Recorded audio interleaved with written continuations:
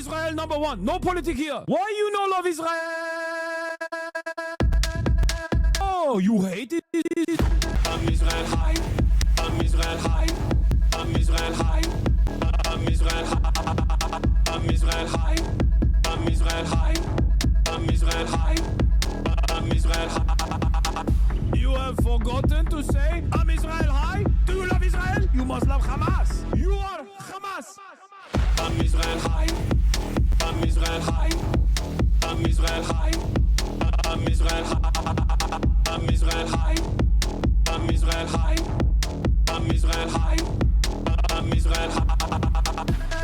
Oh, Israel not number one for you. Oh, anti-Semitism. Israel, small nation. Israel, tiny nation surrounded by scary Muslims. Ah, you are anti-Semitism. You are Hamas. You are Hamas. No politics here. Say Israel number one. Tweet Israel number one. No politics here. No politics here. No politics here. No politics here. No politics here. No politics here. No politics here. No politics here. Say you condemn Hamas. Say I'm Israel high. Say you condemn October 7. You are Hamas. No politics here. No politics here. No politics here. No politics here. No politics here. No politics here. No politics here. No politics here. What's going on, everybody? I hope everyone's having a fantastic evening, afternoon, pre-noon, no matter where you are in the world. I'm Hassan Piker, and this is the HasanAbi broadcast coming to you live from somewhat sunny but very cold California, Los Angeles. Folks, we're live and alive, and I hope all the boys, girls, and MBs are having a fantastic one, because today's a beautiful day. Today's a wonderful day. Today is Monday. That's right, ladies and gentlemen. It's Monday. Newsday. Monday. Newsday, folks. And we are live. We're alive, and I hope everyone's having a fantastic one. We're sitting on stolen land here in California, Los Angeles, as always, in land acknowledgement for all of you. It is December 29th, 2025, and we have only 2 more days. This day included would be 3 more days, I guess, technically. It's going to be today, tomorrow, and the day after, and then boom, all of a sudden, it's the new year. Post-fit check, King, I don't have a real good fit on at all. We're having a snowpocalypse in Michigan. Well, guess what? It's 66 degrees here in California, and that is very cold 66. Very cold 66. What are you wearing is the question.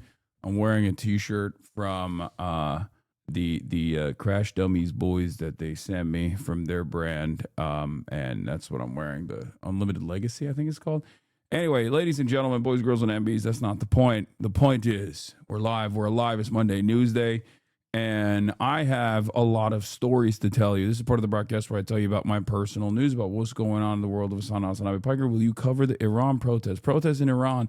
Newsday, Iran protests, shitty day and horrible economics of Iran. Will you cover Iran protests? Probably not. Anyway, I got the Theracane on me. I got that thing on me.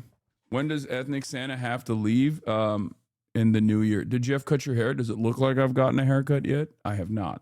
I'm waiting for Jeff to cut my hair. It's probably going to be on the New Year's Eve is when he's going to give me that good cut.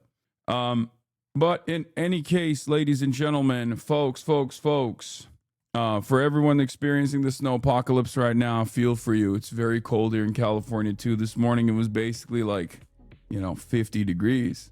Basically 50 degrees. You know how terrifying that is?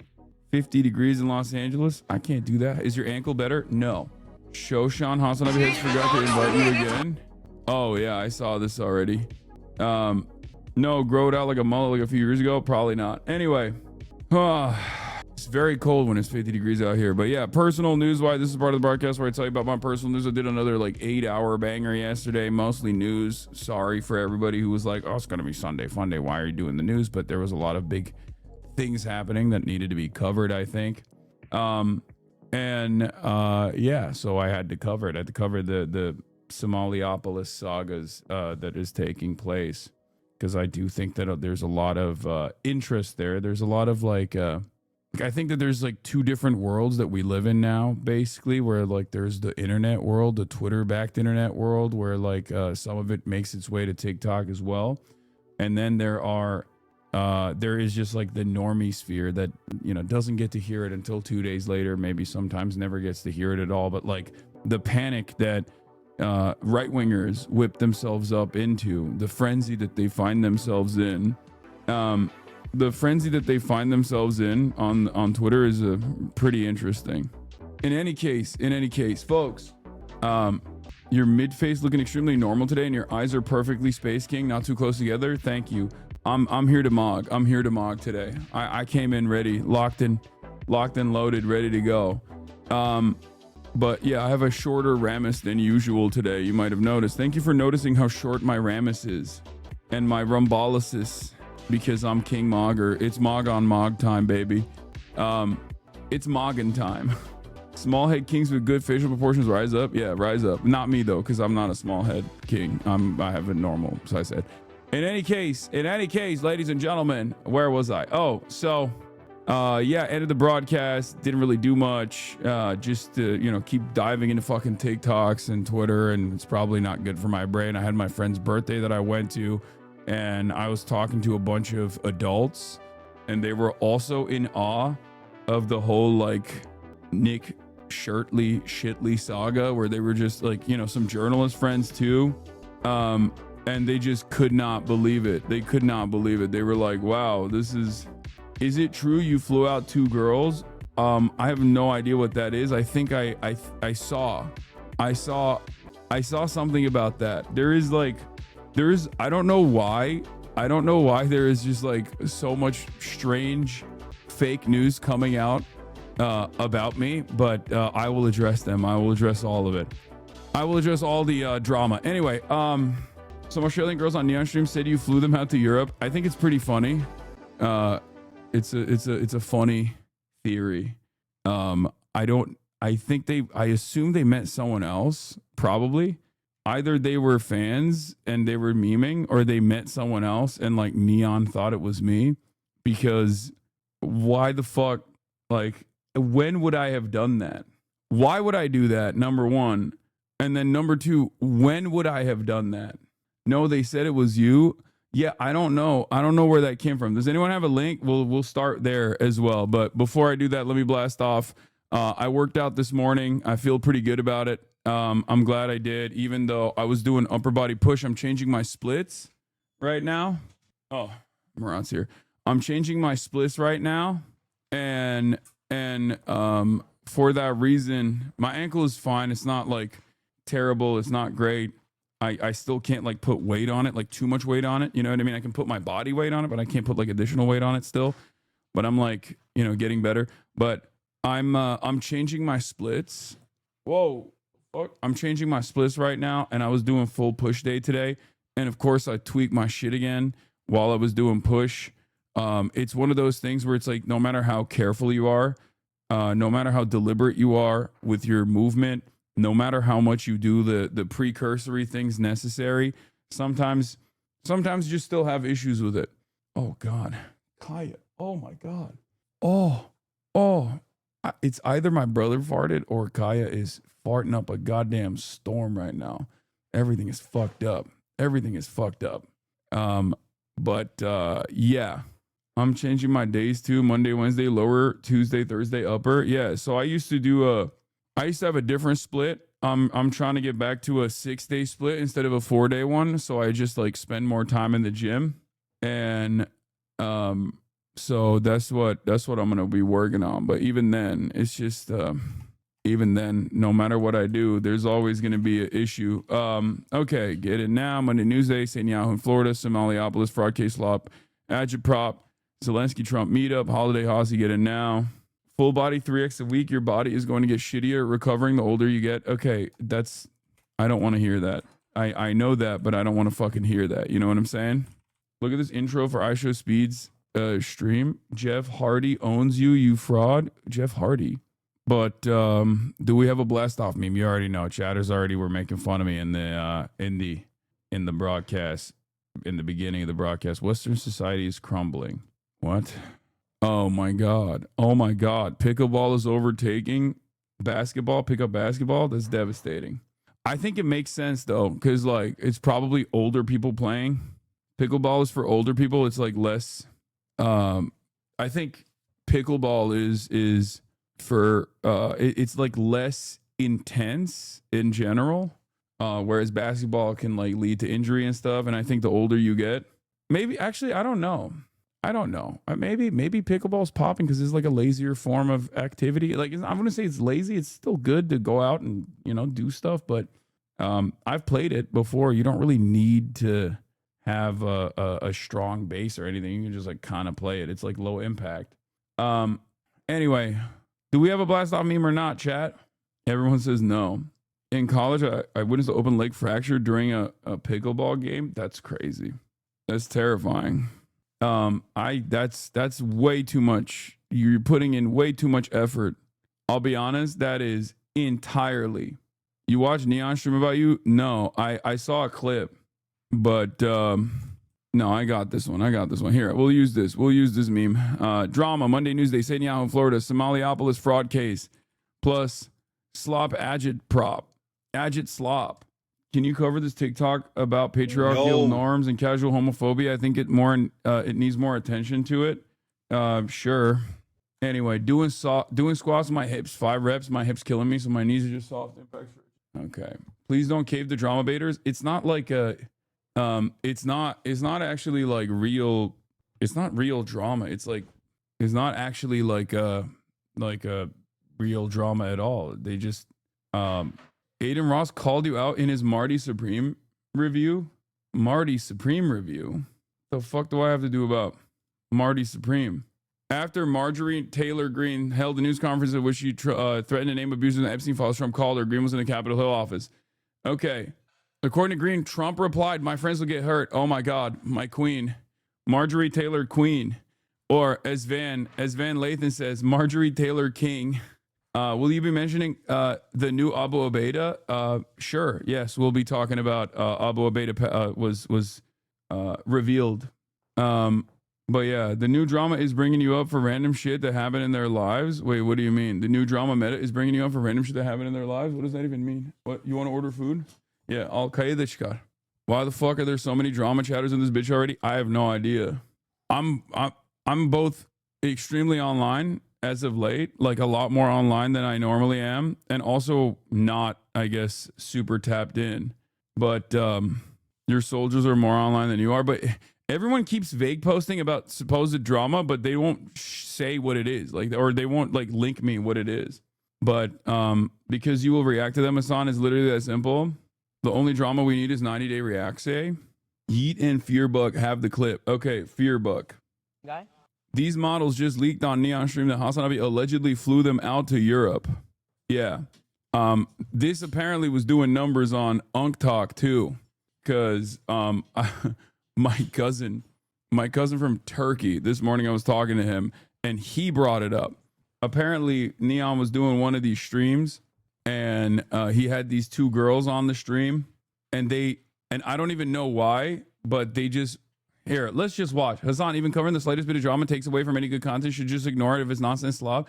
Okay, to the old boomers in the chat, this is fine. This is not like a serious thing. Calm down. Have you guys ever dated the same guy? No, maybe. Hasan? So he asked, like, have you guys ever dated the same guy? And they laugh and they go, Hasan. Okay? And then they freak out. Flew us to Europe? And then they say, he flew us to Europe. You keep giving it attention so they will keep doing it. I know, but like, this is not, first of all, this is like low impact. Even if it was real, it's not that big of a deal. But it's such a funny thing to lie about that, I'm gonna cover it. We love you, Hasan, if you're watching this. We love you so much. Who got free flights to Europe? That's where we paused the live. Of course, baby girl. We did. Oh, wow. We didn't go for comedy. Okay. Wait, so I don't think this is me. Like, I don't think this is me at all. Wait, hold on. There's like a different clip that I saw where there's no cuts in it, where they like bring up a bunch of other stuff that made me feel like it wasn't. There's a different video. I think the Fear Buck account had like a different video actually. Hasan looking at them like, shit, maybe I did. No, I've never flown anyone around the world, and I mean they're beautiful ladies. I'm honored that they would choose to lie about me flying them around the world. The only person I fly around the world is March, and that's it. It can't be Mehdi Hassan. So I don't even know who. Like, there's got to be like an Australian. I assume there's got to be like an Australian Hassan or something. Maybe, I don't fucking know. But yeah, what's the drama? Hassan fucks is a problem now. Yeah, I know. That's why I was like, it's not serious. It's not like a serious drama. But here, Neon was shocked when 2 models alleged that Hassan flew them out to Europe. Ever dated the same guy? No, maybe. Yeah, it starts out with him saying, "Have you two dated the same guy?" They say maybe. No. Who flew us to Europe? We love you, Hassan. If you're watching this, we love you so much. Who got free flights to Europe? And that's where we paused the live. Of course, baby girl. We did. Oh wow. We didn't go for comedy. Okay. So y'all are y'all get flown out and get fucked. No. Oh, you don't. Not You fucked. okay. We're just, we're just blonde. So None we're of that. like, we're going for the vibes. We're Okay. going for the shits and gigs. I feel you. Yeah. So y'all didn't link Hassan when you got there? No. He just bought the ticket. Nah, we I just think did the he just dinners. likes to be seen with us out in public, you know? What the Yeah. hell? Isn't that good for us though? It's pretty good. So he flew you guys out, and all you had to do was stand next to him. Yes. What a Take fucking. photos, go out for dinner. Yes. We will. Tanımıyor musun onları? Tanıyor musun onları? Nope. I have no idea who these people are. Like, not even a little bit. I don't know what your type is, but they don't seem like it. I don't have a type, but I genuinely doubt that it's Hassan Minhaj either. Like, it's got to be like a different Hassan. But Neon here literally says HasanAbi, and they also bring up that we didn't go for the comedy, so I don't know what that means. Like, I just genuinely don't know why they like, I can't tell if that was just like they were 2 like random fans or something, and then they casually brought my name up as a joke, and then they went along with it, or if it was like a different Hassan and Neon thought it was me, and they just didn't understand that he was like bringing my Literally name up. living our life in living Europe, life. like Mykonos, you name it, we were there. Scorpios. We were at freaking Island. Wow, HasanAbi, how could you do that? That's crazy. No, Okay. that's amazing. Yeah, wow. So do you guys still talk to Hassan? Blocked on everything. Blocked. We got our way and blocked. We got our way and blocked. So what are their Instagram accounts? Very easy to figure out. Well, if they're blocked, if the other Hassan blocked them, then we can't actually search. They don't deny when he says HasanAbi. I think they just kind of didn't think about it more than. Come on, Murat. Yeah, I know. I did. They blocked you. They blocked me. They said we're blondes. We went for the vibes. Doesn't that sound like an oil money Hassan flew out 2 blondes because they're exotic? Yeah. It's just funny because, like, when the fuck would I have flown these women out with me to Europe when I'm on camera pretty much 24/7? Also, you never saw them around me. So it doesn't even make sense. If I was just like trying to look cool with like babes around me or some shit, but you didn't see them, then it kind of failed, right? It defeated the purpose. Between today and yesterday's stream, you didn't stream for 10 hours. Yeah. And also they said I went to Mykonos, which I've never been to Greece. So there is also that aspect of this too. Do not bring these people into it, in my opinion. They will forever get harassed by others. At least don't show their usernames on stream. Yeah. I have no idea. I genuinely don't know. Well, I caught like a random stray, but it wasn't even like a bad stray. I don't even think this is, yeah, you know, whatever. Okay, yeah. They're saying I'm like Drake. I'm a celebrity. I'm like flying. I'm flying women all around the world. Yeah. I don't know where it came from, but not a good analogy. Yeah, that's probably not the best analogy. Let's be real. But the first name that I feel like that's the type of person that would do that. You know what I mean? I feel like if I think about like a famous celebrity flying people around, it would Drake is the first that comes to mind, or like Leonardo DiCaprio. But again, that's also not a good example either. But you know, get Boy to investigate. I love that he never specifies they're talking about Hassan Piker because it'd ruin the clips if it's not you. Yeah. but it's cool. I mean, I'll take it. This is like the, and there's this other clip like this with Extra Emily, a girl saying she went on a date with you or something. Yeah, I have no idea about that one, but I don't know why they would like randomly bring it up. So it's like, I don't know what's going on. I don't know what happened. Like something like a flip switched yesterday, and randomly people are just like, yeah, I've been going on dates with Hasan. The Extra Emily one is some girl who says she works in a shop and you're a rude customer or something. Wait, really? The Extra Emily clip wasn't about going on a date. No, she said she saw you in a store she was working at. What's that clip? Extra Emily clip. Let's see this. Like we went someplace that was like an hour away, drove there. Yeah, and then it was fun. And like conversation was great, but we were talking about like politics the whole time and like where money should be allocated in the government. Like it wasn't like a fun flirty time, you know? Yeah, it was with Hasan, bro. It was with Hasan. He was a bad. She's not talking about you here. You're getting clickbaited. This clip is cut. I've never met this person in my life. That's Tiff, Emily's best friend. She said she likes you in the past and she's obviously joking. What?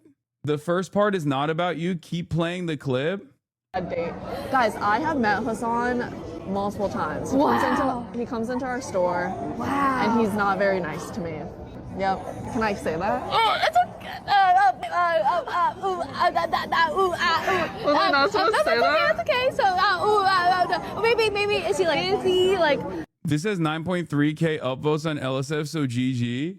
Wait, kind of went viral, but I've never met this person. What the fuck? Aiden paying Clippers to defame you. Basically, he's salty because you exposed his grift on Palestine. She talks about going on a political date. Then people in the chat bring you up and she says you've been to her store. She's a fan of yours. She works at some fashion store in New York City. When the fuck have I gone to a fashion store in New York City? Brother, you're running into rakes on purpose? No, I don't think this is... I think she's just memeing. Don't give the clout chasers too much airtime. I think you guys are taking it too seriously. The politics conversation was not with you. They just joked about it sounding like it was you. Oh, I love the fucking clip meta, man. It's awesome. I don't even go to New York. I don't even go to New York like that. So how many times could I have been to a fashion store in New York City? I don't really... I think she was memeing and Clippers clipped it out of context. Wait, so what's the LSF narrative around it? Dude, I love that. It's just anyone can say anything totally fake or anything like that's, you know, half sincere, half joking, and people will seriously be like, oh yeah, no, this is Hasan slander, upvote. This has 9.3 thousand upvotes on LSF. What? I've never met this person. What the fuck's going on? Hasan, bro, she's not joking. She's saying you are rude to her in the store. She was joking about the date thing. But I don't think I've ever met this person before. What? Hasan multiple times. Wow. He comes into our store. wow. And he's not very nice to me. Yep. Can I say that? Oh, it's okay. Was I not supposed to say that? That's okay. So, maybe is he like busy? Like is he busy? I don't know. Maybe he's like It's the looking. truth. Maybe he's looking somewhere. But do you know who was really, really nice to me? Like, so nice to me? I forgot his name. He was Frankenstein. He was in Priscilla. He was Elvis. Okay, he was in Euphoria. He was the mean guy in Euphoria. He's an actor. The Jacob Elordi. Wait, I wonder if which store could it be? I don't think I've met her multiple times. I'm pretty sure that Hasan came into my workplace and he wasn't very nice to copy pasta. I've seen it a few times on Reddit. No, I wonder. Oh my God. I wonder if it's like you always ask, who is this for? And I'm going to ask you right now, why are we watching this? She didn't even say it like she was mad. And if you were shitty to someone in customer service, I feel like it would be more details. Like, how are you not nice to her? I think she's joking about not being nice to you because someone said she likes you. So she's kidding. You're such a disgusting guy. You're right. I think someone should kill me. I'm gonna choose to take this offhanded comment that now has 10,000 upvotes on Reddit to the maximum degree. hopefully when I go out into the next time, someone will shoot me with a gun and end my torment. I think she meant you are not full celebrity. I'm not. I don't think so.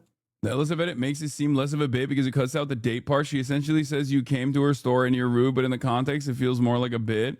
I have no idea what this was, but I apologize profusely to this person if I was seemingly short with them or something like that. I am very, very sorry. I do have a little bit of autism.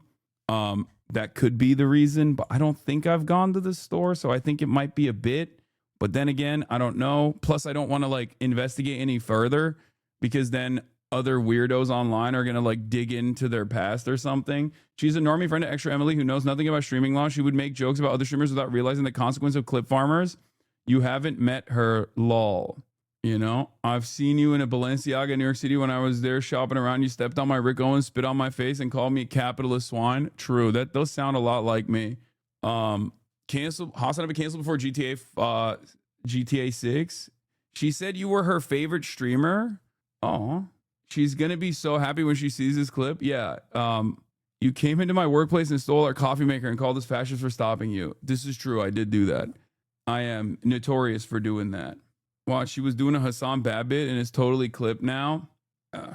Maybe she's watching right now. I mean, yeah, maybe this story, it's on her page. Oh, okay, guys, don't do that thing. No, this is a coffee shop. That is a place that I've gotten coffee from in the mornings. That's it. Okay, so maybe I have actually. She said I work in a fashion store, so I thought she was like, it's a coffee shop and a fashion store. Anyway, I don't want to give more details, but that makes sense. Maybe she did. Maybe she did see me getting coffee in the morning with my Apple iPad, or not iPad, my Apple fucking headphones on. She works multiple jobs, she said. No, that's definitely, it's probably the coffee, but I don't recall interacting with her at all. Hassan, end this segment right now, dumbass. I don't think I've ever interacted with her. I don't think I've ever seen her. Hassan is not a morning person. Got it. Move on before people start stalking her. Yeah, if anyone stalks her, I will laser you into fucking oblivion. If it's the one I'm thinking of, the people working there have totally both been really nice / kind of rude and everything in between I've been. Yeah, it's like, guys, I will say this. It's a little bit of an intimidating place. It's like a coffee shop. It's like very cool. I've talked about it before on stream. It's an intimidating place. Like everyone there is very cool, and I'm walking in the morning and I'm just trying to get like a coffee and get out. That might have been the reason why she got the wrong impression. But it's like one of those places where it's like very uptight and very cool. You know what I mean? And I think she was probably memeing. I don't think she was being serious, but it's one of those. It's one of those places that's like very, very. It's a very cool place, and I'm not very cool. You know what I mean? How often do you get coffee there? If it's in New York, not very often. Big bro, you got to come to Connecticut. But yeah, all right. Let's move on from the two sequence of events that took place. Lamau, what is this, like Soho uptight? It's even cooler than that, but close enough. But it's very cool. That's all I'm gonna say. It's a very cool place. But it's funny because it's funny because I have literally talked about getting coffee from that place, and I've talked about how like when I was in New York, I talked about getting coffee from that place, and I talked about how like uncool I felt because of how cool the coffee shop was. Anyway, let's move on. All right. iShowSpeed kicked off his Africa tour with a stream in Angola and already linked up with the Angolan tribe, dancing and vibing with the culture. It's only the start! Only the start! I'm getting warmed up! Get up the devils, y'all! This man is living his life, dude, every goddamn day.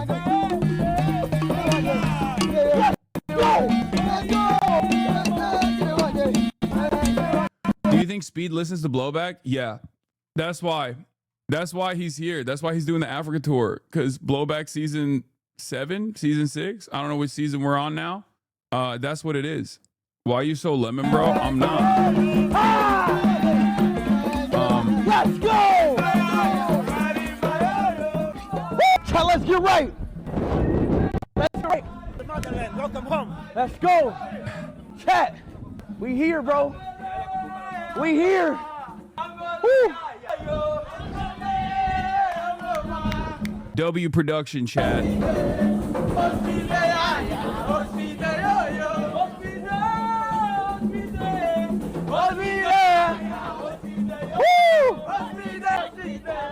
Yes, Angola has one of my favorite flags. For all the vexillology heads out there, Angola has one of my favorite flags of all time, as I've talked about before.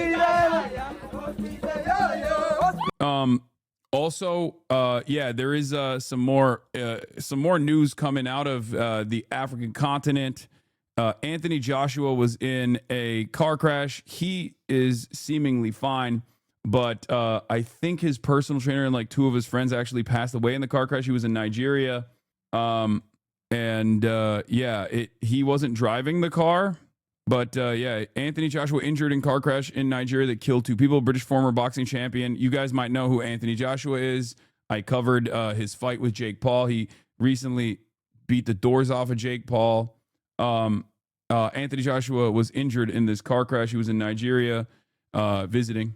But yeah, his head coach and his training partner, who are I believe like close friends of his as well, they passed away. British former boxing champion sustained minor injuries. 2 people killed in collision, say police in Ogun State.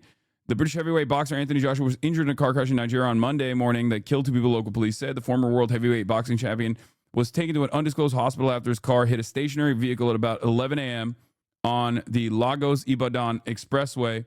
The Ogun State Police Commissioner Lanre Ogunlowo said the driver of Joshua's vehicle was also injured. He added, "It's still sketchy for us here. We are trying to establish all the facts and the first responders, and that is the most we can say. We will give details as we have updates."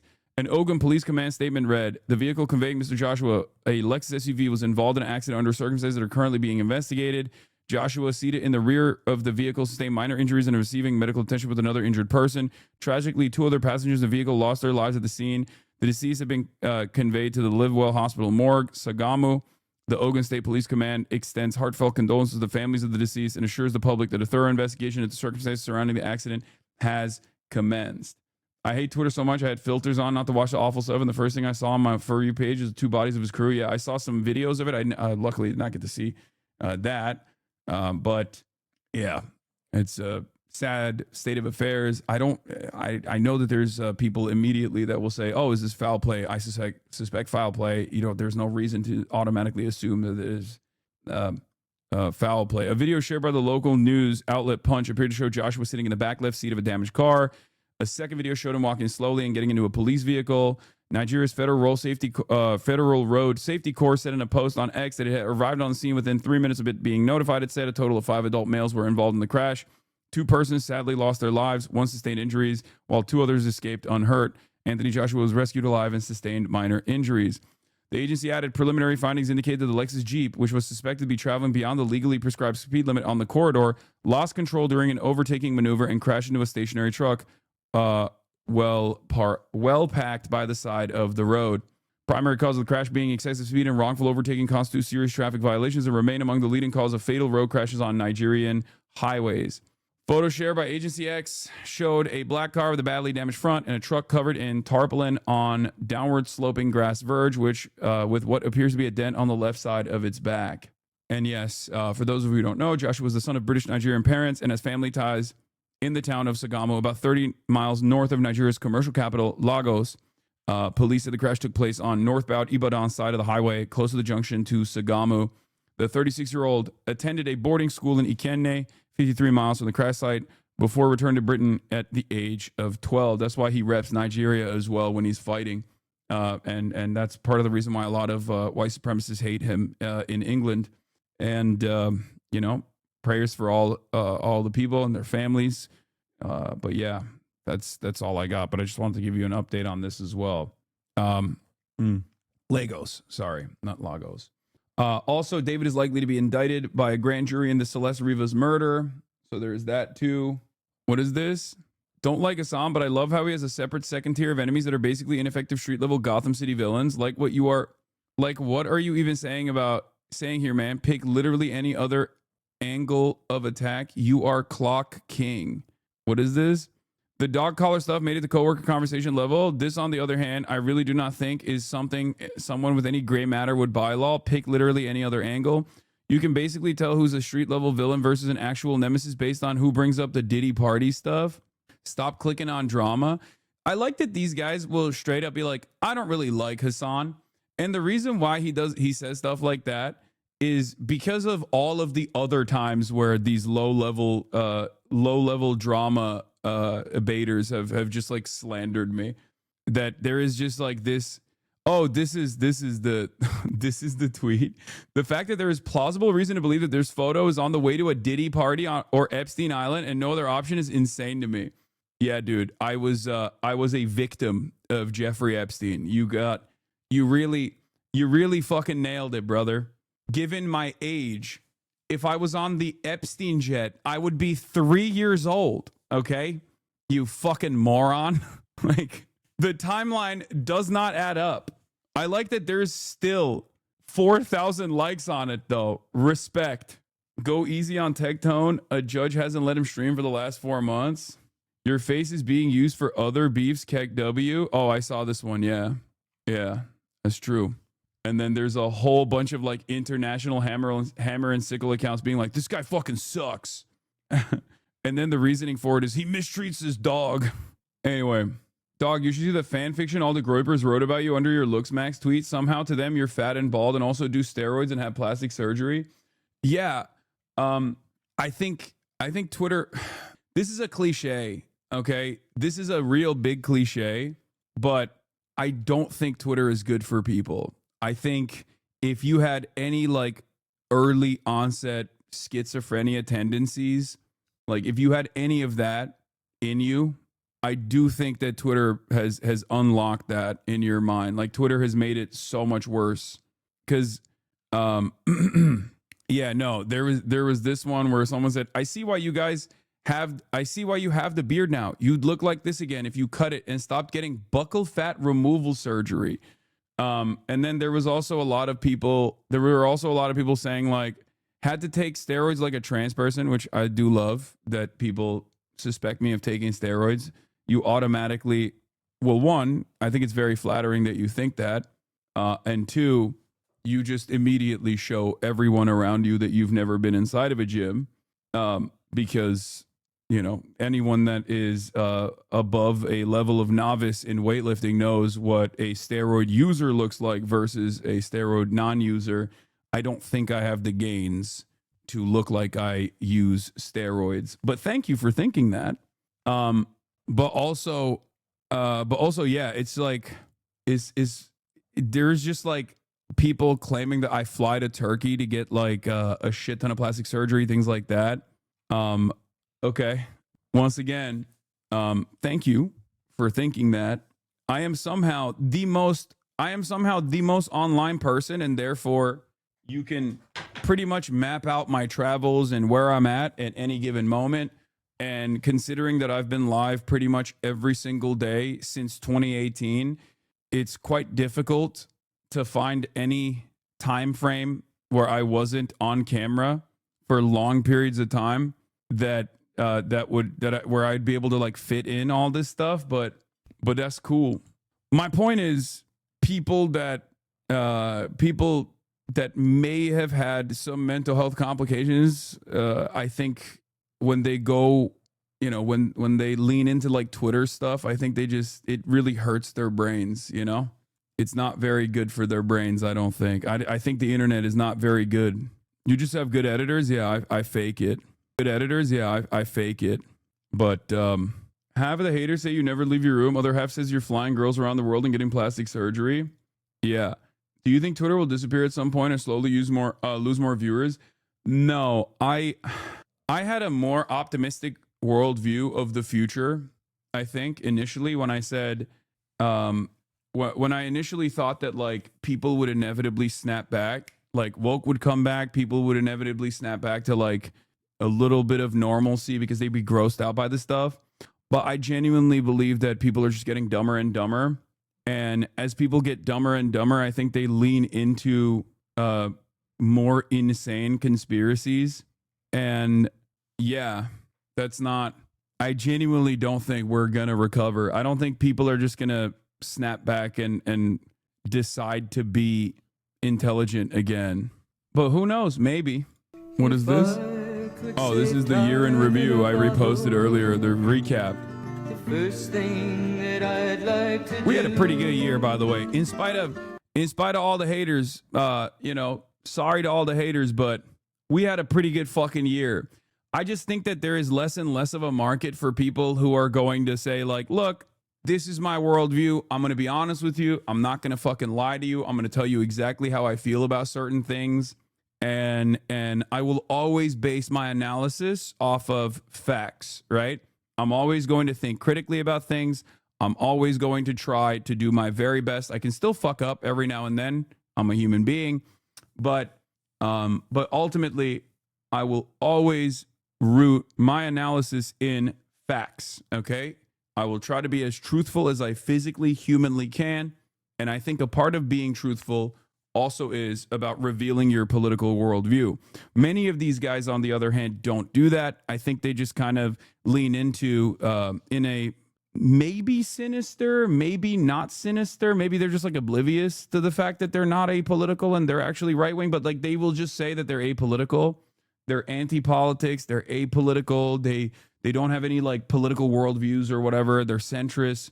And I think a lot of people see that as a positive. They personally believe that they also are constantly saying like, well, there's some truth to every there's some truth to every side on any issue, right?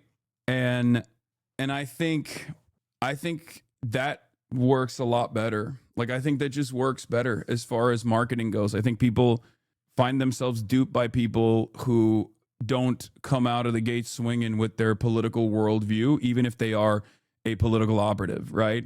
The Nick Shitley, Tyler Oliveira equation. I think those guys get a lot of fucking coworkers and a lot of normies to believe in a whole bunch of right-wing nonsense with their framing on issues, with who they collaborate, with what they say, and they never actually say that they are right-wing, right? Even if they go on Fox News, people don't know that they're going on Fox News and shit, you know what I mean? Until they openly come out and say, I'm a right-winger, I'm voting for Donald Trump, many people don't think that, these guys are right-wing. Sometimes you can have a person who endorses Donald Trump and people still refuse to admit that they're right-wing. Joe Rogan is the greatest example of this. And I think because of that, because of how much people refuse to comprehend that someone who's not openly saying they're right wing can still be fucking right wing, that kind of shit pops off pretty hard, I think, for a lot of normies. A lot of normies look at that and go, no, this guy's just like tackling the issue in a sincere way. And when someone does come out and say like, nah, I'm this, I'm leftist, I'm a leftist, I will criticize the Democrats, I will criticize the Republicans, I'm a leftist, this is my worldview, you know, I believe in you know, the Marxist interpretation of history, a Marxist analysis. People hear that and then they immediately bracket you into a certain part. Like they immediately associate you with all of the baggage that comes along with what they believe that means, right? And oftentimes it's not real shit, especially when it's a worldview or an ideology that's like totally outside of what they've ever encountered or been propagandized against pretty heavily, right? And broadly, people associate bias with political viewpoint and discount people who believe they have a bias, and people who don't say they have one aren't recognized as having one. Exactly. And I hate that. I think that is the most insincere shit of all time. Fox News saying that they're doing like real news commentary. Obviously, it's when they first started doing editorial pieces that was heavily right-wing, Fox News didn't openly say they're like heavily right-wing or whatever. They still say that they're fair and balanced, right? Fox News is mainstream news. It's the most mainstream news, as a matter of fact. It's the most successful mainstream news outlet, and yet what do? They constantly rail against mainstream news. They constantly rail against mainstream news. And people tune in and think, oh, I'm actually not watching mainstream news when I'm watching Fox News. I'm watching a different perspective. It's unfortunate, but I think people are sheep by and large. I think a lot of the free thinkers are sheep. A lot of people who feel like they're adults, or a lot of people who see themselves as like more intelligent than the average person, I think they also fall into the same marketing. Because I see far too many intelligent people, far too many educated people that are so uneducated when it comes to media literacy. And this is just a real issue, no matter what. And I think slowly but surely, as society devolves, slowly but surely, as political discourse worsens in this country, as a byproduct of material conditions worsening as well, I think there will be less and less investment and less interest in like serious news coverage, or even serious analysis. And people who just make up conspiracy theories will probably pop off even harder. That's somewhat of a bleak outlook, but that is what I think. I see intelligent, well-read people I respect think the free press is a legitimate centrist news source. Exactly. I think a lot of people fall into this trap where their political biases, or the way that they see the world has clouded their media literacy. They are not intelligent. No, they are. People can be intelligent in other ways, chatter. You got people saying you're red pill if you like Marty Supreme Law. We're cooked even when it comes to media literacy, especially now. Yeah. Like the thing that I was saying, the reason why I'm saying this is because I realized that the Nick Shirley video that we watched yesterday for like 6 hours and went through had zero information in it whatsoever. And it was so shocking because there is a real story there, a real story that has been covered a lot by mainstream news and mainstream outlets. And what's really interesting about it is that it was worse than like Project Veritas, right? Because Project Veritas in the past, run by James O'Keefe, would take a big news story, right? They would take like a big news story that the media was covering and would obviously frame it in a very disingenuous right-wing way. And what they would do is basically like they would find someone who's maybe a little related to the issue. They would get them drunk. They would have a secret camera. They would film them talking shit, right? And they would chop it up. They would edit the video deceptively to present a narrative. That's bad journalism, but there's still like some work being put there, right? Like you're still going out to what you are claiming is a primary source, even though they usually aren't. And you're trying to present faulty evidence or false evidence with false framing, but you're still trying to present evidence, right? And I think nowadays that's not even necessary. I think you're more successful if you don't even do that and you just simply go around yelling and be a nuisance streamer, right? But as long as you're behaving like a nuisance streamer in a direction that people can, in a politically advantageous way, people look at that and they go, yeah, this guy's doing the brave work. People don't even put a lot of effort into lying anymore. And it's kind of crazy. He showed empty fake daycare centers that wouldn't let him apply or even had a business card, and he showed how much they were getting in funding. That's pretty good proof. Can they provide evidence that they actually are running a daycare center? Why is no parent of a child that goes there speaking out? It's because it's a scam. Or maybe there is an environment of genuine fear. Why would any fucking Somali American come out and be like, this is my child going there? Everyone is insane, brother. What are you talking about? Nothing you just brought up is proof, for the record. And I did talk about it. I talked about it especially from the perspective of like, this could very well be real, right? I mean, there is at least a separate investigation that's already taking place to look at the actual conditions of these daycares, these facilities, these childcare facilities. The point isn't that these places are not scamming, right? I'm not even saying that these places are definitely not scamming. I'm saying that he didn't prove that they were scamming. He did not prove that there was no children there, because simply going outside of a childcare facility and yelling, "Show me your children right now," with a bunch of people, with a camera crew in tow, with like security guards in tow at a time when like people are terrified of ICE agents and shit. That's not evidence at all. So even as I said yesterday, even if every single facility that he went to objectively is running a scam operation and is like totally fucking empty or whatever, he didn't prove any of that in the video, and yet people are behaving like he did. And that's what's frustrating about this situation from my perspective, because that's not like, you're not looking at, look, we have no consensus reality anymore, right? We have no, like, the adults are gone, and there is no interest in consensus reality at all. Everyone is just like, nope, I agree with this already. I have suspicions. I have prior suspicions, and that's all I need. I had to talk to my Zoomer classmates about this. Apparently, media literacy isn't prioritized because obviously it's real. There's video. And it turns out that they didn't even watch the thing. Same thing we old fucks did last decade. We were just scanned the titles of news articles and made up the text in our mind instead of reading. Never mind checking the sourcing. Yeah, the other side of this, I think, the other side of this equation, the other side of this like frustrating reality that we live in, is that people also have this higher priority for video. Audio and video footage is in their minds like not susceptible to deception. Like, they already have completely stopped reading shit. Nobody reads anything anymore, right? But they're like, oh, but I'll still make up my own mind. I'll do my own research by watching a video, not realizing that videos that you watch can absolutely be framed in a certain way.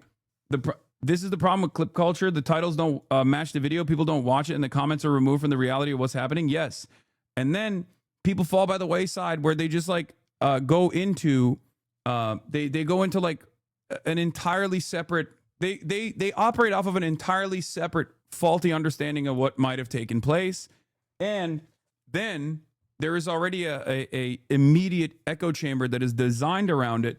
So then there is this feedback loop when you are in when you're in this totally alternative reality with a bunch of other people, and they all believe it. And therein lies the question, right? Does the truth matter? Or what is the truth? If everyone believes something entirely different, does the truth matter at all? Now, I believe it does, right? I still believe it does. But unfortunately, I think in this current high-paced, deceptive, and incredibly polarized media environment, the reality of the matter is the truth is secondary. It's inconsequential. What matters is the narrative. Narrative overcomes truth. And this is something that obviously I cover quite extensively and have for my entire professional media career. This is one of the things that I care about the most is misinformation and how biased misinformation and serial misinformers actually end up gaining prominence or even like changing mainstream narratives. And because mainstream media has completely dropped the ball over and over and over again with trying to desperately frame certain things that we can all see in a totally different light. I'm of course talking about Israel, right? They have lost all credibility in the eyes of many people. And now, because they've lost all credibility in the eyes of many people, there is no like anchor point that we can go to establish consensus reality. So now consensus reality is achieved by who gets to be first to market and who gets to really pummel a narrative, who gets to really drive home a narrative over and over again. And if you lean into preconceived biases, if you lean into motivated reasoning, if you lean into like people's prior understandings of, like, for example, white supremacist social constructs, people's previous understandings of like how Somalis operate. Maybe they are tricksters. Maybe they are indecent. Maybe they are here for some nefarious purpose. And if you already have that suspicion, and then it's tied to a real case, a real investigation with real people that have done a real crime, right? It's a perfect opportunity to really fucking drive home a narrative that all Somalis are doing welfare fraud. Welfare is bad across the board because it's subject to abuse. These people are all a part of it. They're all in on it, and we have to be suspicious about every single one of them, and maybe even denaturalize a good chunk of them and deport them from this country. Perfect example. Racist slop tuber meets a fan in a scary Muslim neighborhood, reframes it for the thumbnail as an ISIS encounter. Compare the YouTube thumbnail with the actual footage in the video. Avoid this place in London. Oh, he like put a balaclava on him. Oh, and then he put like Arabic lettering on all the, oh God, it's so, yeah, it changed all the text to make it Arabic, changed all the signs. In the actual video is a fan of his, and the signs are obviously in English. Yeah. Oh my God, the guy on the bike recognized him and was happy to see him. He's such a dickhead even to his fans. And it's kind of like, it's basically gotten to a point where it doesn't really matter what the adults are saying. It doesn't really matter what the truth is. It doesn't really matter that like there are some people who are sincerely trying to set the record straight. What just really matters is vibes. What matters is like who is gaining prominence, gaining popularity.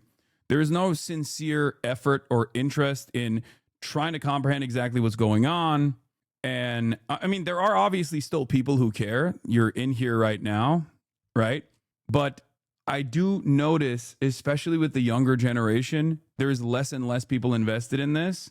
And I think we're heading down a more slop-focused, vibes-focused understanding of the world where whoever is first to market, whoever can establish a more compelling narrative, a more interesting narrative, especially one that leans into pre-established norms and pre-established social learned behavior, white supremacy, patriarchy, like right-wing shit in general is going to always win out. As I always say, it's much more difficult. It's much more difficult to explain to people the reasons as to why I am anti-Israel. The reasons as to why many of you are anti-Israel. We're anti-Israel because we're anti-Zionist. We're anti-Israel because we're anti-imperialist. But for Americans, it's much easier to tell them like we're anti-Israel because we're anti-Jew, because Jews control America. So many more Americans have tuned into that narrative. They've tuned into that mentality. And that's a dangerous mentality to uphold. Like people don't just go, oh, I'm anti-genocide or I'm anti-capitalist or I'm anti-Zionist, I'm anti-imperialist. They become anti-Jewish. It's much easier to hit an anti-Israel narrative from the perspective of anti-Semitism than it is to explain to people anti-Israel narratives from the perspective of why it's bad and wrong to do a genocide, why it's bad and wrong to give unlimited funds and support to this vassal state. So that's where we're at. And I don't know. I think the next meta in the upcoming year 100% is going to be like the Candace Owens meta, right? Israel will farm Islamophobic narratives.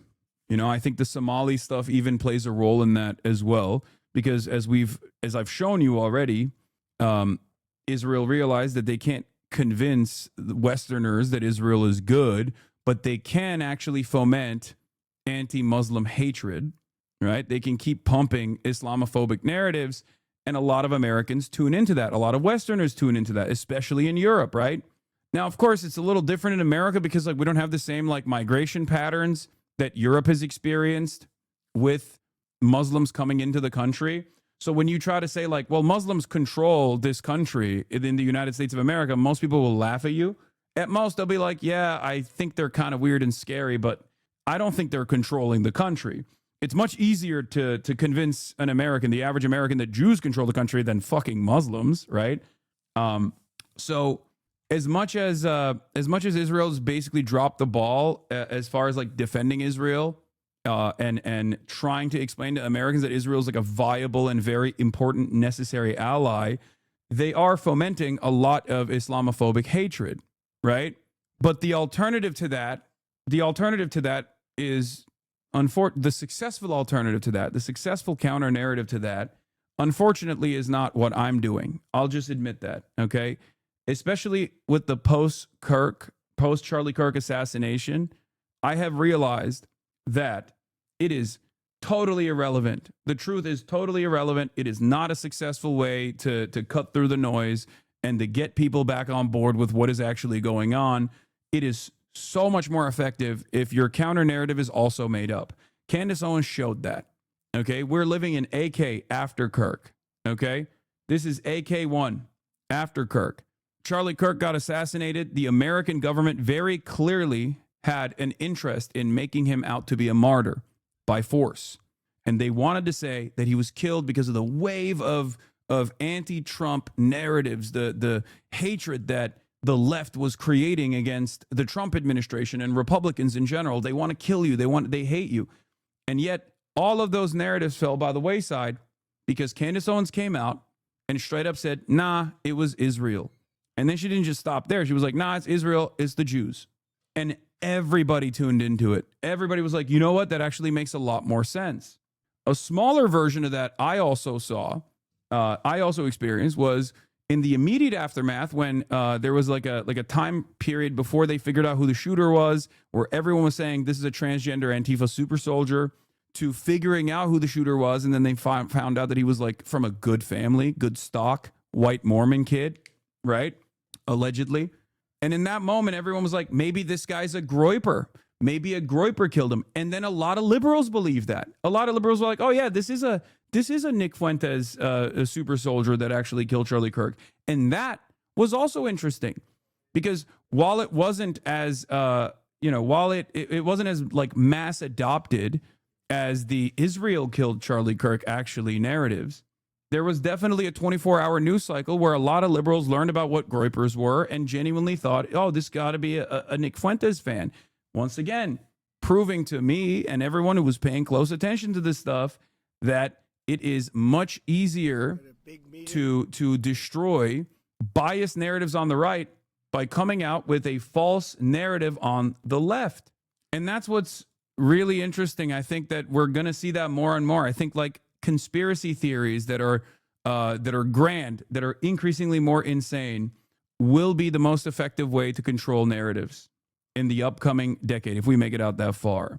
Yeah, it's also much easier to convince Americans that Israel's controlling the USA than it is to convince them that our government supports what Israel does, right?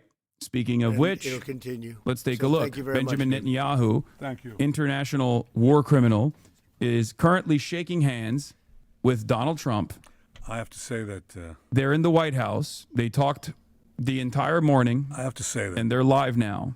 In addition to what I said, that we've never had a friend, even close, a friend, as President Trump in the White House.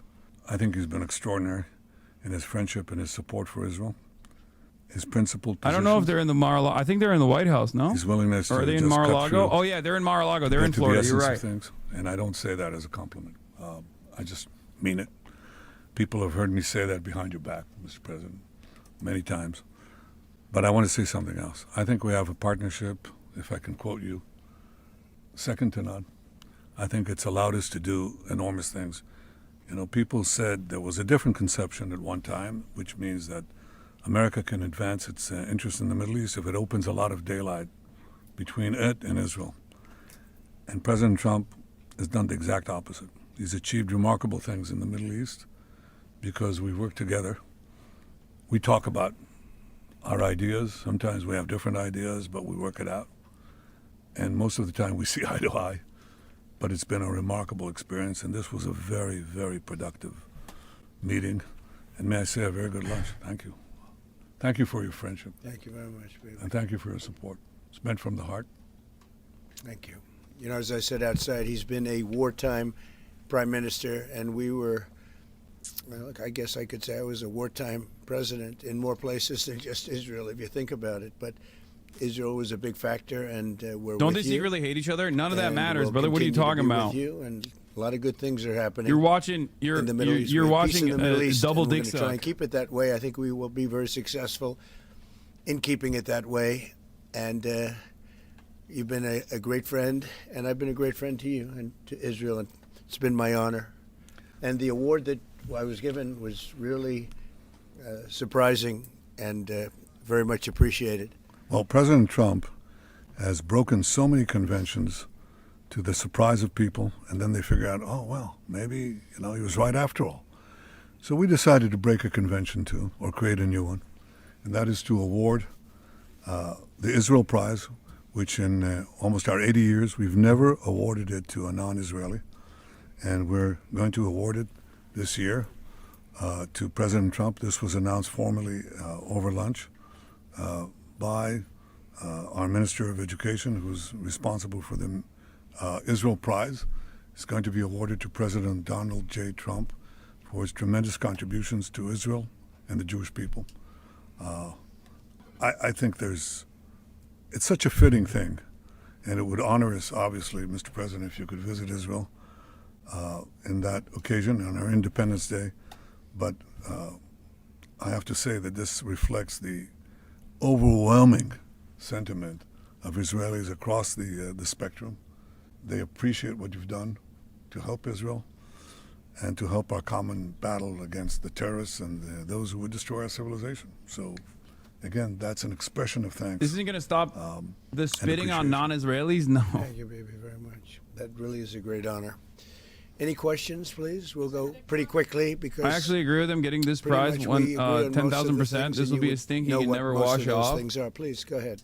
Thank you, Mr. I'd like to know if you and the Prime Minister talked about having Israel pull back its troops before Hamas fully disarms. I know that's been an issue. Did you push for that today? Well, we talked about Hamas and we talked about disarmament, and they're going to be given a very short period of time to disarm. And we'll see how that works out. Steve Witkoff and Jared Kushner will be in charge of that from our side. But if they don't disarm, as they agreed to do, they agreed to it, and then they'll be held to pay for them. And we don't want that. We're not looking for that. But they have to disarm within a fairly short period of time. Well, that's a separate subject. We'll talk about that. Mr. President?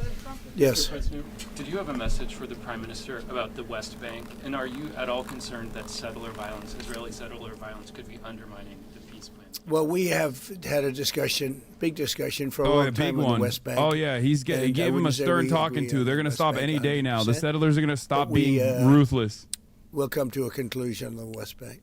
Remember, every single thing, this is in many respects not even remotely different than the Russia-Ukraine conversation, where there's no new development, right?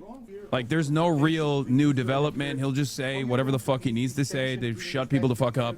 The reality of the matter is Israel does what Israel wants, and no one can actually say anything about it. Very well, and as you all know, he's a very good friend of mine. He'll just say like, "Oh yeah, no, I talked to him. I talked to him real. He gave him a stern talking to. It doesn't matter. None of it is. It's all bullshit. They're not going to have a problem. I know him very well, and you've seen me do things with President Erdogan and Turkey that nobody else could have done. We're not going to have a problem. He's done a fantastic job. I'm with him all the way. I'm with Bibi all the way. Nothing's going to happen. Even like forcing Benjamin Netanyahu's hand to only annex half of Gaza and not the entirety of Gaza, which is what happened with this so-called peace process, was actually a PR move, not necessarily a PR move to start making Israel look good again, right? Because they're not going to be able to do that.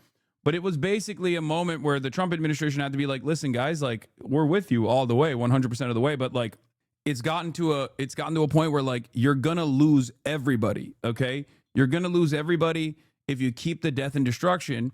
At least you can keep killing people during the peace process, but like it will be sidelined.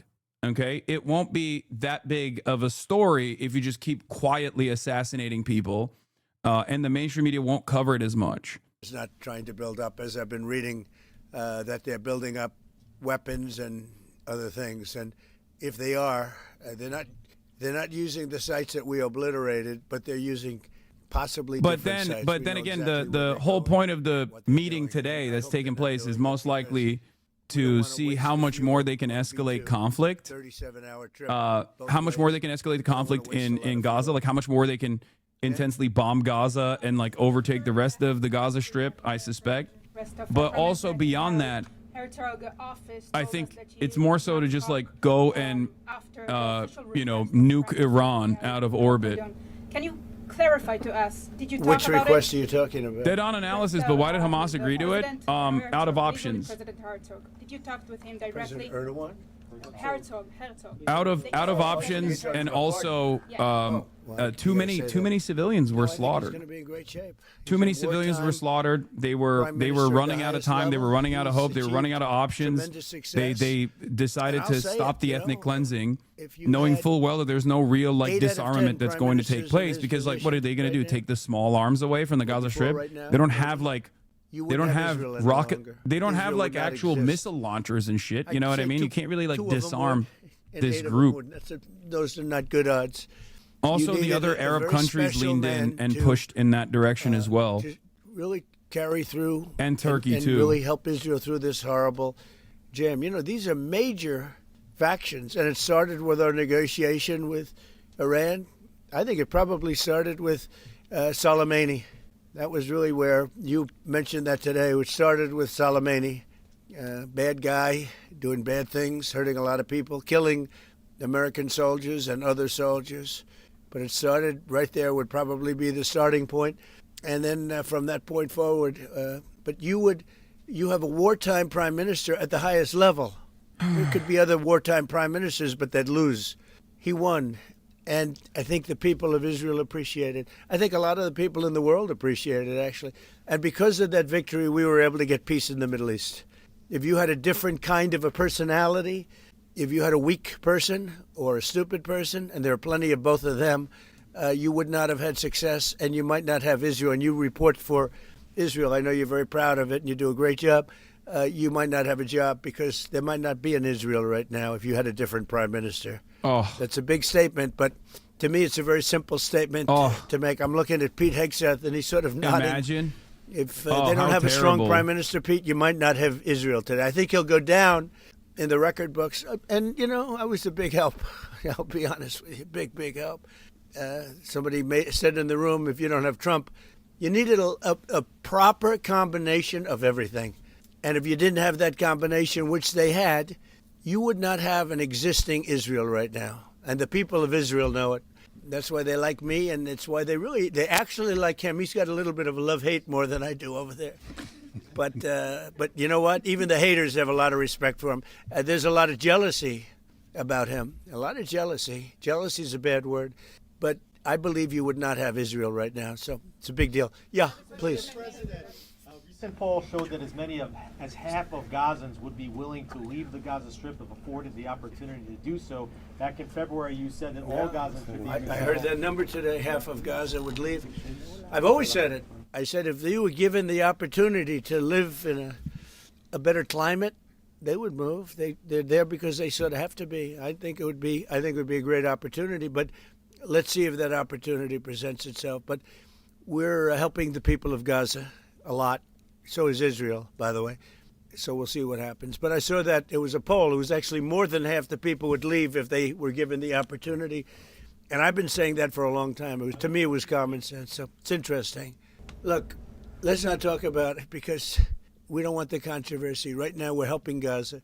But if they were given the opportunity, I think even higher than that, the group that did the poll is usually, I call them negative pollsters. You have a lot of them. And yet this poll was, I think, very accurate, other than it would be more than half the people if given the opportunity. But they haven't been given that opportunity. So we'll see what happens. Point of understanding regarding Syria. We do have an understanding regarding Syria. Now, with Syria, you know, your new president, I respect him. He's a very strong guy, and that's what you need in Syria. You can't put a choir boy. You can't put somebody that's a perfect person.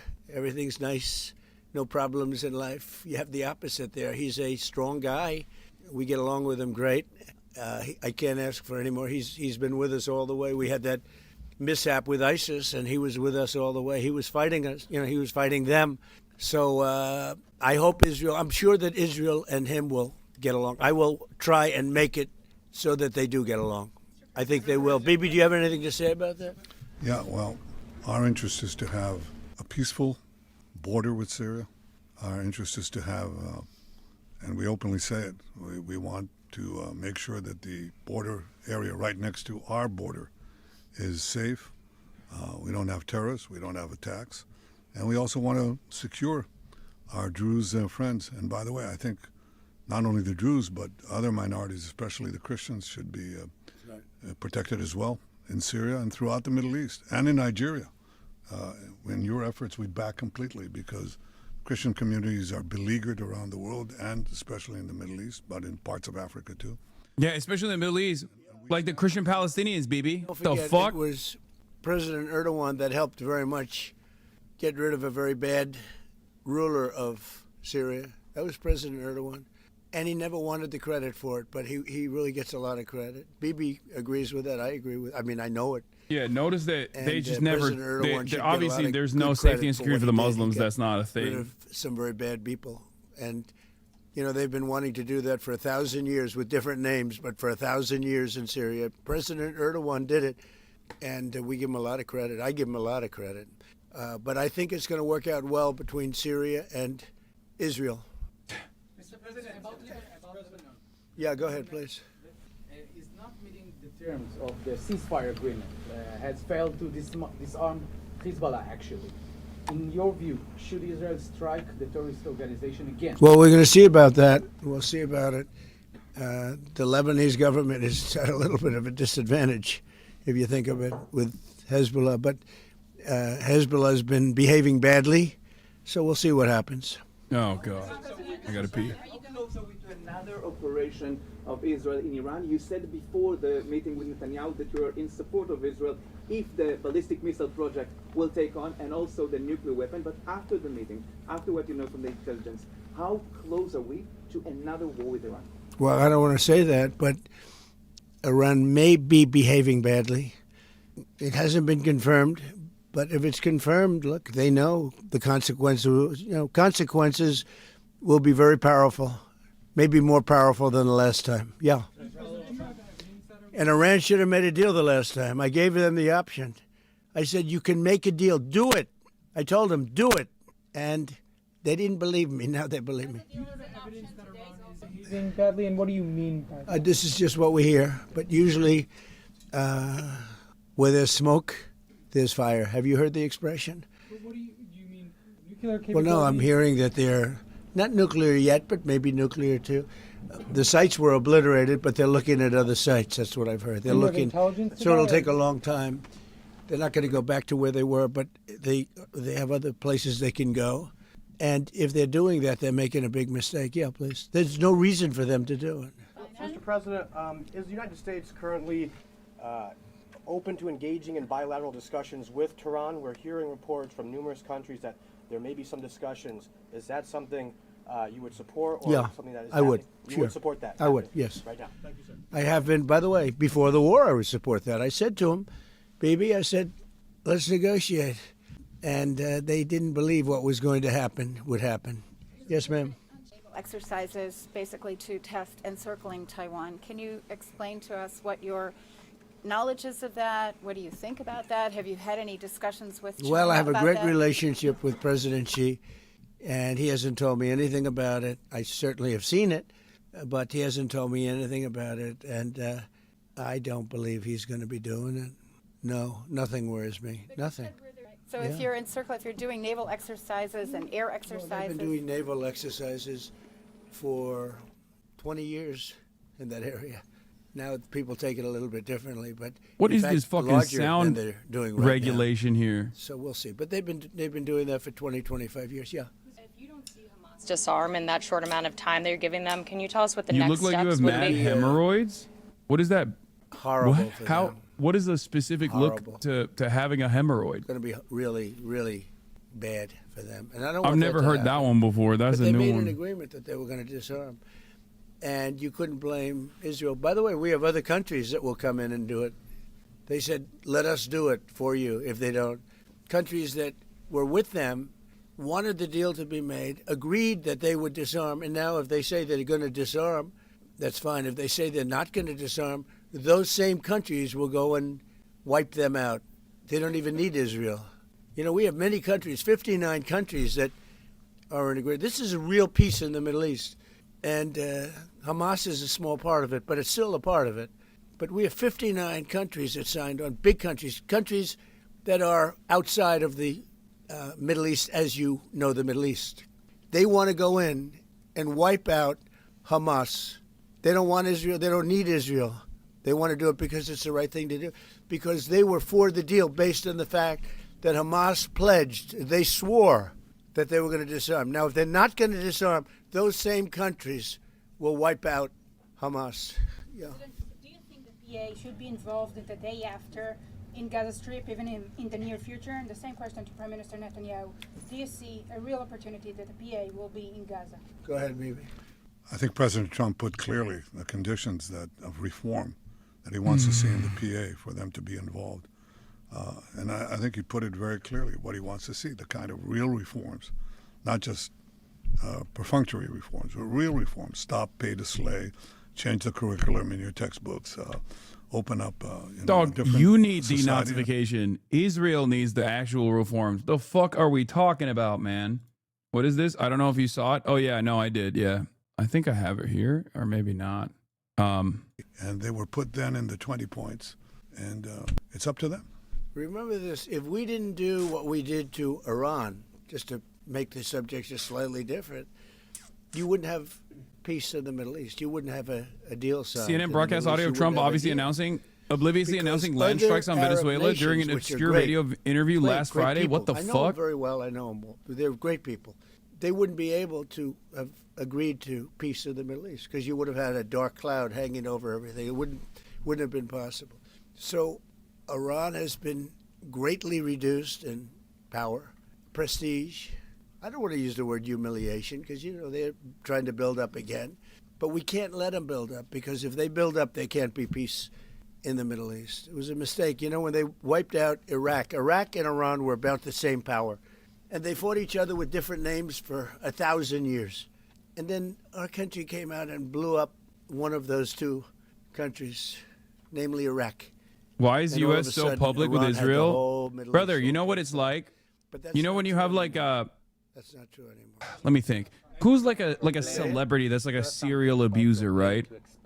When you have like a celebrity that's like a serial abuser, that's like a really bad person, but then they still keep getting jobs and they still keep getting brought on, and then people inevitably just like lose sight of that. A lot of people are saying Chris Brown, sure, right? People keep putting him on. This is basically what the United States of America is doing with Israel, because the United States of America is putting its arms around Israel because it's the most dominant country on the planet.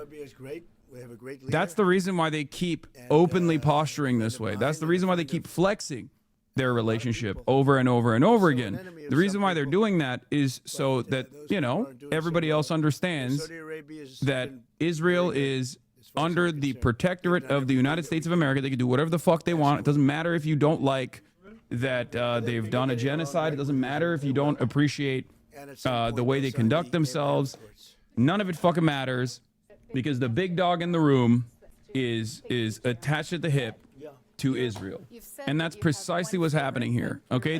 They don't care. They don't care about the negative PR or whatever. They don't give a shit. It's America. What are you going to do? But in the meantime, we're doing numbers that nobody's ever seen. What are Americans going to do? Right? It's not like we can do anything about it. What can we do about it as Americans? We have a lot of distaste for this. We have a lot of anger and resentment for this kind of thing. And yet, nothing changes. We are doing, and also despite the fact that we have a fool at the Federal Reserve. I mean, Biden reappointed him. It's too bad. You would have thought he wouldn't have done that. Bro, it's a flex too. I think this is a flex, just like he's doing a renovation of a building. Everything that they're doing reads to me like they're just basically flexing the power that they have, the control that they have. I mean, think about it. The past 2 weeks of news coverage. The past 2 weeks of news coverage revolved around Jeffrey Epstein and Trump's administration directly, Trump's DOJ directly defending co-conspirators, hiding their names, okay? And it doesn't even fucking matter. Like, we have a pedophile protectorate in the White House, and it doesn't matter. None of it fucking matters. Nothing matters. He's stealing oil from countries that we've declared foreign adversaries, potentially seeking to invade random Latin American countries, right? None of it fucking matters. The economy is dog shit, and it still doesn't matter. Everyone is so locked in on the slop that they're consuming, in the mere moments that they have to themselves, in the moments that they have to themselves where they're not actually worried about, you know, their financial troubles and making sure that they still have a roof over their heads or a hot meal in front of them. They're just invested in the slop. It's too difficult for people to just tune in to exactly who is ruining their lives, to figure out who's exactly ruining their lives. Even if the people that are ruining their lives are doing it out in broad daylight, openly stating it, openly saying, what are you going to fucking do about it? Now, I don't know if things will change. I think there could come a point where, at least if the economy is really bad, if it gets to a point where it's so bad that people are genuinely suffering, like Great Depression style, because we're not there yet. The wealth disparity leading up to the Great Depression was not as bad as the wealth disparity that exists now. Having said that, for the poorest Americans and for the middle class Americans, they are not as they're not suffering as bad as they were during the Great Depression. And I think if they got there, if it got to that point, and it potentially could, then you would see some real revolts. And I don't know if those revolts would be directed at those in positions of power or directed at random people and groups, like minority groups that have no power whatsoever but have been vilified endlessly by this administration and by the right-wing propaganda over and over again. But basically, things are still nowhere near as bad, I think. They're not bad enough, rather, for people to actually revolt and rise up. After the Turkey, are you going to approve a selling of F-35 to the Turkish? We're thinking about it very seriously. And what is What your, prevented- reaction to this? They'll never use it on it. He's robbing the American people blind. Yeah. Here's a great example of this, right? Here's a great example of this. Donald Trump is a fucking open fraudster, right? We know he is. We know he doesn't pay his taxes. We know he doesn't pay his contractors. We know that he is currently using the executive office to cut deals for himself, right? To the tune of billions of dollars, as a matter of fact. He's done fucking cryptocurrency schemes. And yet a lot of people, even liberals, like, they get mad at that, but they don't get mad at that much. But the very same institutions that are also actively stealing money from Americans' pockets, people like Elon Musk that actually came to power, not elected, mind you, but appointed to a seat of power specifically to fire people at the federal government, are running around hyping up the narrative that, like, every Somali in America is actively robbing the welfare coffers blind, okay? Pointing to a real instance of corruption and a real instance of welfare fraud to drive home this narrative that actually it's not the wealthy guys you got to worry about, it's the Somalis. And Americans immediately fucking lean into it. I was thinking about this. It's like Islamophobia. There's a concept of goy slop that the neo-Nazis have come up with, where it's kind of funny. They just like say it's a distraction. It's basically the version of it's basically the what do you call it? The version of distraction or a red herring, but in an edgy like neo-Nazi kind of way, right? Peach is trying to call. What happened? Hold on. I thought the Goy Slop people were doing a bit until I just realized it's blatant anti-Semitism. No, it is. Yeah. Wait, what? Trump greeting Israel's Prime Minister Benjamin Netanyahu in front of Mar-a-Lago. The two are meeting today, hoping to make some progress on moving toward step 2 of the ceasefire plan. The president's talking right now. Let's see if we can listen in. For the last 3 days. President Trump, are you going to have a green light for another attack in Iran? Okay. Go ahead. Mr. President, how quickly should the folks move to phase 2 of the peace plan for Gaza? Literally as quickly as we can. But there has to be a disarmament, that we have to disarm with Hamas. So one of the things we'll talk about, certainly, but there has to be a disarming of Hamas. Otherwise, very quickly. Yeah. Can you say anything more about the explosion in Venezuela that you mentioned in a radio interview? Did the military do that? Can you share any more details about Well, it doesn't matter, but there was a major explosion in the dock area where they load the boats up with drugs. They load the boats up with drugs. So we hit all the boats, and now we hit the... That's crazy. She's not muted. You don't have to mute. I know, but I didn't know what was going on, okay? Dummies. I didn't know what the fuck was actually happening. I thought it was a serious thing. I read the transcript. Peach apparently called me, okay? I wasn't paying attention. I read the transcript of her phone call because she left a voicemail, which was on stream apparently on her side. Hey, Hassan, it's me and Christian on the side of the road right now. We just got T-boned and my cards aren't working and Austin won't pick up his phone and like is bleeding out right now. So can you call me back? We just really need some help right now. Thank you. That's the transcript I read of the voicemail. And I got worried, so I muted the fucking... I muted the stream to call them to see what the fuck was going on, only to realize that it was actually fake when she started asking me for $20. Oh, my God. Oh, yeah. Okay. That's crazy. That's crazy. Anyway. It's also believable because Christian has been in accidents, you know? So I genuinely believed it. You know what I mean? Like, you can't tell me Christian's been in a car accident. I'm gonna believe you. Anyway, okay. That's homophobic? Yeah, okay. Is the audio of the voicemail listenable? It is. I just didn't listen to it because I was live on stream trying to fucking make sense of what was going on. Last time we believed women here. Yeah. Congratulations, Peach Jars. I will no longer be believing women. This is an anti-believing women now. Are you mad at them? No, I'm not mad at them. I don't give a shit. All right, let's continue. The area, it's the implementation area. That's where they implement, and that is no longer around. Is that the only strike that the U.S. has done? I don't want to comment on President Trump, yesterday there was an explosion overnight, and the Russians say that Ukraine tried to hit the residence of President Putin. Do you have any information? No, I don't know about it, actually, and I don't, I just heard about it, actually, but I don't know about it. No. Did you speak with... That would be too bad. That would not be good. What's the outcome of your telephone call? That would be too bad. That would not be good. Talk this morning. I waited till this morning because it was pretty late by the time we finished, like 2:30 in Russia, 2:30 in the morning. And we had a very good talk. We spoke at 8 o'clock in the morning, and it was a very productive talk. I mean, we have a few very thorny issues, as you can imagine. He knows about thorny issues probably better than anybody in the world, but it's working out.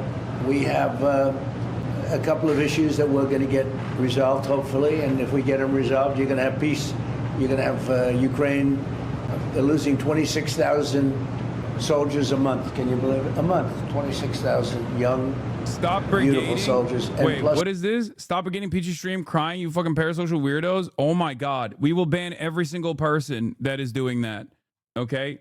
Every single person that's doing that, you will get banned here. Do not fucking do dumb shit like that. What the fuck's wrong with you guys, bro? It's fine. Be fucking normal. What is happening? Do not. Oh my God. I wish, like, I was thinking about this morning. It's like people don't have the appropriate level of smoke for like actual political actors, right? They have way more smoke they have way more fucking smoke for my friends and people who are aligned with them politically than they do for like actual people on the opposing side, you know? Preserve your energy and use it in the appropriate direction. Like even when people were like yelling about Atrioc, right? Earlier or yesterday, he is like by and large a dude that has like pretty decent politics. Like what do you think is going to happen when you're fucking yelling at him? Like there's no reason to yell at him. Go fucking yell at the people that are making the fucking right-wing propaganda or the people who are promoting the right-wing propaganda as opposed to Atrioc. But of course, you probably, once again, have more of an opportunity to have him hear your anger and resentment. So you're going to use it on him. You're going to expend the limited amount of time and energy that you have on someone like that. Chad is not listening to you, HasanAbi. Jesus Christ, dude. God, I hate Twitch streaming. I genuinely, maybe 2026, I just quit. Maybe 2026, I just quit Twitch streaming and I just go to like either full-time video on demand YouTube videos or just like go away entirely. I can't. It's so lame. It's so shitty. Everything sucks. Everything fucking sucks. Move to TikTok? Yeah, let me move to fucking TikTok after Larry Ellison bought it. World's hardest job? No, but it is so annoying, you know? It's not the world's hardest job. It's a super easy job, right? It's just like, but it's just so fucking annoying.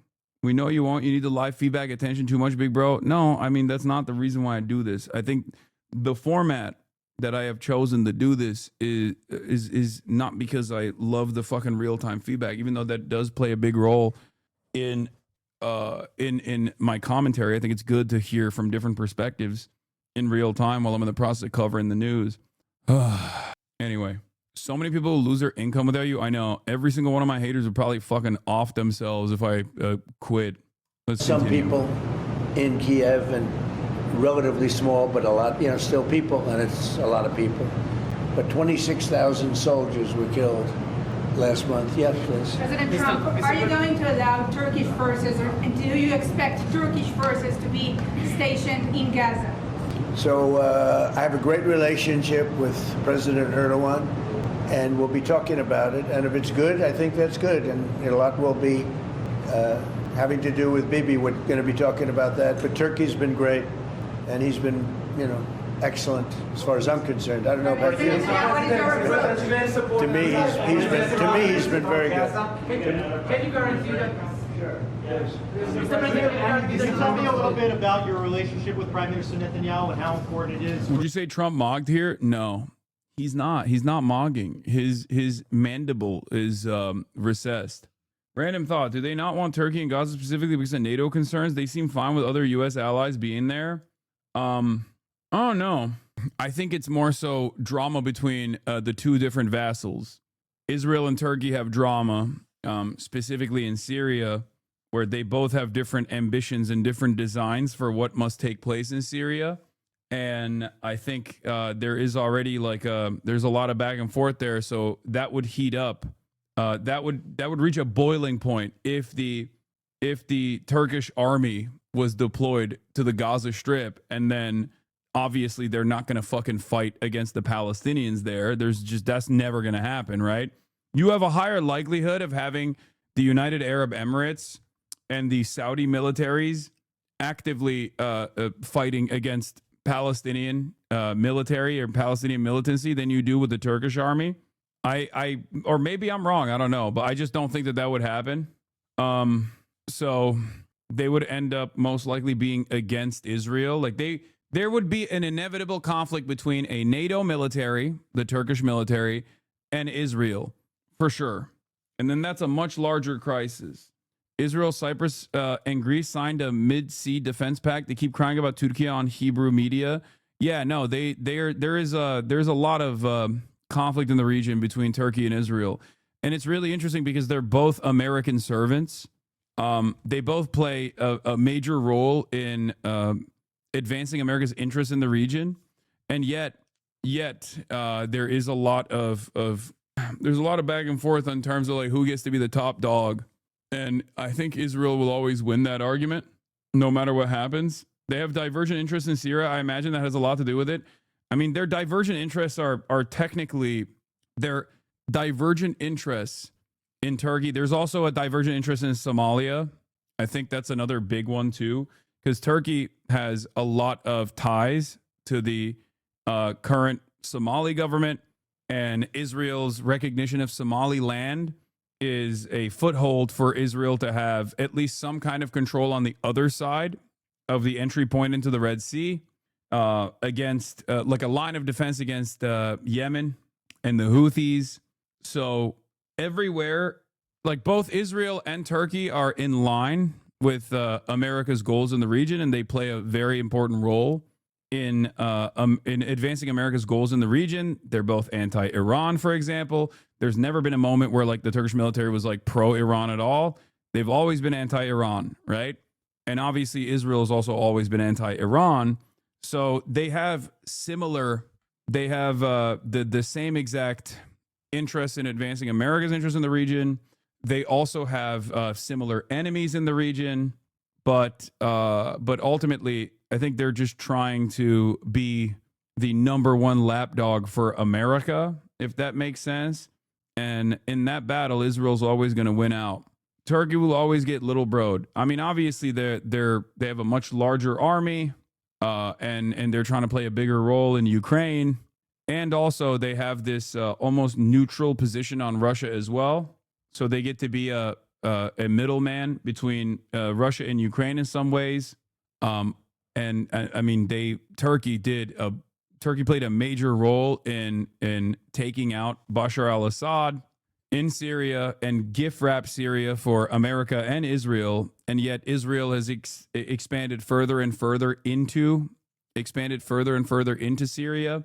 Turkey's goals for Syria, of course, is to create a buffer zone in the northern Syrian corridor, where they can resettle the Syrian refugees, many of them of Sunni descent, that escaped into Turkey. 10 million of them were housed in Turkey, which was obviously another opportunistic move from Erdogan. It wasn't like a humanitarian thing at all. He was doing that so he could have some kind of leverage over the European, the EU nations, and he did use that aggressively.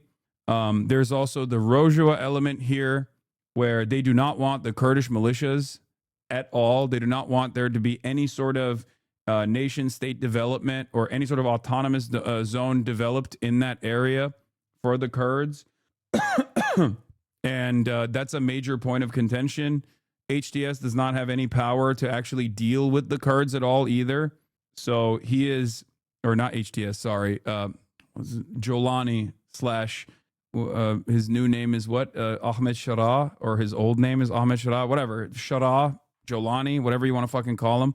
Zelensky does not have any power and can't really do anything to satiate the appetite of the Turkish government in terms of giving them the buffer zone, right? That's like Syrian territory. Turkey also wants a unified Syrian state to prevent Kurdish autonomy in the northeast and use Syria as both a buffer zone and a subservient market like they used previous Idlib administered areas as. Yes. But they also, like I said, want to resettle a lot of the Syrian refugees that are still in Turkey into that buffer zone. And I don't think Israel wants that for some reason. I don't think Israel wants Turkey to have any sort of foothold in Syria. They just don't want Turkey to be a regional power in Syria at all. So they are pushing back and aggressively, doing Israel shit. Israel wants greater Israel. Israel's going to keep bombing Syria to achieve greater Israel. So, yeah. The difference, of course, between Turkey and Israel is that Turkey does not have a APAC, right? At most, what Turkey has been able to do in terms of of intervening in American domestic affairs was Eric fucking Adams, right? A low level guy from, I think he was in Brooklyn as a council member, right? And then he lucked into the mayoral position, and then Turkey basically turned around and used that for small deals, and they offered him free Turkish Airlines flights and free hotels and shit like that. In exchange for that, Eric Adams gave Turkey what? An assurance that he would not recognize the Armenian genocide, and also fast-tracked their fire inspections. That's it. To understand how different of a playing field Turkey is playing against Israel in terms of like any sort of domestic lobbying front, they're not even on the same planet, So that's the situation. I do think that. Like I said, I do think that Turkey is trying to be a larger player. They're doing their very best, but they're not. They're nowhere near as successful in lobbying the American government. Abi, I do not think Erdogan cares where Syrian people live. They are more likely to be interested in populating the Syrian areas with radical Islamist militants who depend on Turkey for legitimacy and are committed to creating an Islamic state more than anything. I don't think Israel's goals are in conflict with Erdogan. Well, they sure seem to be fighting over it. I think even if they're not in conflict with one another, Israel doesn't seem to think so, because they are definitely trying to. Maybe Israel thinks they can use the Kurdish nation state as like a separate power against Iran, because there's a lot of Kurdish militias that they use in Iran as well. And obviously the Kurds have been historically a partner to American intervention in the region, only to get dropped the moment that America's interest wanes, or the moment that they want to offer Turkey something as a gift. And I suspect that in an effort to continue using Kurds as an American proxy in Iran, they keep floating the idea of like an autonomous region in Rojava. And I suspect that Israel wants that too, because I do see a lot of like pro-Kurdish nationalist sentiment from Israel too. So that's what and obviously Turkey doesn't want that. Turkey doesn't want that at all. Turkey would only allow any sort of like autonomous region, in my opinion, if it was backed by a Kurdish leadership that is subservient to the Turkish state and their interests. And that's never going to happen, because any sort of Kurdish nation state that will develop in the region will be any sort of Kurdish nation state that will be developed in the region will develop along the same boundaries as like Israel. That is the goal that Americans have, if at all. And the only thing stopping that from happening is Turkey refusing to let that happen. What do you make of the peace deal with the PKK? Oh, that was an American gift back to Erdogan, so we could win some domestic points, brownie points. It's not the same as Israel though, because Kurds are indigenous to the land, Lamau. No, I understand that. Of course, it's not the same as Israel. I'm just saying that the function of a Kurdish nation state, if it was ever allowed to be developed in the region, would play a similar role to Israel. It would operate like a proxy. And I think for the longest time, the reasons why America has never allowed that to happen is because it's more beneficial for America to just keep dangling them as like militias that can disband or organize, as they dangle nation statehood in front of them over and over again, and then just like sell them down the line, as the United States of America has been doing, far before this last version of the conflict, right? And that's it. Yeah, they use, they also dangle it against Turkey as a threat too, for sure. What makes you think America was beyond the Turkey-Kurdish rapprochement? I thought that was driven by the hardline conservative Turkish politician. No, yeah, by Devlet Bahçeli, the leader of the MHP party, which is the ultra-nationalist party. The ultra-nationalist party was almost entirely crafted and supported by the CIA. And in its initial stages of development, it was utilized, not dissimilar to Gladio, against growing Kurdish nationalist movements that were aligning with the socialists.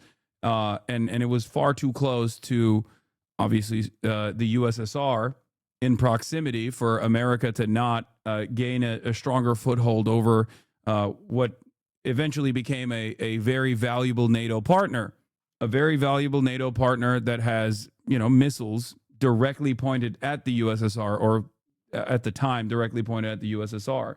Is a hard position for the Kurds, Druze, Somalilanders, etc. to begin with. They have so few friends and can't really be picky with who they accept help from, but they also don't exactly love Israel or the US and don't want to be under their influence. I don't know why my people are bitch-ass clowns. They keep being used like a fleshlight, then thrown out, absolutely useless. I don't know why Westerners treat us like we're some amazing group of people who are all socialists or libs. They don't realize we ruled by a bunch of militaristic mobs who coincidentally also work for the CIA, so the pro-Kurdish propaganda in the West is usually trying to advance their own interests rather than anything good for the region. Yeah, this is also true. But also the nationalistic, the ultra-nationalists were the ones who actually reached out and said Abdullah Öcalan, the jailed leader of the PKK, okay, was willing to cut a deal to disarm Kurdish militias in the region, okay? It's really interesting that it was the ultra nationalists that did that, right? They are the biggest ops of the Kurds in Turkey. They're the biggest ops of the Kurds in general, right? They're a part of the leadership coalition alongside Erdogan. So the very fact that he was the one who did this as the fucking, handpicked, as this shadow says, handpicked Gladio agent, I do not think PKK leader has any interest in actually solving the Kurdish question either. Erdogan doesn't care about it either. Talks between PKK and the state are behind closed doors, and all the rhetoric refer to Kurdish question as a matter of terrorism. Neither the Öcalan nor Erdogan are developing a framework for equal citizenship. Yeah. Devlet Bahçeli is literally a handpicked Gladio agent, so much so that Alparslan Türkeş, who offered himself to the embrace of NATO as a part of Gladio, called Bahçeli an agent. The ultranationalist movement in the country in Turkey is directly aligned with the State Department. And Erdogan also comes from the other side of American State Department intervention. Him and Fethullah Gülen come from the same background, the Islamist movement in Turkey. And that was also another CIA operation in the country. And if you are wondering why there's so much CIA intervention and involvement in Turkey, well, it's a NATO country. And as I was describing to you, it was important to make sure that Turkey did not fall to the pesky socialists, okay, to the scary socialists.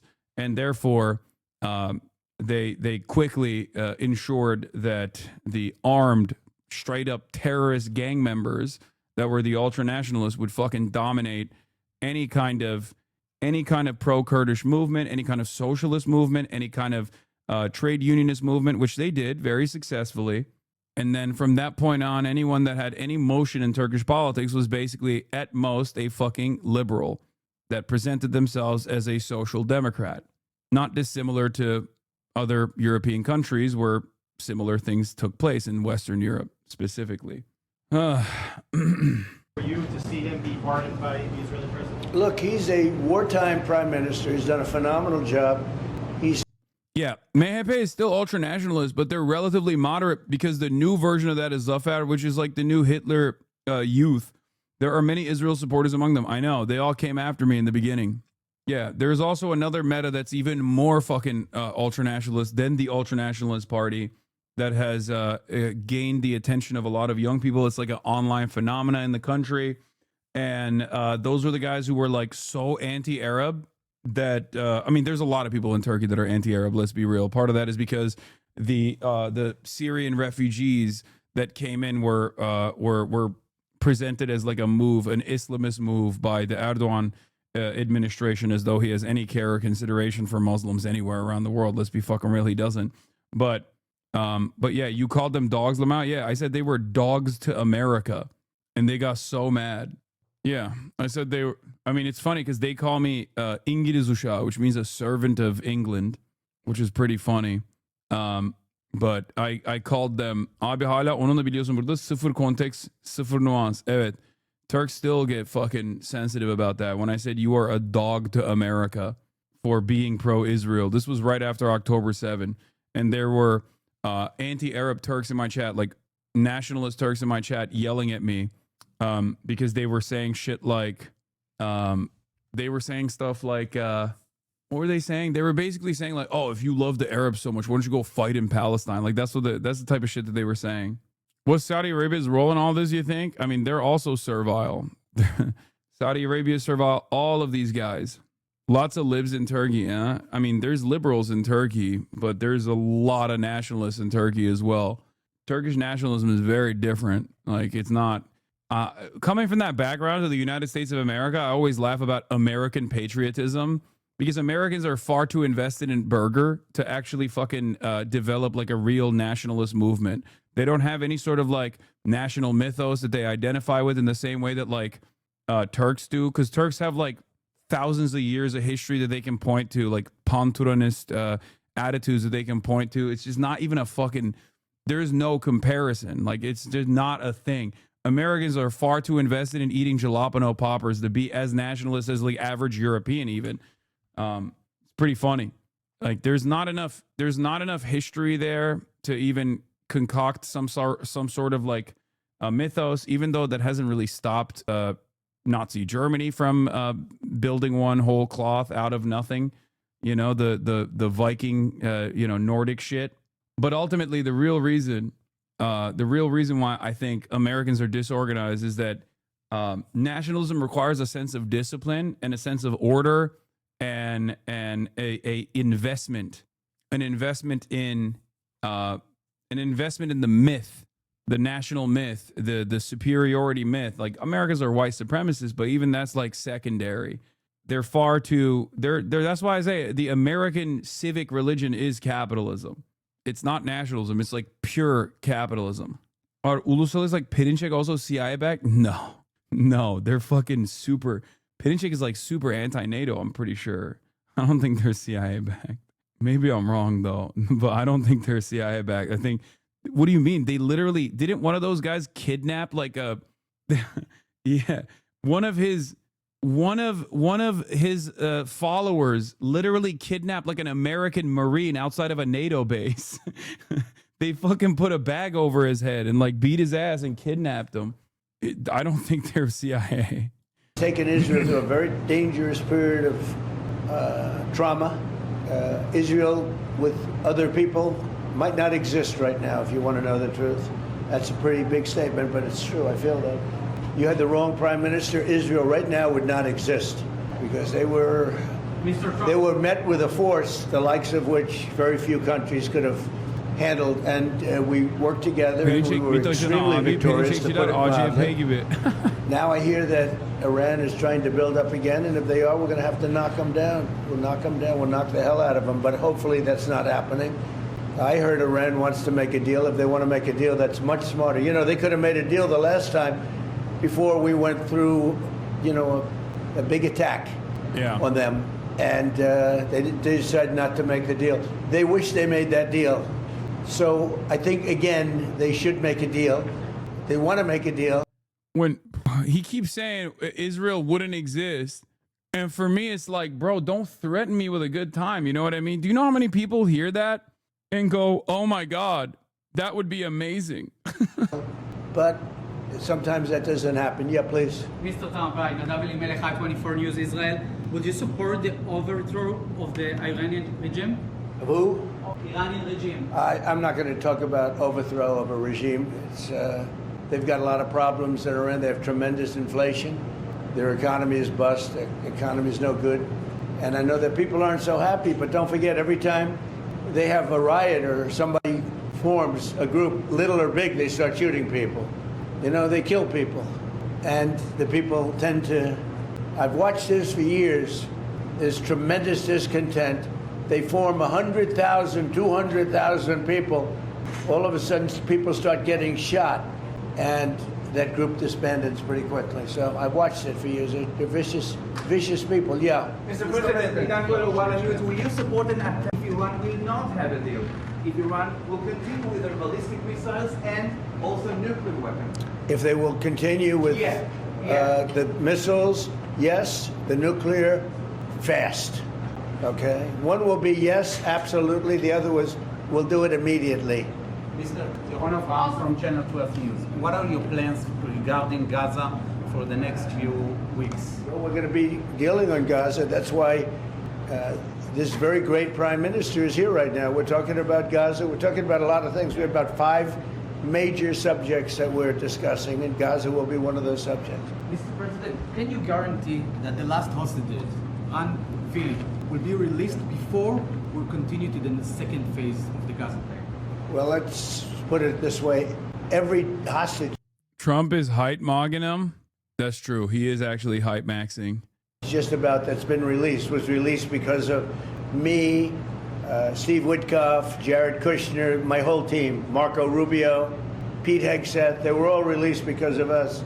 None were released in the Biden administration. None. They were all released because of us. Then we had a lack of releases with respect to the dead. And all of a sudden they started coming back because I said, nope, you said you were going to... We have one wonderful young man whose parents are right now inside. And he's, what beautiful parents, a beautiful brother, sister, and like a beautiful family, and they're waiting for their son. It's the only one left, and we're doing everything we can to get his body back. And the parents just said, Hopefully he's alive. And I said, I'd love you to think that way. Okay? President So we Trump. do everything we can. Do you have President Trump? So I think this upcoming year is going to be a pretty big one because the Obama 10-year defense pact that was $30 billion is finally coming to an end with Israel. Because Obama, on his way out, if you guys recall, he's even though he was considered to be the most anti-Israel president, oh my God, he hates Jews. He hates Jews. Like, that's what they used to say in Israel all the time. And that's what a lot of people used to say about Obama for the crime of stepping out of line and actually doing the JCPOA, the Iran denuclearization agreement. On his way out, he dropped a cool 30 bill, right? Which is nothing, right? I mean, come on. It's anti-Semitic that it wasn't $60 billion. Let's be real. And it was a 10-year contract specifically to refill the Tamir interceptors for the Iron Dome defense. And it was a $30 billion contract over 10 years. Now, of course, those numbers seem marginal. They seem tiny in comparison to how much money Brandon and then Donald Trump has given to Israel since then. But that contract is coming to an end, right? That contract is now coming to an end because 2026 is when it's going to end. So now Benjamin Netanyahu needs to demand a cool 60 bill this time. Okay. And I guess, is it in 2028? Oh, okay. I thought it was going to end in 2026 because I guess like it got implemented in 2028. Is that what it is? Or maybe I'm thinking of something different. It's going to get renewed. Are you fucking kidding me? Yes, it will get. They will double up. They will double up. What is a contract? Don't they gift it? Wait, the contract is basically allocating congressional funds. That's what it is. They might triple up. Think about it this way. We squeezed a cool $40 billion to Argentina just to bail out one of Scott Bessent's buddies, okay, who's still holding on to Argentinian debt and does not want the Argentinian country to default, okay? We squeezed out 40 bill for them basically overnight. Why the fuck wouldn't we give Israel $100 billion? I feel like that's the most anti-Semitic thing I've ever heard. If we're giving Argentina 2 infusions of 20 bill at a time when China is literally purchasing their soybeans instead of our soybeans because of the tariffs shit that took place. Because remember, like, Donald Trump gave Argentina $40 billion after Argentina was like, oh, we'll sell you the soybeans, China. Like, they started selling soybeans to China because China stopped purchasing American soy, right? They got the flags mixed up. That's why Donald Trump gave Argentina $40 billion, because I was like, what is this, the Israeli flag?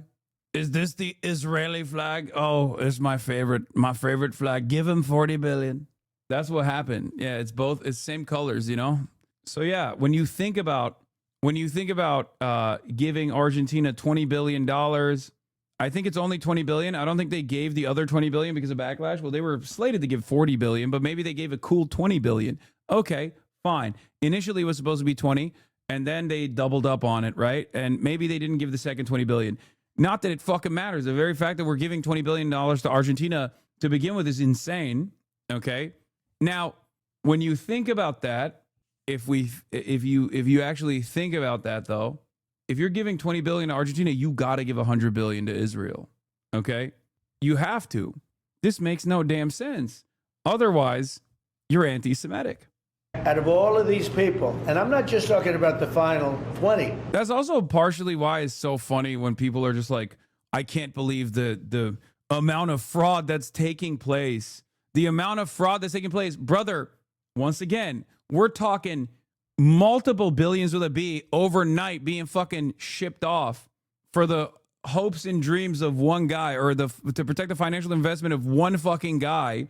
And you're out here sweating the fucking small stuff. Not to say that like the charity fraud, Medicare fraud, or any number of different like versions of fraud that's taking place on U.S. soil, whether it's done by Somali people or whether it's done by white people, it doesn't fucking matter. Whether it's done by Russian nationals, as though there's another case of fraud there too. Like, all of that should be prosecuted.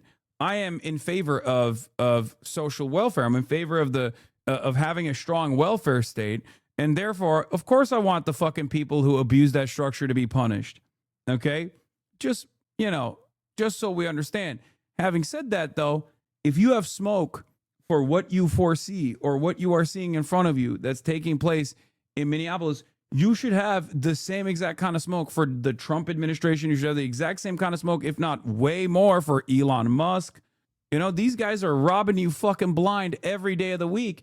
And then they're basically turning your attention over to Somalia, and you're falling for it. You're like, oh, this is the worst thing I've ever seen. Why is nobody talking about it? Why is nobody covering it? Of course people are covering it. Nobody should be fleecing America and Americans, okay? Nobody should be taking fucking funds away and reappropriating the funds back to their own goddamn pockets. But just wake up. You know, wake up to the reality that there is a reason why they are making you laser focused on this instance of fraud. There's got to be a reason for it, right? Why is it that collectively all of the billionaires like Elon Musk, the entirety of Twitter, Fox News, overnight is like, oh, what about the Somali fraud? What about the Somali style fraud? What about the Somali style fraud? Yeah, okay, investigate and jail the motherfuckers who stole the money. 100%. Okay? And the irony, of course, is that that investigation is already being conducted, right? That investigation has been in the works. That investigation started under the Brandonian Department of Justice, ironically enough. And there's still subsequent investigations taking place, okay? So what you are demanding in that situation, is, ironically enough, something that has already taken place, but they're duping you into thinking that, you know, no such investigation was taking place until some random fucking YouTuber went over and demanded to see children at childcare facilities. Okay? You're distracted. It's impossible to organize in a situation like this. It's impossible to get you to recognize exactly what's going on, and no amount of, hey guys, this is totally fucked up. And I'm glad that there is an investigation that's active, and that Medicare fraud, Medicaid fraud, or any kind of charity fraud is completely unacceptable. Stealing government funds that are supposed to be feeding hungry children and then, you know, purchasing cars or whatever the fuck is unacceptable. It's one of the worst things that you can do. You're literally stealing money from hungry children, okay? But one must ask why you didn't hear about it to the same degree when Brett Favre did it. Where were the Republicans when Elon Musk is consistently where were the Republicans when Elon Musk was consistently demanding more and more money? All of these billionaires do it. This is not a deflection. This is not a distraction. I'm not saying take your attention away from the fraud that took place in Minneapolis. Okay. Luckily, as far as we understand, justice is being served in that regard. But just think for a second, who stands to benefit from this? When I'm hyper focused on this, I'm locked in on this. And what's additionally frustrating about it is that the narratives that I see online are so fucking stupid. They're so dumb.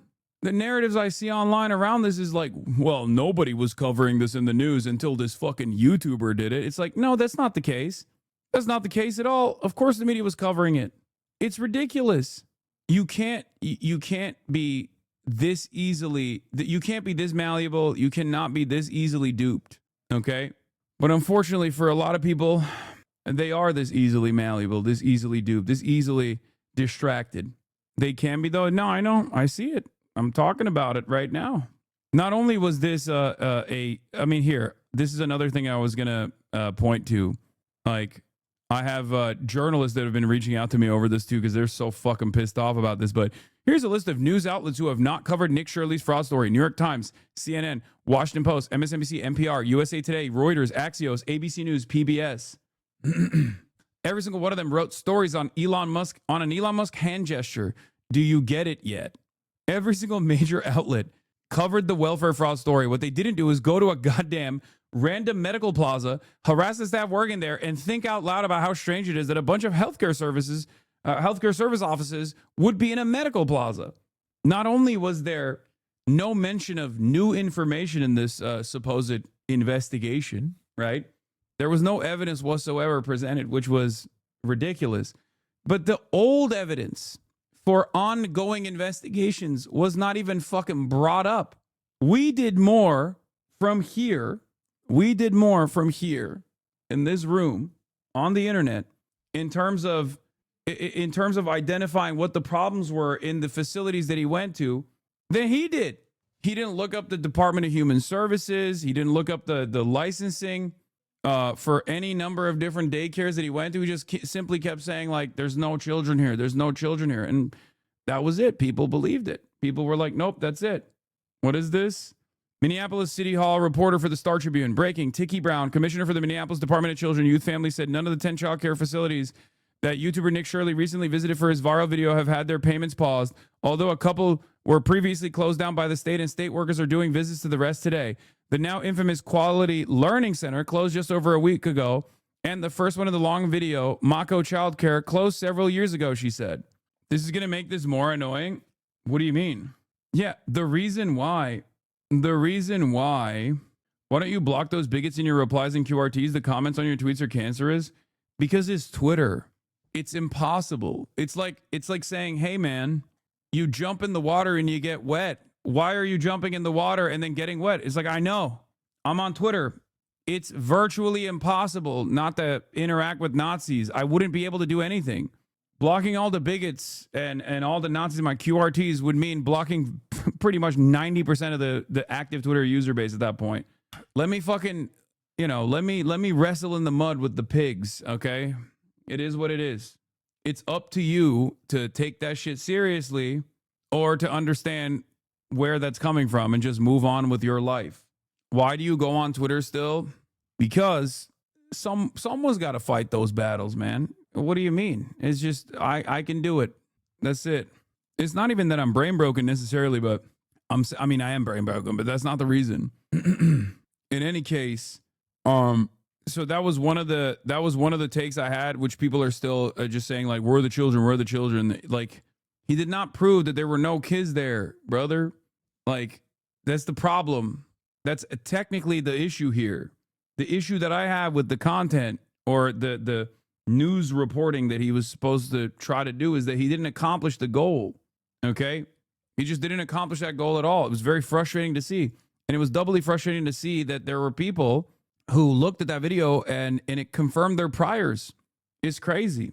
People were saying you were wasting your time on the fraud story, and for a minute I agreed, letting them set the narrative, but then I realized it's not your job to inform. It's our job to go out into the real world and tell everyone who brings it up how fake it is. Well, the problem is it's not even a fake story. There is charity fraud, okay?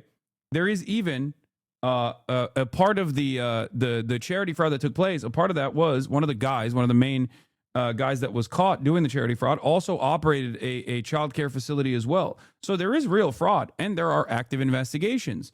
The problem is extending that to every single child care facility under the suspicion that like Somalis are running it and going out and like trying to harass random people that are working at these child care facilities is insane. That's the difference between vigilante justice. Here's what it's like, okay? It's like when lynch mobs would form in the South. More often than not, it was formed over suspicion that a black person had actually done something. But sometimes it was actually because like there was a real crime that took place, right? But the lynch mobs wouldn't go after like an actual criminal. That should be left up to the criminal justice system. They would just go after random black people. This is just how it works. And this is the digital version of that, which then will have real world consequences as well. But unfortunately, it's just, it is what it is. Not really anything you can do about it. And now you got already repeat offenders or people who are trying to do the same exact thing, like calling up daycares in Ohio, being like, where are the children? Where are the children? Are you a fake Somali daycare? It's crazy.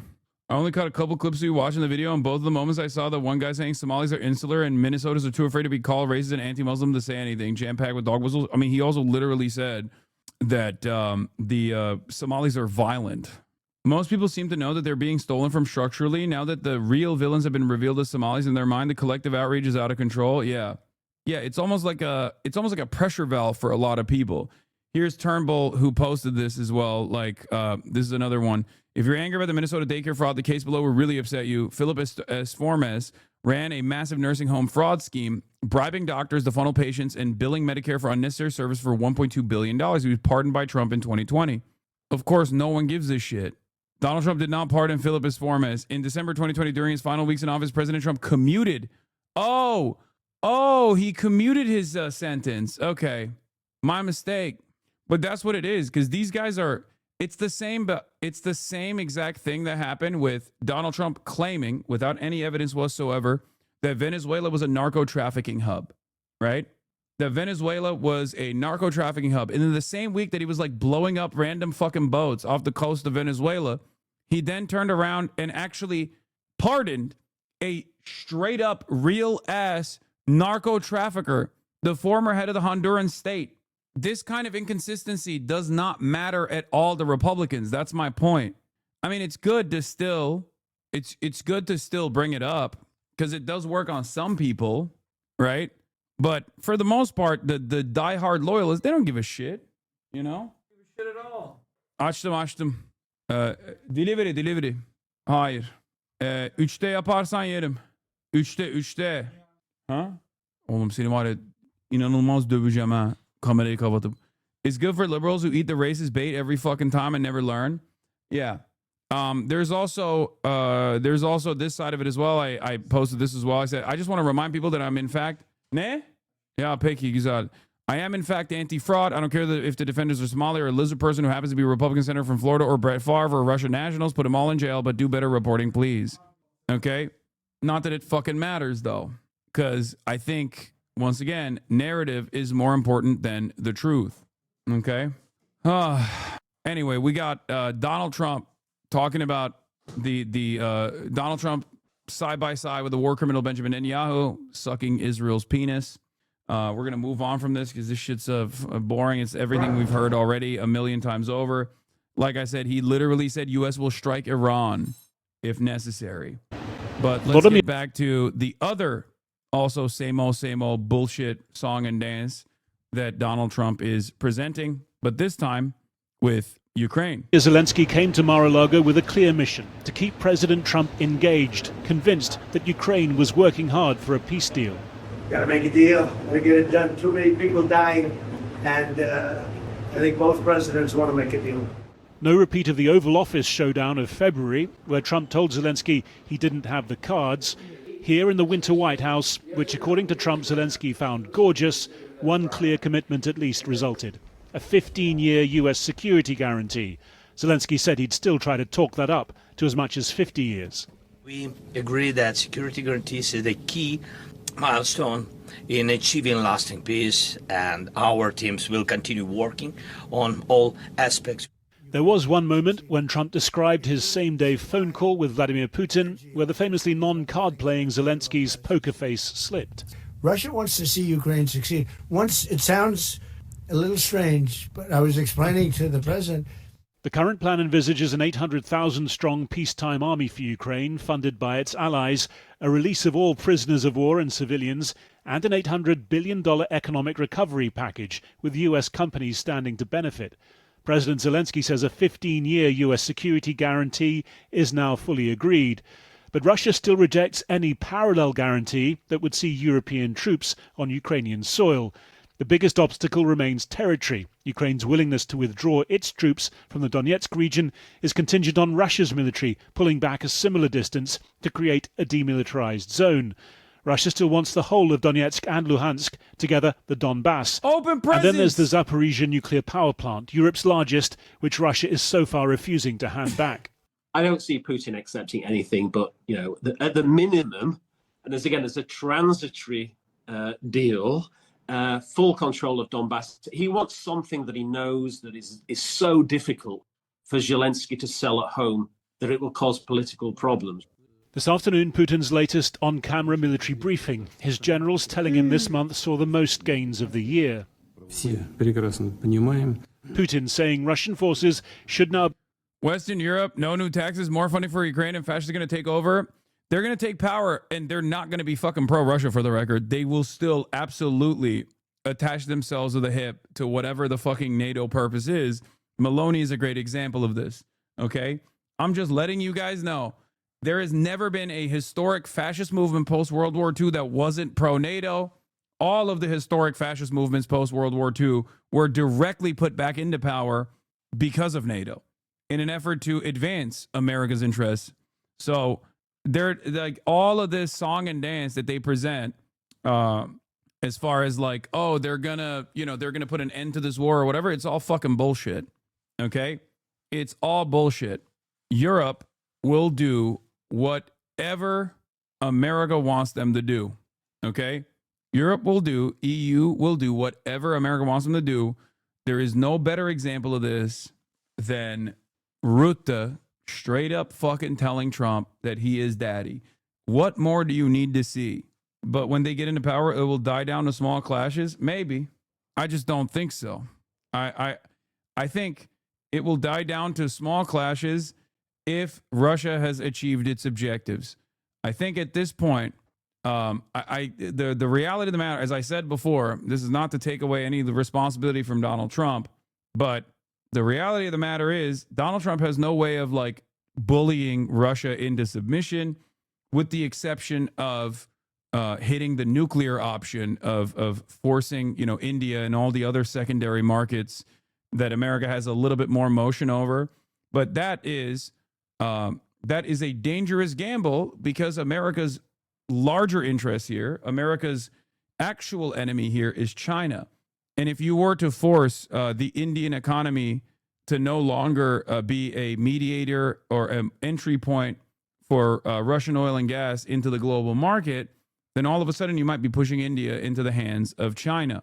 No, the nuclear option is not actually nukes. I mean, like, I meant like the nuclear option as far as, the maximalist position.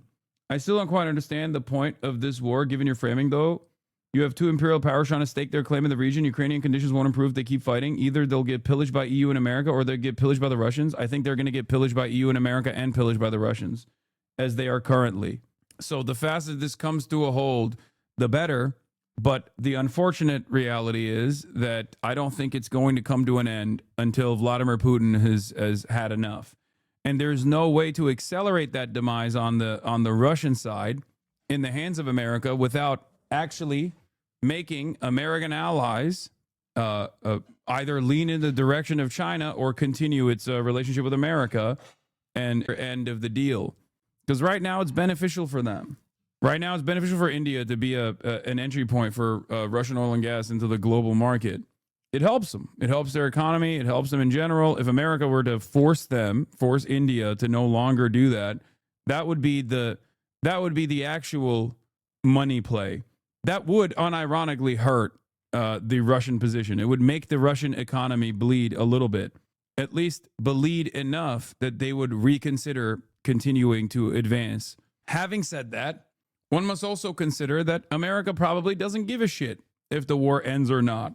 So there's also that that alternative motivation. Perhaps not even an alternative motivation, but the biggest motivation. Sure, on the domestic front, it's annoying for Trump a little bit because he promised an end to this war.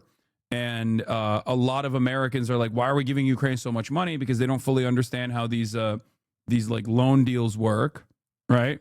Biden tried to do the military Keynesianism argument before he was out. If you recall, when he had Zelensky show up to a artillery facility in Pennsylvania and was like, see, we're building stuff and these are jobs. We're making money for Americans so that Ukraine can defend itself. It's actually not, just writing a blank check to Ukraine in the way that you think it is. But for most Americans, they don't give a shit about that narrative. They just think like, why are we giving blank checks to Ukraine? And that is a little bit of a domestic headache for Donald Trump, right? However, ultimately, it's great. It's a great deal for the military-industrial complex to continue offloading their older weapons into Ukraine, as they have done so over the course of the past couple of years, and also potentially pick apart what remains of state-owned enterprise in Ukraine and open it up to foreign capital. So that once things do cool down, when the new Ukrainian-Russian boundaries are drawn, mineral extraction takes place and whatnot, they will turn around. They will turn around and enslave the Ukrainian population that remains in Ukraine. I think no matter what, no matter what, Ukrainians are fucked. India hate Pakistan and sucks Chinese dick. Wait, what? I mean, India plays both sides. India has a very unique position in the area. It's not like they have a lot of love for China either. Yeah, no matter what, whichever way they cut it, EU is fucked. Whichever way they cut it, Ukraine is fucked. Okay? And everyone else in the periphery is trying to, make the best of this, make the best of these circumstances. Be able to create conditions to, in his words, liberate the whole of Donbass, and instructing them to seize the city of Zaporizhia. And within the last hour, Russia accusing Ukraine of trying to attack Putin's residence between Moscow and St. Petersburg, something it said would affect its negotiating position. An immediate denial coming from Kyiv, with President Zelensky saying Russia was trying to undermine progress between Ukraine and Okay, this is also true. No, it's not a domestic headache. You seem to be assessing things the old way to do things while not accounting for the fact that Trump doesn't tell the truth about anything. It doesn't even fucking matter. Nothing matters. Trump does what Trump wants to do. That's the other thing. You're not wrong. It's just, it is a little bit of a domestic headache if his own base is turning on him on this stuff, but it doesn't seem like it's a big concern right now. It's not a real priority, especially if he's able to overcome the Epstein stuff. If Donald Trump can make sure that his base doesn't fucking fall apart, even though half of them are going, hey man, are you a pedophile or what? Like, what the fuck's going on with this Epstein shit? If he can withstand that, if he can withstand that while simultaneously sitting around and yapping it up, yucking it up with Benjamin Netanyahu, great Satan Yahoo himself, then he is truly Teflon.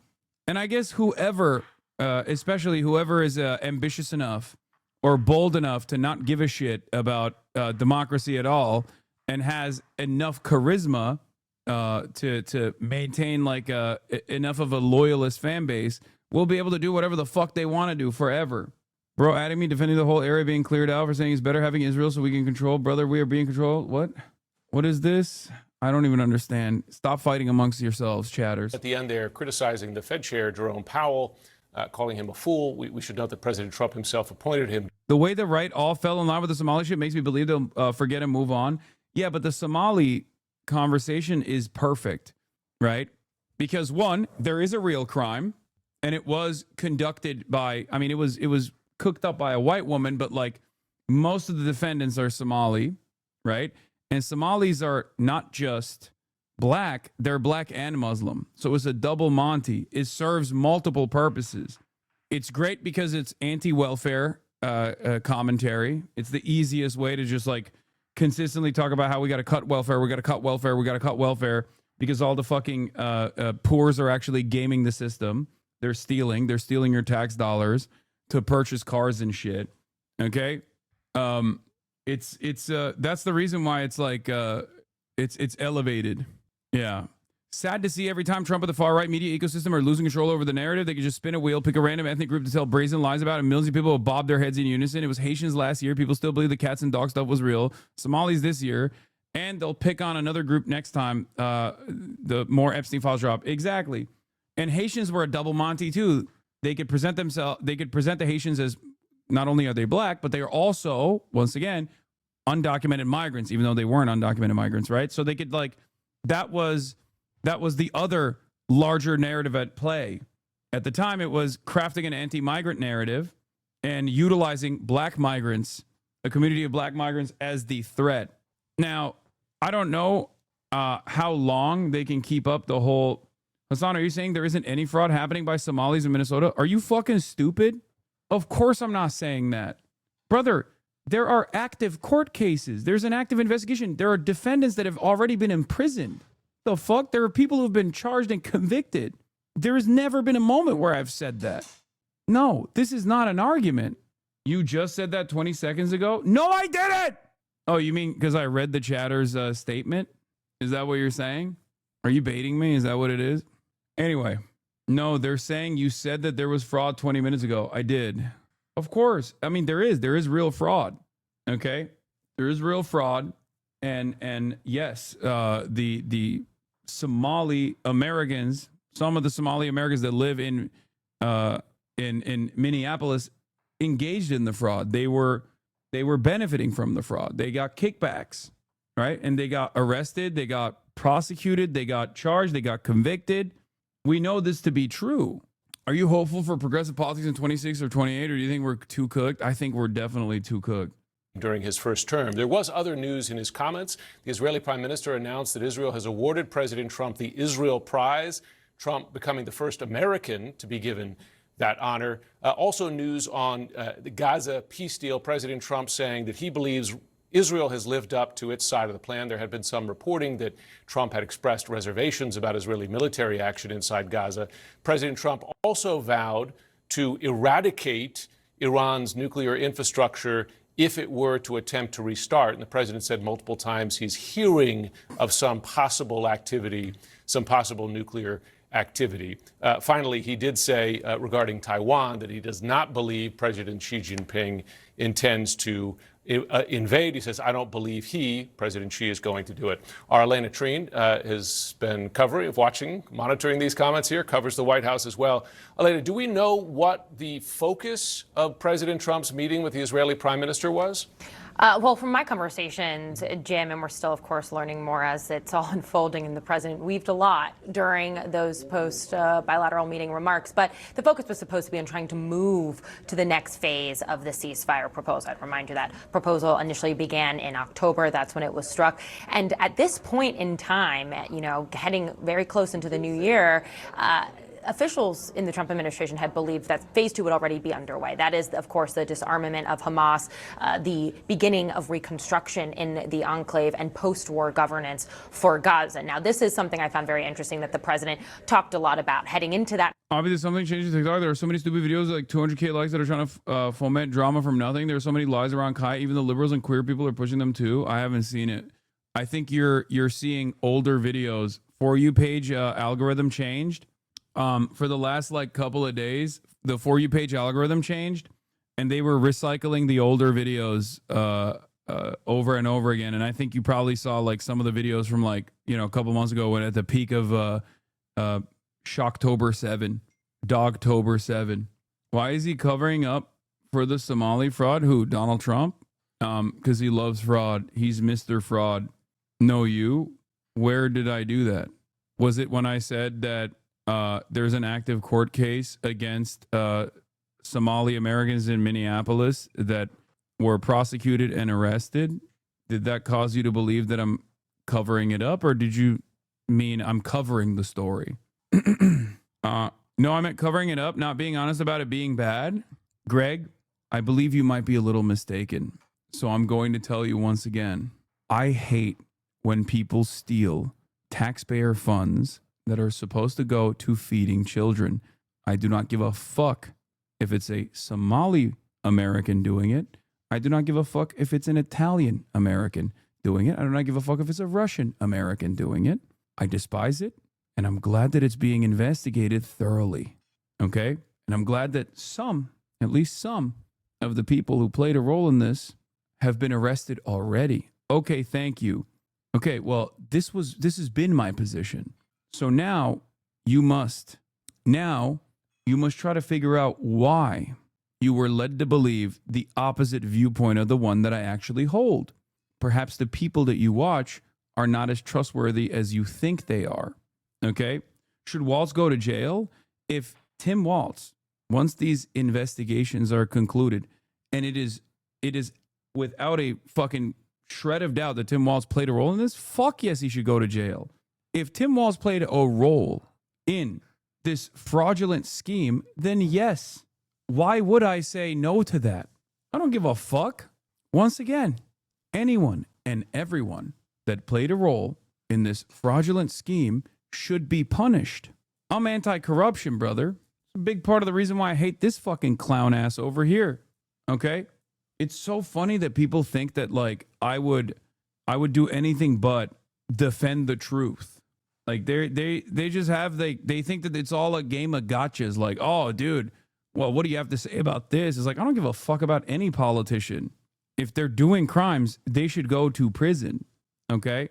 Meeting, the president said that he was hopeful that they could begin phase 2 very quickly, including the reconstruction of Gaza. And then after this meeting, he said essentially that he was going to give Hamas, or that Hamas would have a very short amount of time to disarm. Again, that is a key part of phase 2. And he said if they did not disarm within that short amount of time that he is stating on that stage, that essentially things would be horrible for Hamas. He said that some of the other countries that went into this agreement and backed this agreement would go in and wipe them out. So very strong words for Hamas there. Another thing that was very notable to me, Jim, was how much praise, not only, of course, Netanyahu was heaping on President Trump, but the amount of praise that Trump was giving to Bibi. At one point, he said that Israel has lived up to the plan, referring to the ceasefire plan, 100%. That is notable because in a lot of the conversations I've had with people in the administration, many of the advisors working on this deal, there's been some skepticism that perhaps Netanyahu has actually been slow walking phase 2 of this proposal, that essentially he wasn't entirely invested in the longer term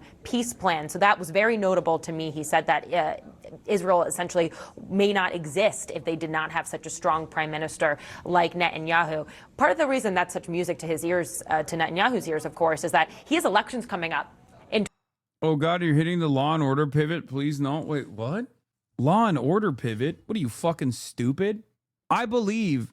Oh, you're joking. Okay. Jesus Christ, dude. There's not a fucking pivot. Baba, 3'te yaptı şu anda yaptın yani. Neyse peki ver. 2.40. 2026. And so part of the goal for the Israelis, and for Netanyahu specifically today, was to really ensure that he has the full backing of Trump. And Trump got out there and did exactly what he wanted him to do, which was give him that type of support and praise. Yeah, and one example of that is Trump's support for a pardon for Benjamin Netanyahu, potentially being considered by the Israeli president. Elena Trin, thanks so much. My panelists here with me, Evelyn Farkas, former Deputy Assistant Secretary. No, I told my dad to make it at 3, as in like, then that way I could eat it by like, 4. But he made it immediately because he thought it was 3 already. Secretary for Defense for Russia, Ukraine, and Eurasia. CNN political analyst Joan Goldberg, co-founder and editor-in-chief of The Dispatch, plus Megan Hayes, former director of message planning for the Biden White House, and Brian Lanza, former senior advisor to Donald Trump. Bro, why do you guys think I fucking glaze China all the time? Shit like this happens in China and then they like immediately jail every single. Evet.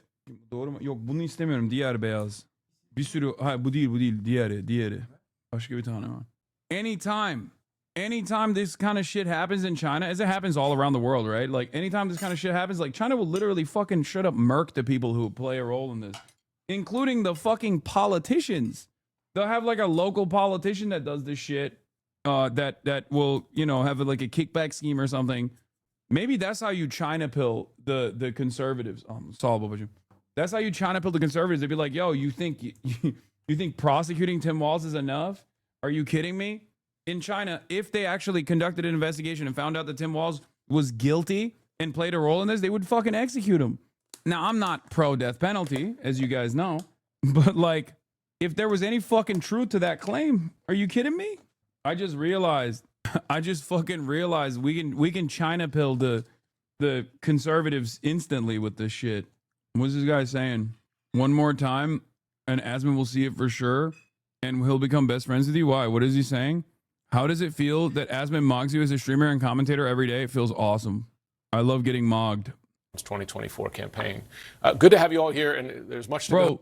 There is definitely something that goes on in the minds of conservatives. I swear to God. I mean, I think it's a meme for the most part, obviously, but like, I do think that there are some people who genuinely turn into like, how like the old grandmas and the old grandmas that were like, oh, Trump is so sexy.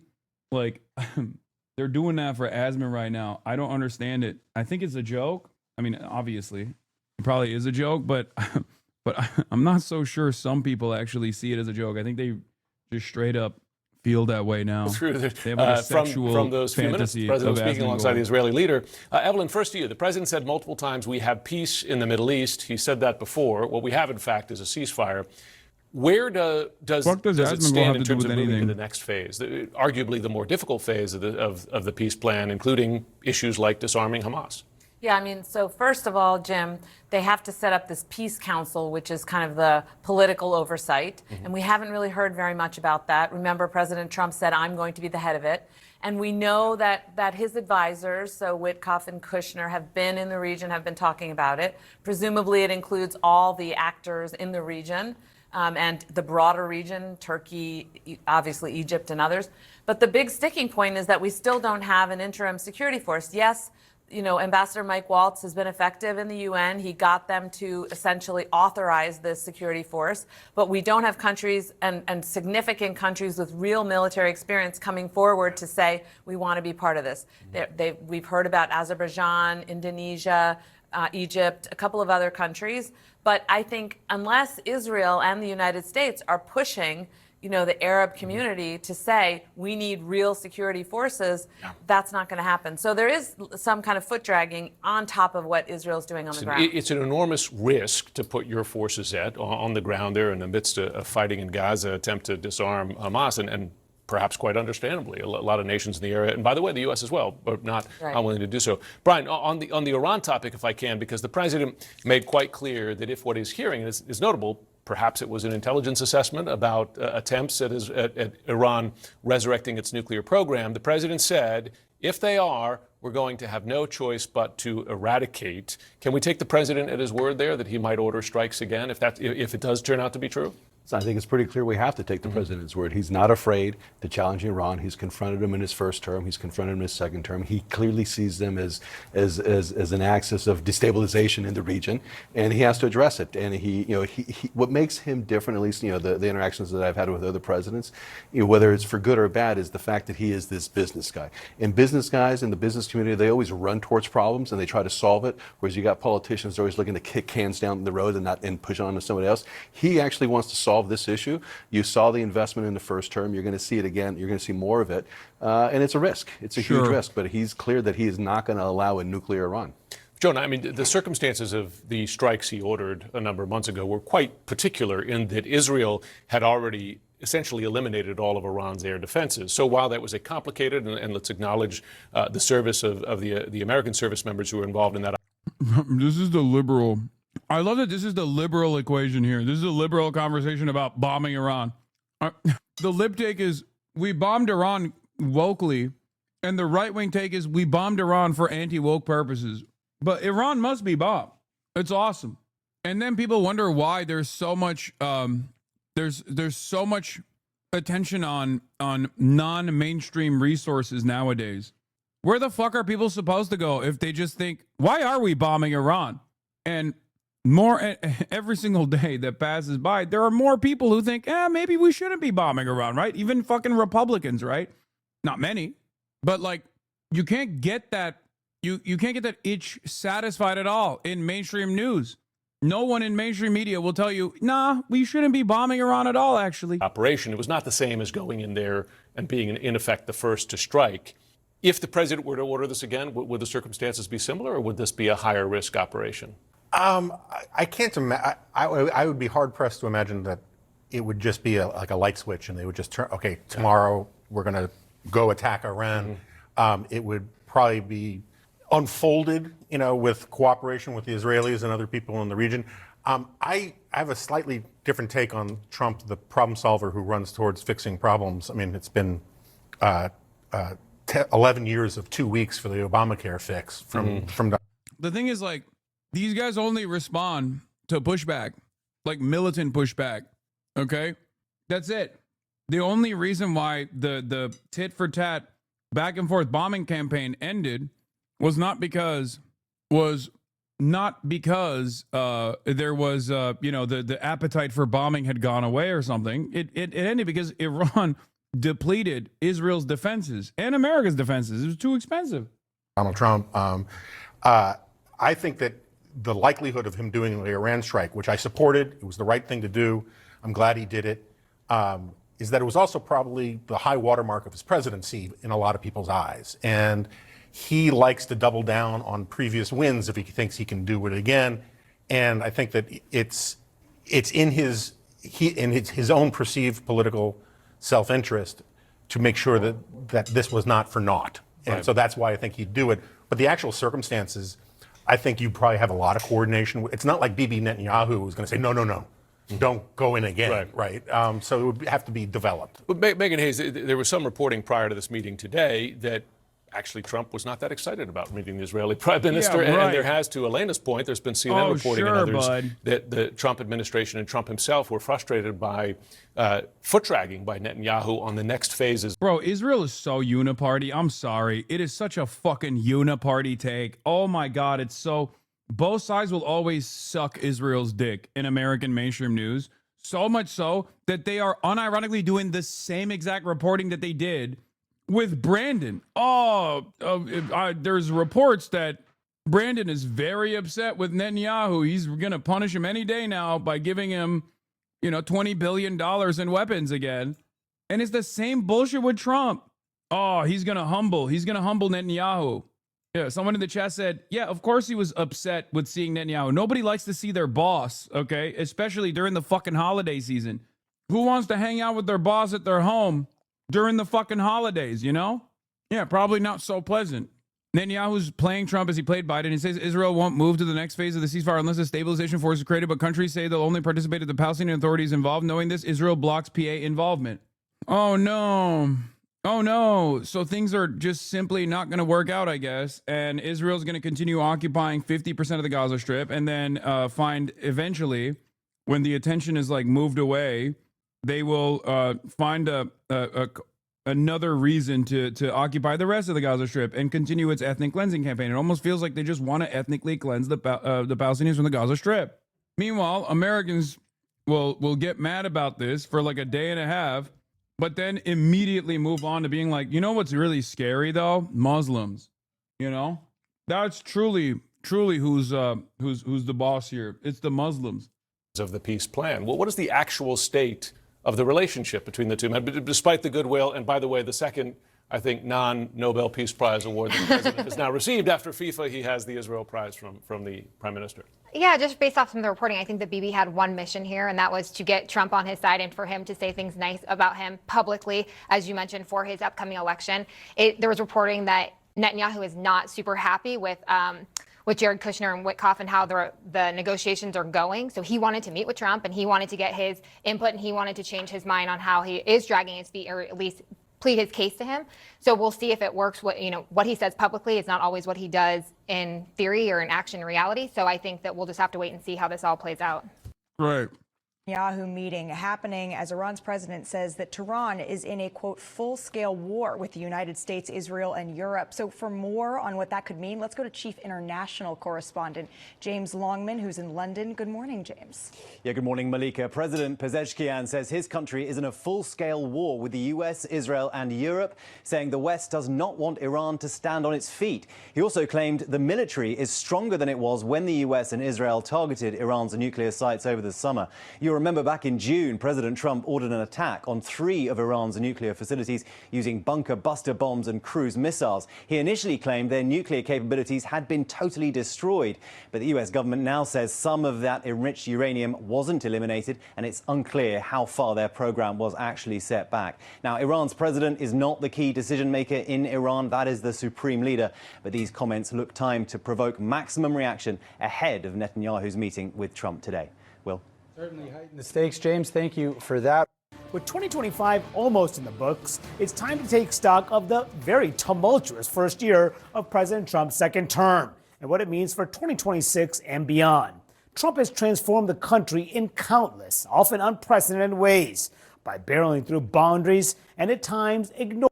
Yeah, until Iran actually has nukes and gets Chinese defense systems, all of this talk is for nothing. And even then, Iran basically is like a leaky faucet. The entire country, I mean, it's far too diverse, it's far too large, and it's far too unstable. And there are straight up operatives for both the CIA, for Mossad, all up and down the goddamn country. We saw that with the Israel strikes, where Mossad had such a strong, Mossad was so far deep inside of Iranian territory that they had a full-blown drone factory in Tehran. So even if they had these defenses, they still need to figure out a way to, take out some of the people who are engaging in espionage within the boundary. I think a big part of why Iran also is internally unstable outside of the very real economic, the very real like sanctions and the blockade and the trade stuff is also because of the repressive nature of the Ayatollah too. That also plays a role, in my opinion, with how the Iranian population foresee their own government. Obviously, that also plays a positive role for the fundamentalists who like that shit. So then you get full-blown loyalty from the fundies. So it's both a good thing from their perspective in terms of maintaining stability and having a loyal base that you can always rely on, but it's also bad because it creates too much instability, especially among the younger generations. So ultimately, it's quite difficult for them to manage the system, to manage the situation. Does China not ignore sanctions on Iran now? What do you mean sanctions on Iran from China? China does whatever the fuck China wants. Yeah, Iran is a powder keg right now due to the huge inflation crisis and unprecedented water crisis as well. And then also on top of that, there's obviously a lot of people who don't like the repressive nature of the government. But beyond that, like I said, there's a lot of sectarian tensions that America regularly will lean into. Like there are Kurds, for example, in Iran that 100% are just waiting for the opportunity to collaborate with, or are directly collaborating with the CIA. Like there are so, and this doesn't mean that like all Kurdish people living in Iran are, enemies of the state or something like that. I'm not even saying that, but it does present a separate challenge with, even if you build the defenses, even if you get a fucking nuke, what happens when, there's too much instability? Ignoring the limits of the law, slashing the federal government, issuing sweeping tariffs, and sparking a global trade war, cracking down on immigration, and targeting political enemies, and so much more. But first, how are voters feeling about his presidency so far? Let's begin with CNN's chief data analyst, Harry Enten, to walk us through what the polls say and how they've changed. Hey, Manu, look, 2025 was not exactly the best year for the President of the United States. He started off in pretty gosh darn good territory, right? Trump's net approval rating in January, he was 6 points above water, pretty much above where he was during his entire first term in office. But look what happens. This is so funny. Americans, appreciate your Second Amendment. If right now we had guns to protect ourselves, Islamic regime was gone 30 years ago. Brother, how do you think the revolution happened? Yeah, Iranians famously kept servile. That's so funny. Holy prediction market Toledo.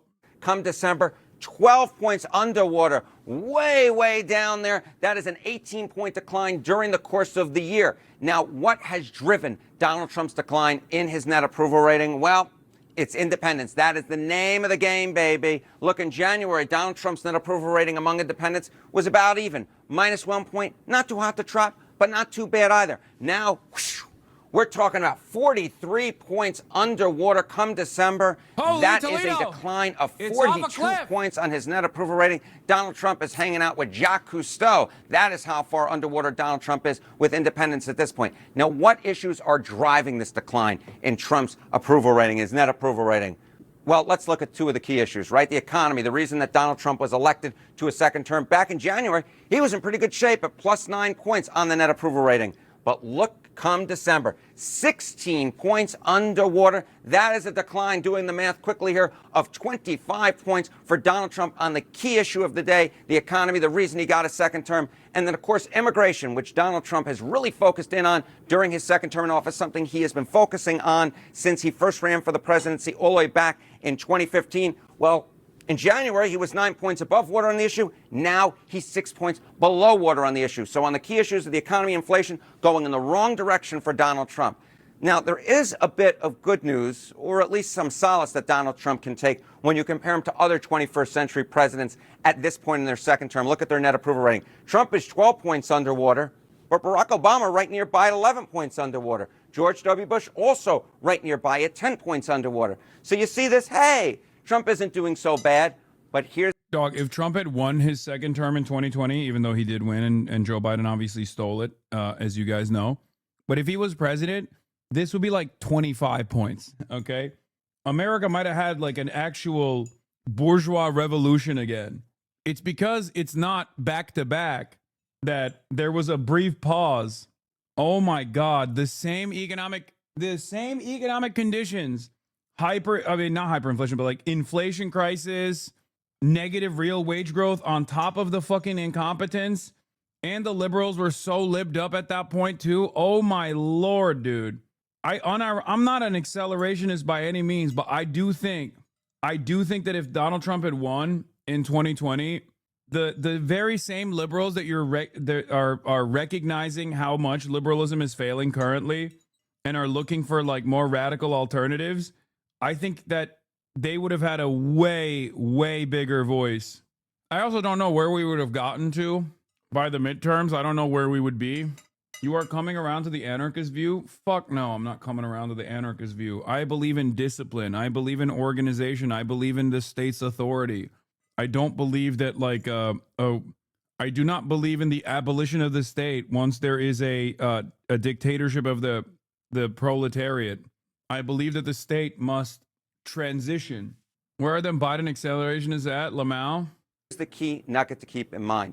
Their parties, Barack Obama's and George W. Bush's, both suffered major losses come the midterm elections in their second term. Why? Because, take a look here. Okay, term 2, negative net approval ratings at this point. Did they go positive by the midterm elections? In Barack Obama's case, no, it didn't happen. His party lost control of the Senate, suffered major losses in the U.S. House of Representatives.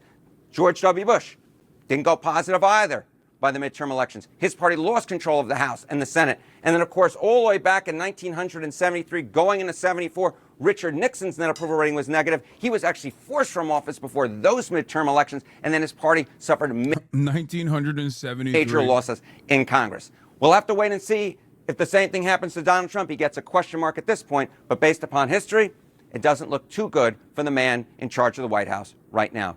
Oh, and Manu, Happy New Year. All right, Happy New Year to you too, Harry.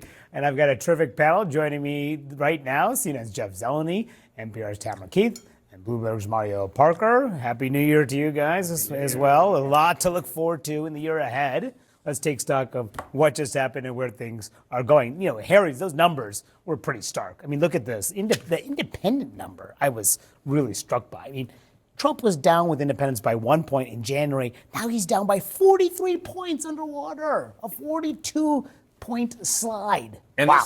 It's wow. And this is not news to the White House. I mean, you can hear it sort of week by week recently. President Trump is increasingly asking, in midterm elections, why do presidents, their party lose seats? He's just been bringing it up randomly in Oval Office meetings. I wonder why. It's on his mind. Of course, he has seen this movie before. In 2018, the first midterm of his first term, he had big losses. It's why the White House has been so obsessed with redistricting. It's why they've been so obsessed with trying to change the game. And as we end the year here and look forward to the new year, the redistricting is about a wash. I mean, there are still a couple unanswered questions. Florida, for example, which is going to help Republicans a touch. Virginia is going to help Democrats a touch. But by and large, redistricting alone is not going to save the president. So I think when we take stock of what we know now about Trump, he's been a very activist president in terms of flexing the executive authority of his office.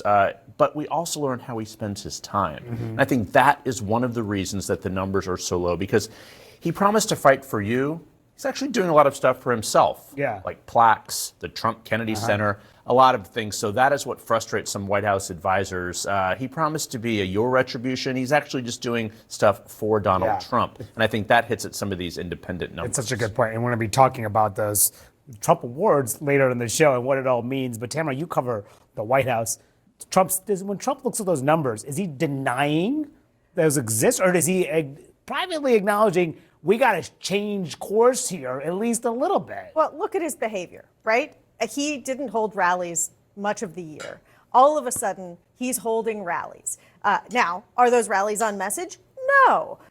But he's giving the audience what they want, which is the weave and all of the things and all of his complaints and all of his retribution and all of that. But I think that these numbers answer a question.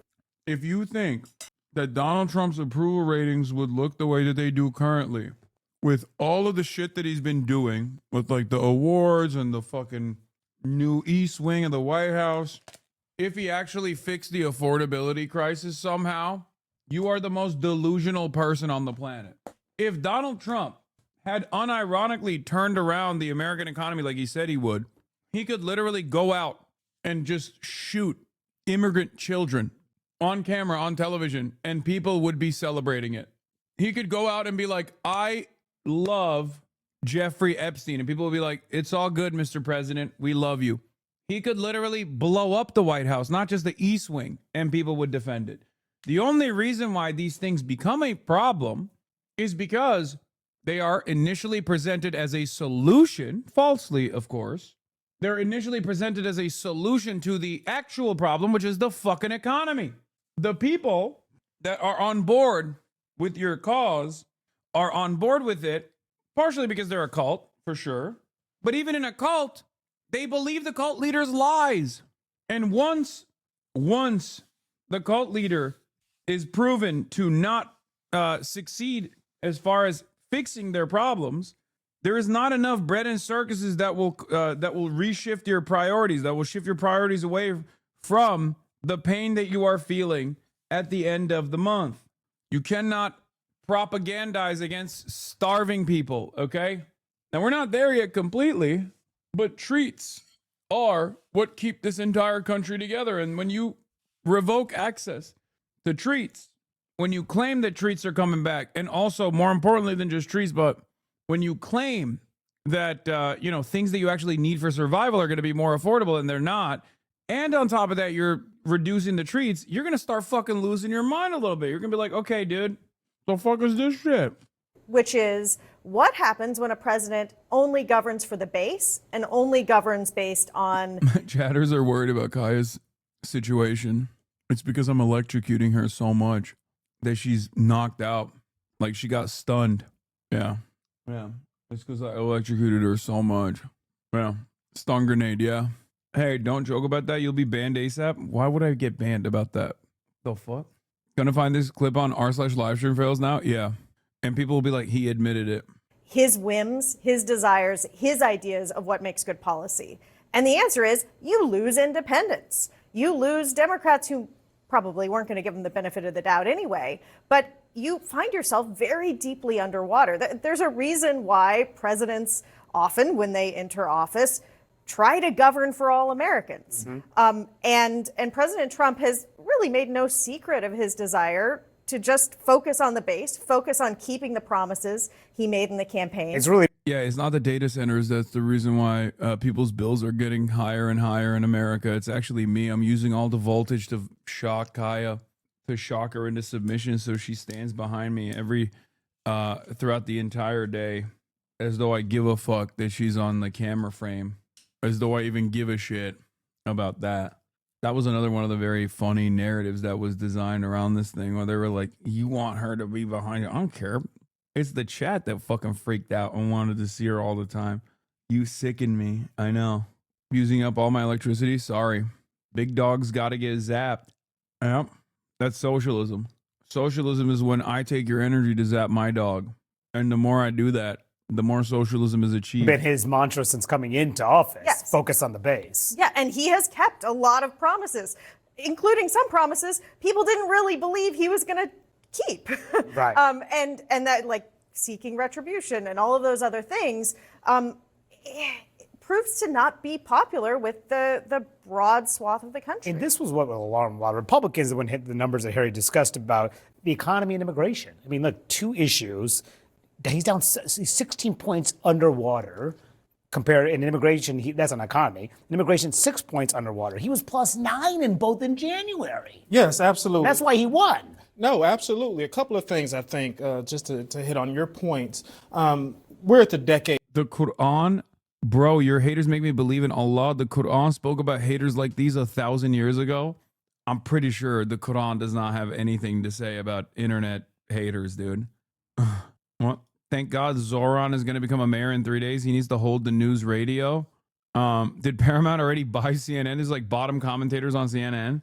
Oh my God, I hope Paramount buy this garbage and ruin it. How can you ruin what is already in tatters? It's just like, it's already fucked. If anything, they're going to come in and, you know, put Greg Buttfeld in charge or something. They're A mark of Trump. As Jet fans, I know, everything sucks. The Prophet Muhammad, peace be upon him, spoke of turning haters into waiters at the table of success. You clearly haven't read up lately. Yeah. I guess Eric Adams is a Muslim after all. Anyway, there's updates on the Somaliapolis, developing federal agents on ground probing Minnesota fraud.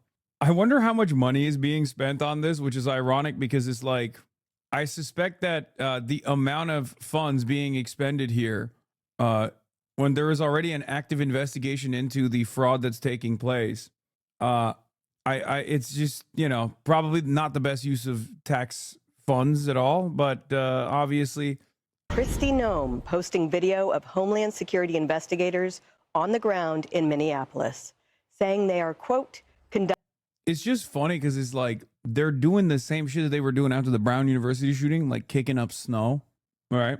But instead of kicking up snow, they're just like kind of annoying Somali business owners, I guess. But it's dumb fuck PR, and the morons will eat it up. They will literally be like, "Oh hell yeah, brother, that's right. I can sleep soundly at night tonight." Conducting a massive investigation on childcare and other rampant fraud. Their investigation following a viral video that now has nearly 114 million views on X, where independent journalist Nick Shirley appears to show daycares and other businesses that received millions in state funds. Dude, I genuinely can't believe that you can just like go to random fucking childcare facilities, some in operation, some closed, and just yell outside of them, demanding to see all the children inside. And then if it goes viral enough on Twitter, the Department of Homeland Security will go and do a PR piece for you. God, it's so devastating because like conservatives are the only group in this country that's actually responsive to their base. And it sucks because like the only thing that the base wants is just stupid shit. Like I wish that they were this aggressive about like demanding healthcare or demanding to cut ties with Israel. You know what I mean? They just do fucking rage bait over and over again. And the administration, of course, is like, oh, hell yeah, we love rage bait. We will satiate your appetite for you know, humiliating the Somali population, maybe even deport a couple. I get what you're saying, but how else would fraud like this be discovered? Isn't awareness like this a good thing? Brother, this guy didn't discover anything. There is already an active court case. Oh my God. There are literally people who think this guy unironically uncovered like some serious fraud happening. I'm losing my fucking mind. It's so crazy because like I already reported on this before, and mainstream media has already reported on this you know, extensively. Atriarch did a video that had a thumbnail implying that. Yeah, it's because he fucking wants to farm the algo into oblivion. And also he personally got duped by it too, it seems. You didn't get the VP? What do you mean? Sounds like you're just jealous, little bro. Bro, it's literally like harassing. It's literally like harassing. Oh my God, I saw back and forth with him, Twitter, pure comedy when you cooked him, but you can see how unserious he is when he invoked Collargate. Yeah, of course. It's like the automatic. It's like if there was a in a sea of white criminals, let's say there was like a black person that did the same exact kind of crime, okay, that white people are doing, right? By and large, overwhelming majority of child predation is happening in the hands of white men. Let's say there's one time there's like a black dude that does it. Then this YouTuber, while this like active court case is happening, starts going up to random black people and being like, "You're a pedophile. You're a pedophile. You're a pedophile. I demand you prove to me that you're not a pedophile." And then everyone goes, "See, clearly there's an active court case taking place with this one black guy that's doing has done pedophilia. I think it's pretty valid that these other black people might be doing pedophilia as well. Actually, thank God this guy is shining a light on black people doing pedophilia." That's what it's like. It's like fucking, there is a real story here. There's a real court case that took place. There's a real investigation that took place. This guy, ironically enough, didn't even fucking bring that up for most of the video. I don't think that's true. No, there is a real active investigation that started in 2022 under the Brandonian regime. Okay, this is not ain't even a straw man. This is Wicker Man. What? Ain't a straw man, is a Wicker Man. What are you talking about? This is an analogy to try to help people understand what this guy is fucking doing. The investigation is already ongoing. There are people who have been charged. There are people who have been convicted. Okay, this guy didn't even bring that up in his fucking video. It's so crazy that he didn't even bring that up in the fucking video. That's what's so crazy. Also, a real concern how Noam is there. The whole bunch of kids about to be kidnapped and deported. I mean, the overwhelming majority, if not the entirety of the Somali population is American citizens anyway. So unless ICE just straight up starts kidnapping American citizens, you know, which could happen, they're not going to really find a lot of Somali people to deport. Anyway, that's part of the reason why a lot of the Somali Americans on TikTok have been making these like, oh, Minneapolis was promised to us 3,000 years ago jokes. And the reason why they can get away with doing that is because they know they're all fucking American citizens, right? But what they don't realize, and I said this even at the time when I first was looking at the memes, is that right-wingers are, I think, too racist to understand that these guys are joking. I think right-wingers think that like Somalis are doing like the Zionist memes sincerely. It's crazy. With no kids inside. Correspondent Garrett Penny. This is not harassment. I'm gonna come to your neighborhood with my fucking camera crew and demand to film your children. Okay? I'm gonna figure out where your kids go to daycare. I'm gonna go knock on the door of the daycare and demand to see your child. Do you consider that to be harassment? Yes or no? That's freedom, baby. My God-given right. More. Yeah, Molly, the latest example of these fraud schemes in Minnesota are child care centers where rampant fraud has seemingly been allowed to go on for years now. Quality Learning Center is just one of the child care centers that federal investigators are now looking into. And there are plenty of red flags, starting with the sign on its building that doesn't even spell learning right. Over the past 3 years, the business has been cited for more than 120 violations for all kinds of things, including for not having proper documentation for all of the kids there. HasanAbi threatens to mog local children. Yes, I will mog your children, okay? I'll walk up to them and I'll tell them that they ain't shit, okay? I'll tell them that their tibular is fucked up. I will give them crippling body dysmorphia at the age of 5. I don't care. I'll walk up to them and I'll say, listen, baby, you don't even mog, okay? This baby is a PSL 3 at best, okay? At best at PSL 3. Ain't nobody's playing home with this one, okay? Nobody. Take the baby's toys away. Or better yet, give the baby a toy hammer so the baby can start breaking his bones. Actually, at that age, I feel like your skull is even more malleable, right? You can just like start moving your skull around to make sure you have the Chad Alpha Dog face. You can make the baby look like handsome Squidward. Yeah, subclinical mandibular aspect ratio mog. Get mog, baby. Get the baby to start thumb pulling. A lot of babies are out here thumb sucking. They should be thumb pulling. Make sure that their jaw is not recessed. Okay? You feel me? Despite that, from 2019 to 2024, the business received nearly $8 million in federal tax money, according to the local ABC station. Shirley also went to other child care centers across the Twin Cities where he says... Dude, I love saying those terms, though. A suboptimal Marxilla. I don't even know if that's the correct term or not. I just love throwing that shit around.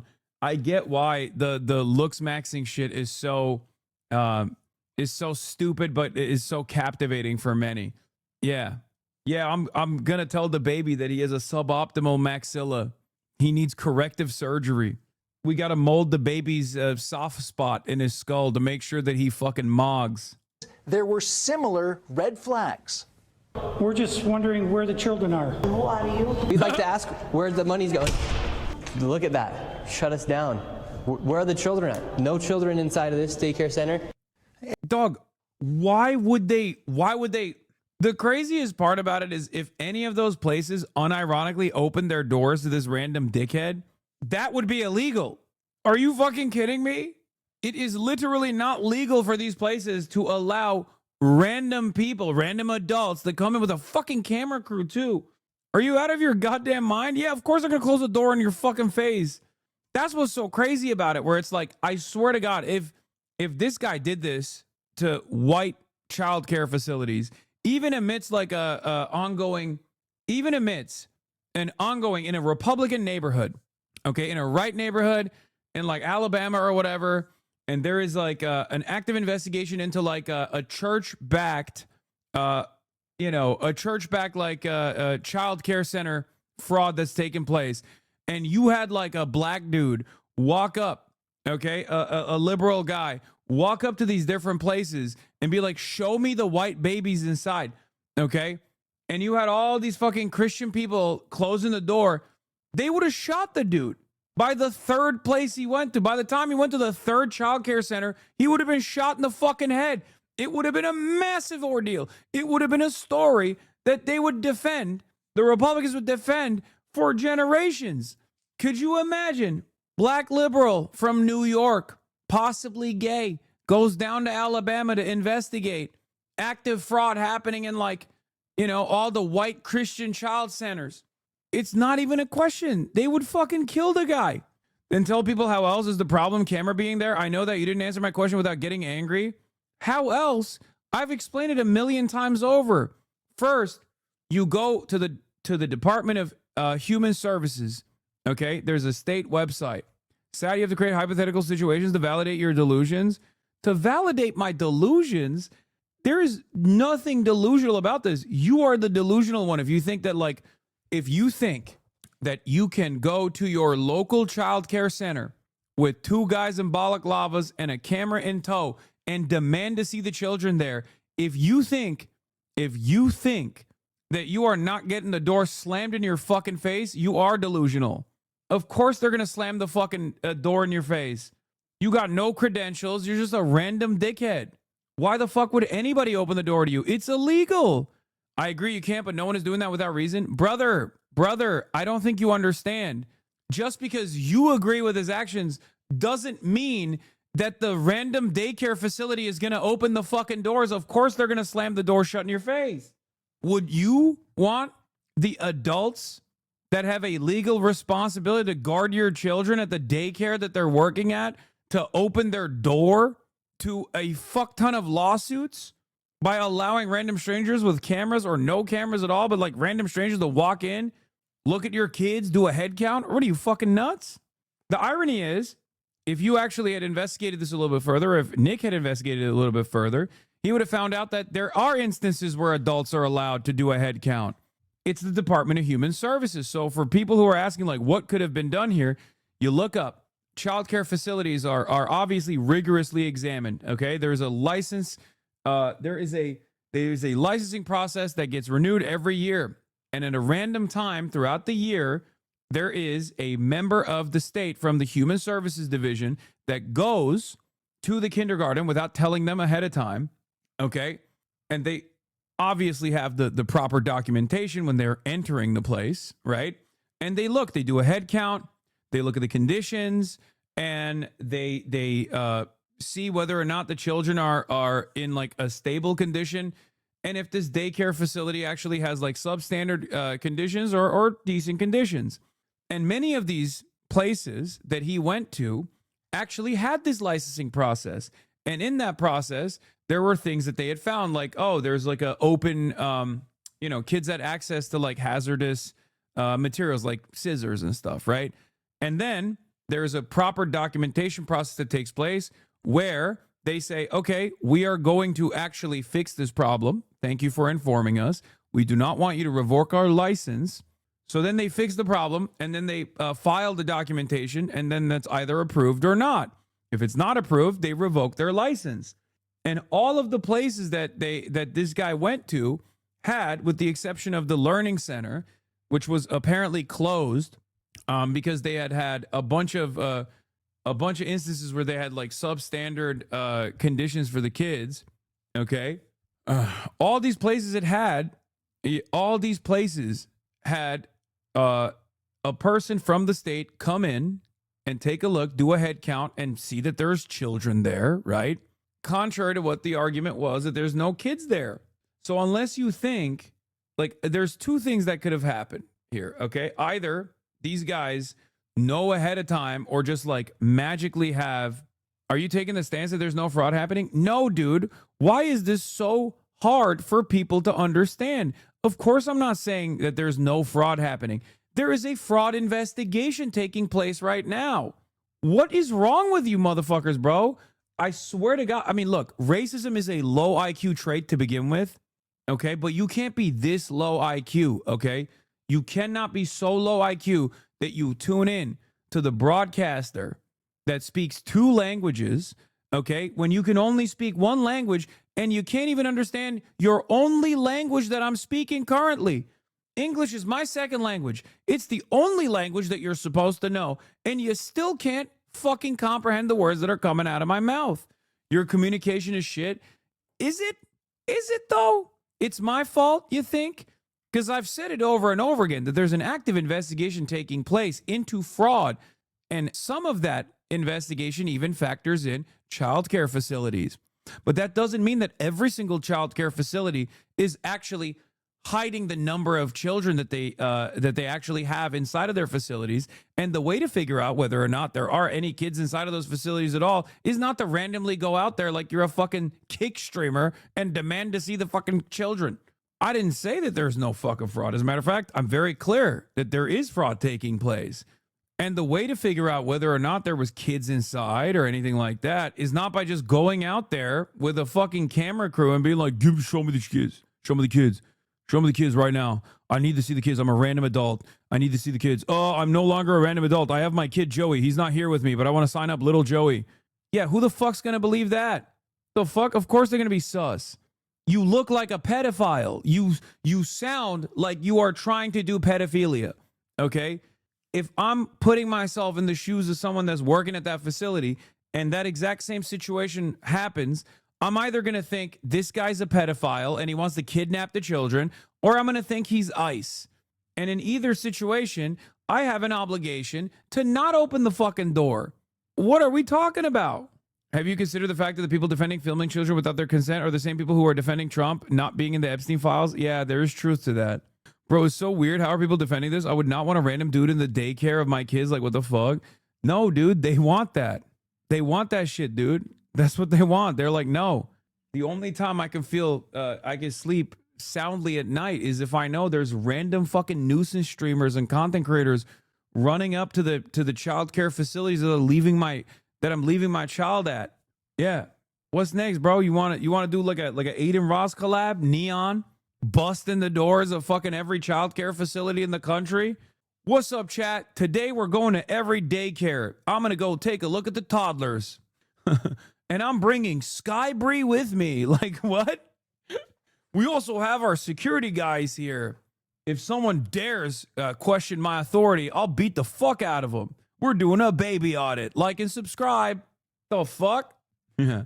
This broadcast is sponsored by Blue Chew. Oh my God.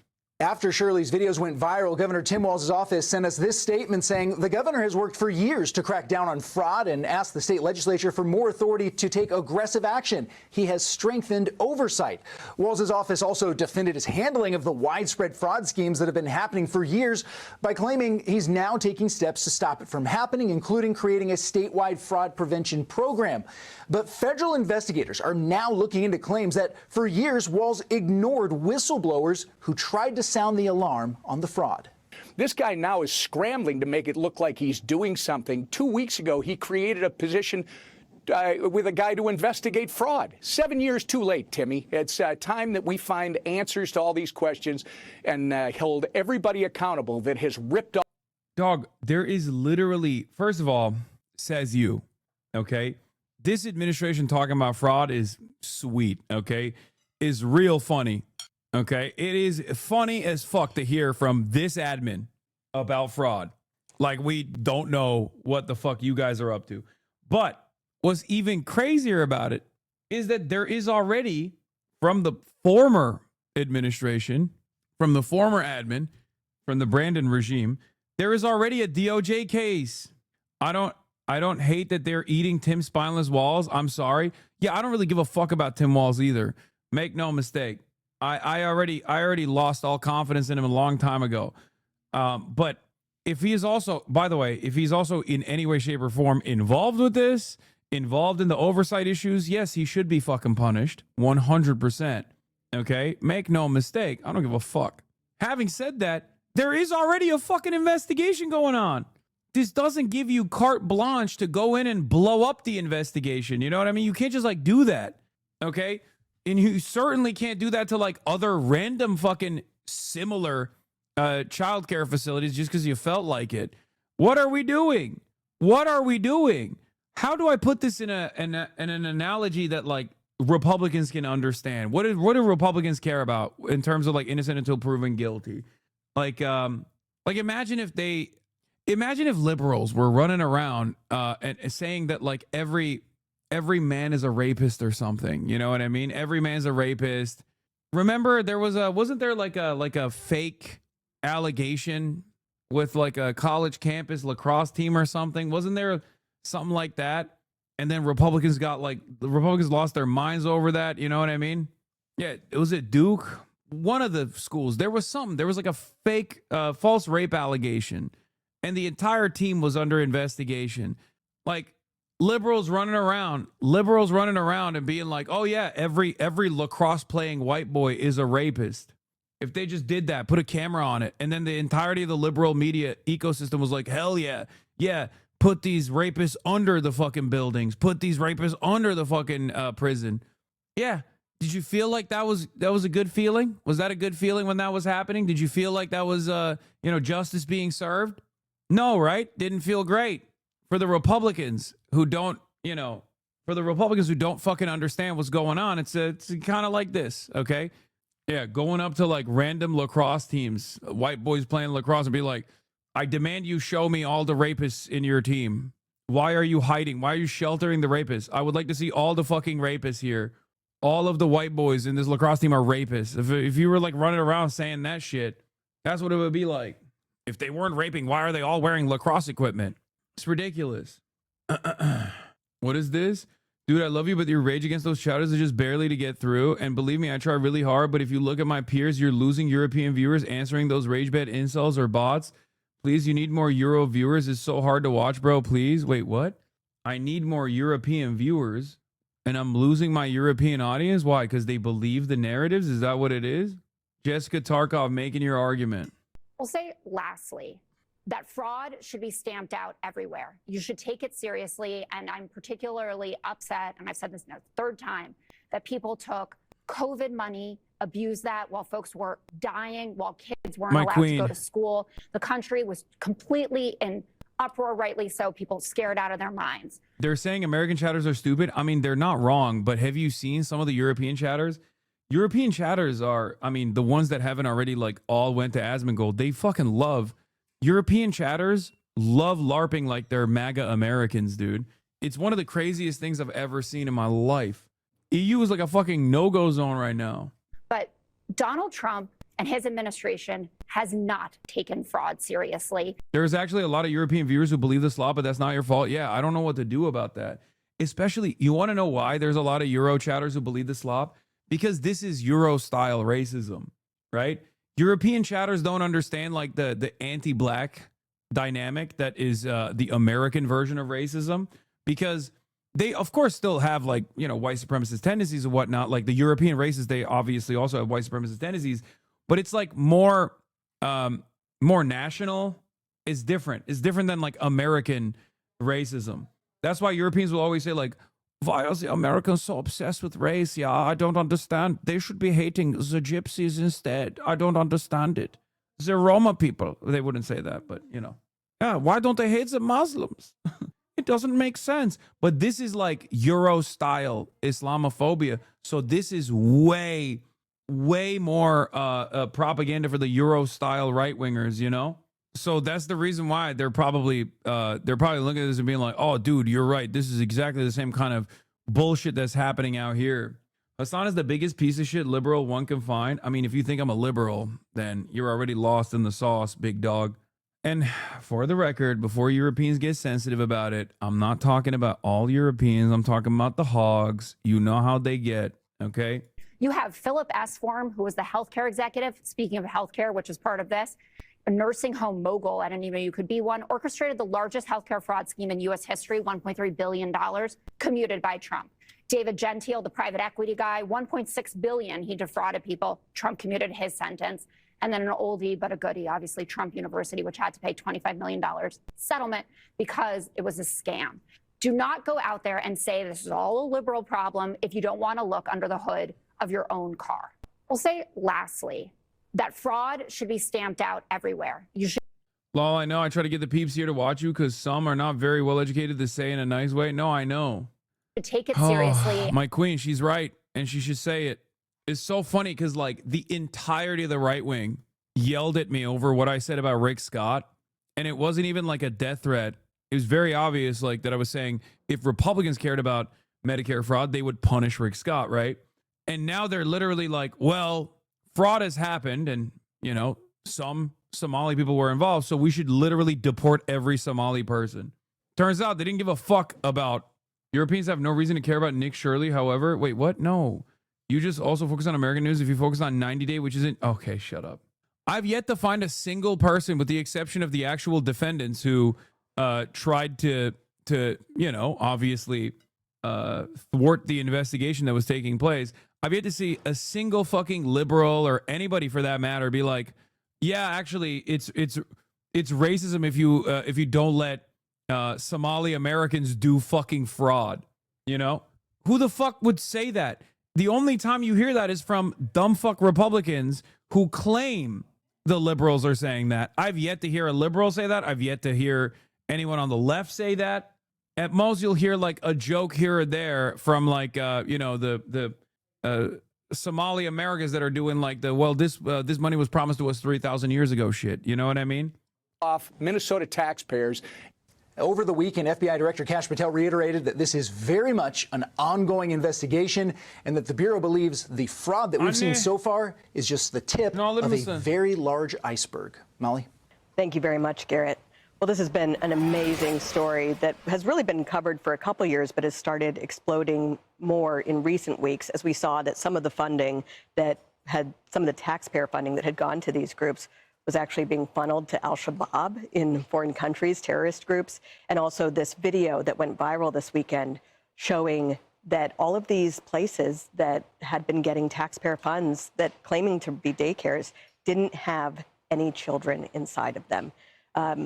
Griff, I'm wondering, is this your path to financial freedom, starting a daycare center in Minnesota? Well, gosh, Molly, I'm certainly not going to do that because it's illegal, but boy, wouldn't it be easy. And, you know, it's interesting in Garrett's a report there, he was talking about Governor Walz as saying that he's pushing back, saying that he's for years tried to fight against fraud. Well, really? Is that the case? Because when you trace back how this all started, going back to Ilhan Omar's 2020 Meals Act to just get money out the door to school children who might miss lunches and all these other things, you see that it was a industrial scale fraud opportunity. And in this case, you know, the fact that Nick Shirley went out with a camera, I think is brilliant because there has been very little reporting from other networks on this story. And you're starting to see now, obviously, from FBI Director Kash Patel says that it's, you know, a tip of an iceberg. Well, where are they? It reminds me, Molly, of when Bill Maloosia and I went down to the border years ago, started standing there with thousands coming across, and no other network had any interest in it. Well, now you're starting to see it. And it's just not true. It's just not true. Every major outlet conducted investigations, and every major outlet reported on the ongoing investigations. There's never a story of this level of significance that mainstream media is going to not cover, okay? It's ridiculous. Love that he's implying Fox News was in on this fraud too then. Yeah, of course they can get away with it because they're Fox News.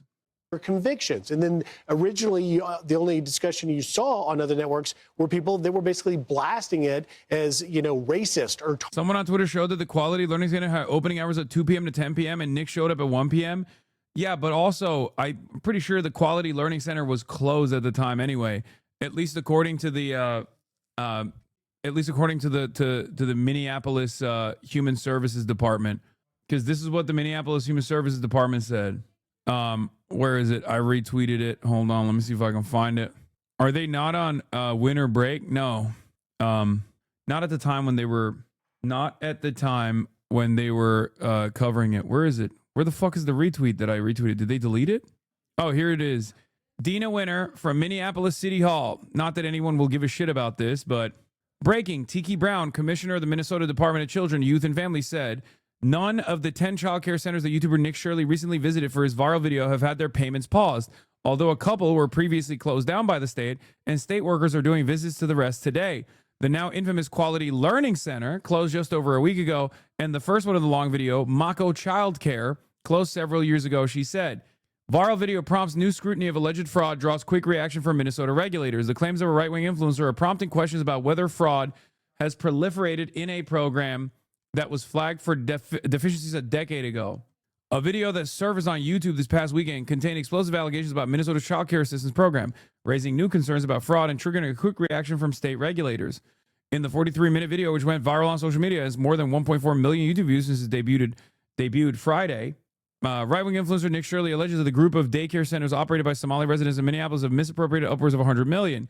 In 2024, the program, which provides financial assistance to help low-income families pay for childcare so parents can work, cost $306 million. Despite registering concerns about the accuracy of the report, state regulators responded by sending inspectors to each of the centers featured in the video to see if there were licensing issues or other problems. Tiki Brown, commissioner of Minnesota Department of Children, Youth, Families, said at a December 29th afternoon news conference that two of the Minneapolis centers closed this year, including Quality Learning Center in Minneapolis just last week. Quality featured prominently in the video. While we have questions about some of the methods that were used in the video, we do take concerns in the video about fraud very seriously. The video has amplified national scrutiny on Minnesota over Medicaid fraud, which federal investigators have say swamped the state programs, while also raising concerns that the fraud has continued to proliferate in a program flagged for issues 10 years ago. Shirley's video prompted a response from Vice President J.D. Vance and FBI Director Kash Patel over the weekend. The video shows Shirley, a man identified as David, as they visit 10 daycare centers that allegedly receive public funding to see whether the businesses are actually taking care of children. In most cases, Shirley and his partner are either unable to get anybody to answer the door or are refused entry. A few employees or clients of the centers challenged their claims, but it's not clear if any of those individuals were the facility owners.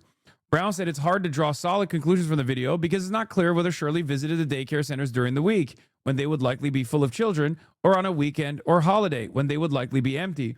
The only additional fucking person that could offer quote-unquote evidence here was a random neighbor who turned around and claimed that he had not seen any children there. Oh, okay, if you say so.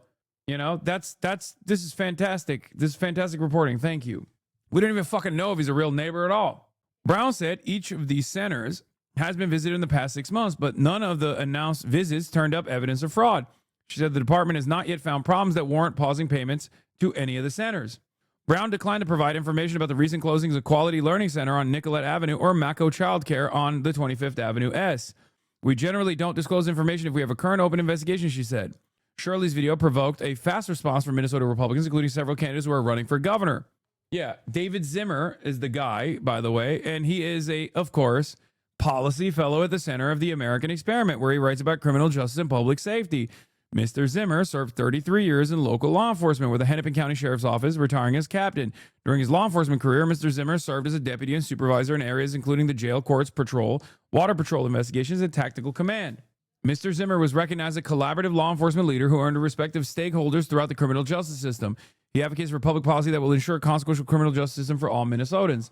Yes, of course, he's a fucking right-wing speaker now, if you were wondering. Former law enforcement officer and now current right-wing speaker guy for the American Experiment. To tell you the truth, I'm shocked.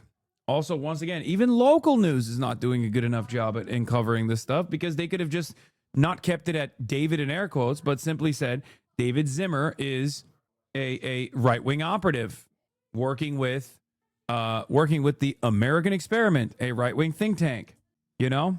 Is this kind of video taking over the college debate rage-based stuff? The guy and the likes pulling ahead of those young men trying to take Charlie's spot? A little bit. This kind of video already existed. So I think that there will be a space for the right-wing debate lords still. And then there will be this kind of agitprop too.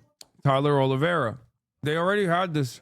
Anyway, a spokesman, the Wallace administration has had years to address these issues, but has frequently ignored or downplayed the issues at every turn.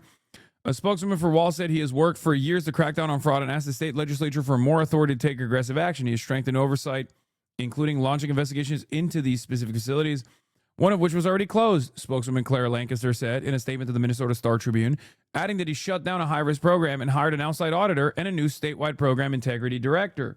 House GOP leader Harry Niska said it's hard for Republicans to trust the Walz administration because, you know, they're politicians, obviously. Niska said the Minnesota House Republican Caucus provided information about the fraud to the man named David who appeared in Shirley's video. Shirley's YouTube channel has amassed more than 1 million followers. He's one of the several influencers invited to the White House in October to participate in an Antifa roundtable, a discussion about left-wing groups in the anti-fascist movement with President Trump. He previously faced criticism for a video he filmed in Kyiv, Ukraine, where he falsely implied that American tax dollars were used to buy luxury cars and install a Ferris wheel in the city. Oh, I forgot to mention this. Yeah, he's done an Israel video.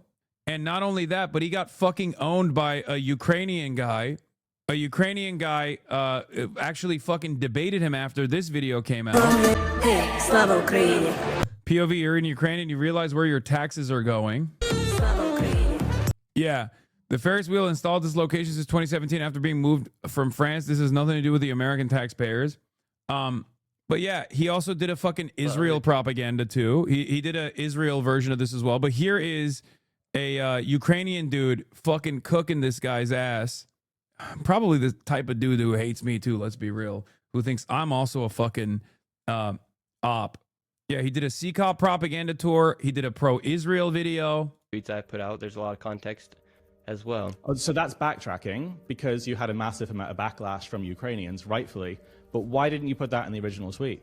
Because that wasn't the idea of the original tweet. Do you understand why people in this country are pretty pissed off with you?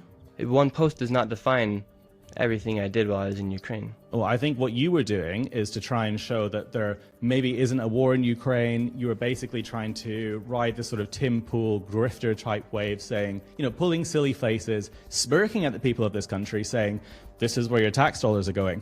You cannot avoid that. That is literally what you did. Everybody agrees. Everybody in the comments agrees. That's what you were doing. Wait, I don't get it. I thought this guy was apolitical though. Why is he why did this guy go from being a random Mormon guy to just like doing videos about how Ukraine sucks, is the greatest enemy of mankind, doing pro-Israel videos as well?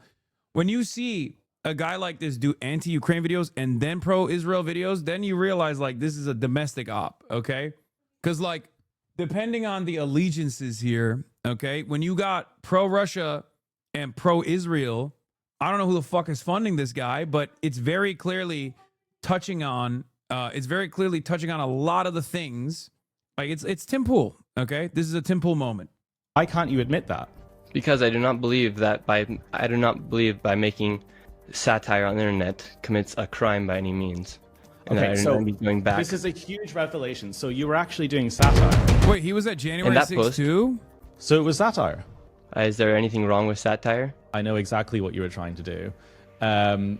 You failed in doing it because you've received more backlash and more hate than support, and I guess now you're backpedaling. I wouldn't say that. What would you say then? Where did you go in East Ukraine? I went to... Bro, what is coming up? This is 1 minute and 32 seconds at this point. This man is still coming up? What's up with the interview? Yeah, the guy's name is Cowlin Robertson. Yeah, he's a journalist based in Ukraine now. He does like he perma lives in Ukraine. I'm willing to bet this guy does not like me at all. Usually these guys don't fucking like me at all. But isn't Bucha East Ukraine? Or I went somewhere where there was Bucha. So Bucha is a 20. Bro, come on! You went to fucking Ukraine. You don't even know Bucha. You're like, oh, dude, what is it called? Bucha. I don't know. I went to. Isn't Bucha East Ukraine? Or I went somewhere where there was Bucha. So yeah, Bucha is a 20-minute drive north of Kyiv. Where did you go in East Ukraine? That's where I went. I went to Bucha. Is that not East?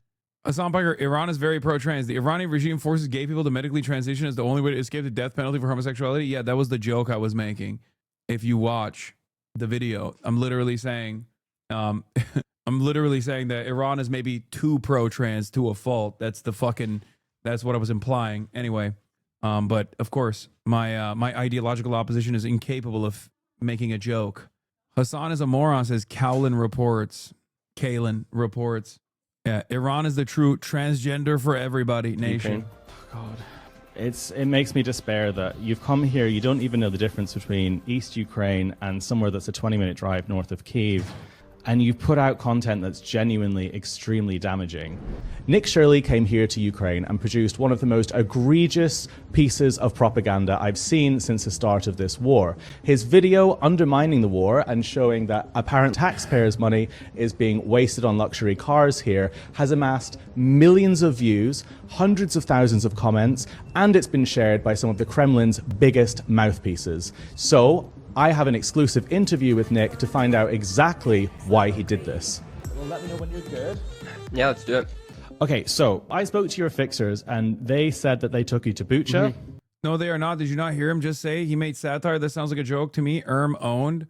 Yeah, there's a difference between like heavily implying. The joke that I'm making is that the Iranian forcible transification methods that criminalizes homosexuality is bad. Okay? That's what I'm saying. Oh, they're a little too woke. He's not saying that. He's just straight up saying that he's implying that Ukraine is just like stealing the tax dollars and buying a fucking Ferris wheel with it instead of like weapons. Where there are mass graves. They said that they took you to a hospital that was bombed. Having seen all of that, why is it that you decided for your first report to be about the luxury of Kyiv and Americans' tax dollars being wasted? Yeah, it's a good question. Quite frankly, I'm still putting together a documentary I had. That was a clip I filmed just walking around while I was in Kyiv. And I do believe that here in the United States, there's a lot of misconceptions as far as where tax dollars are being sent. And we have the right to understand where things are going.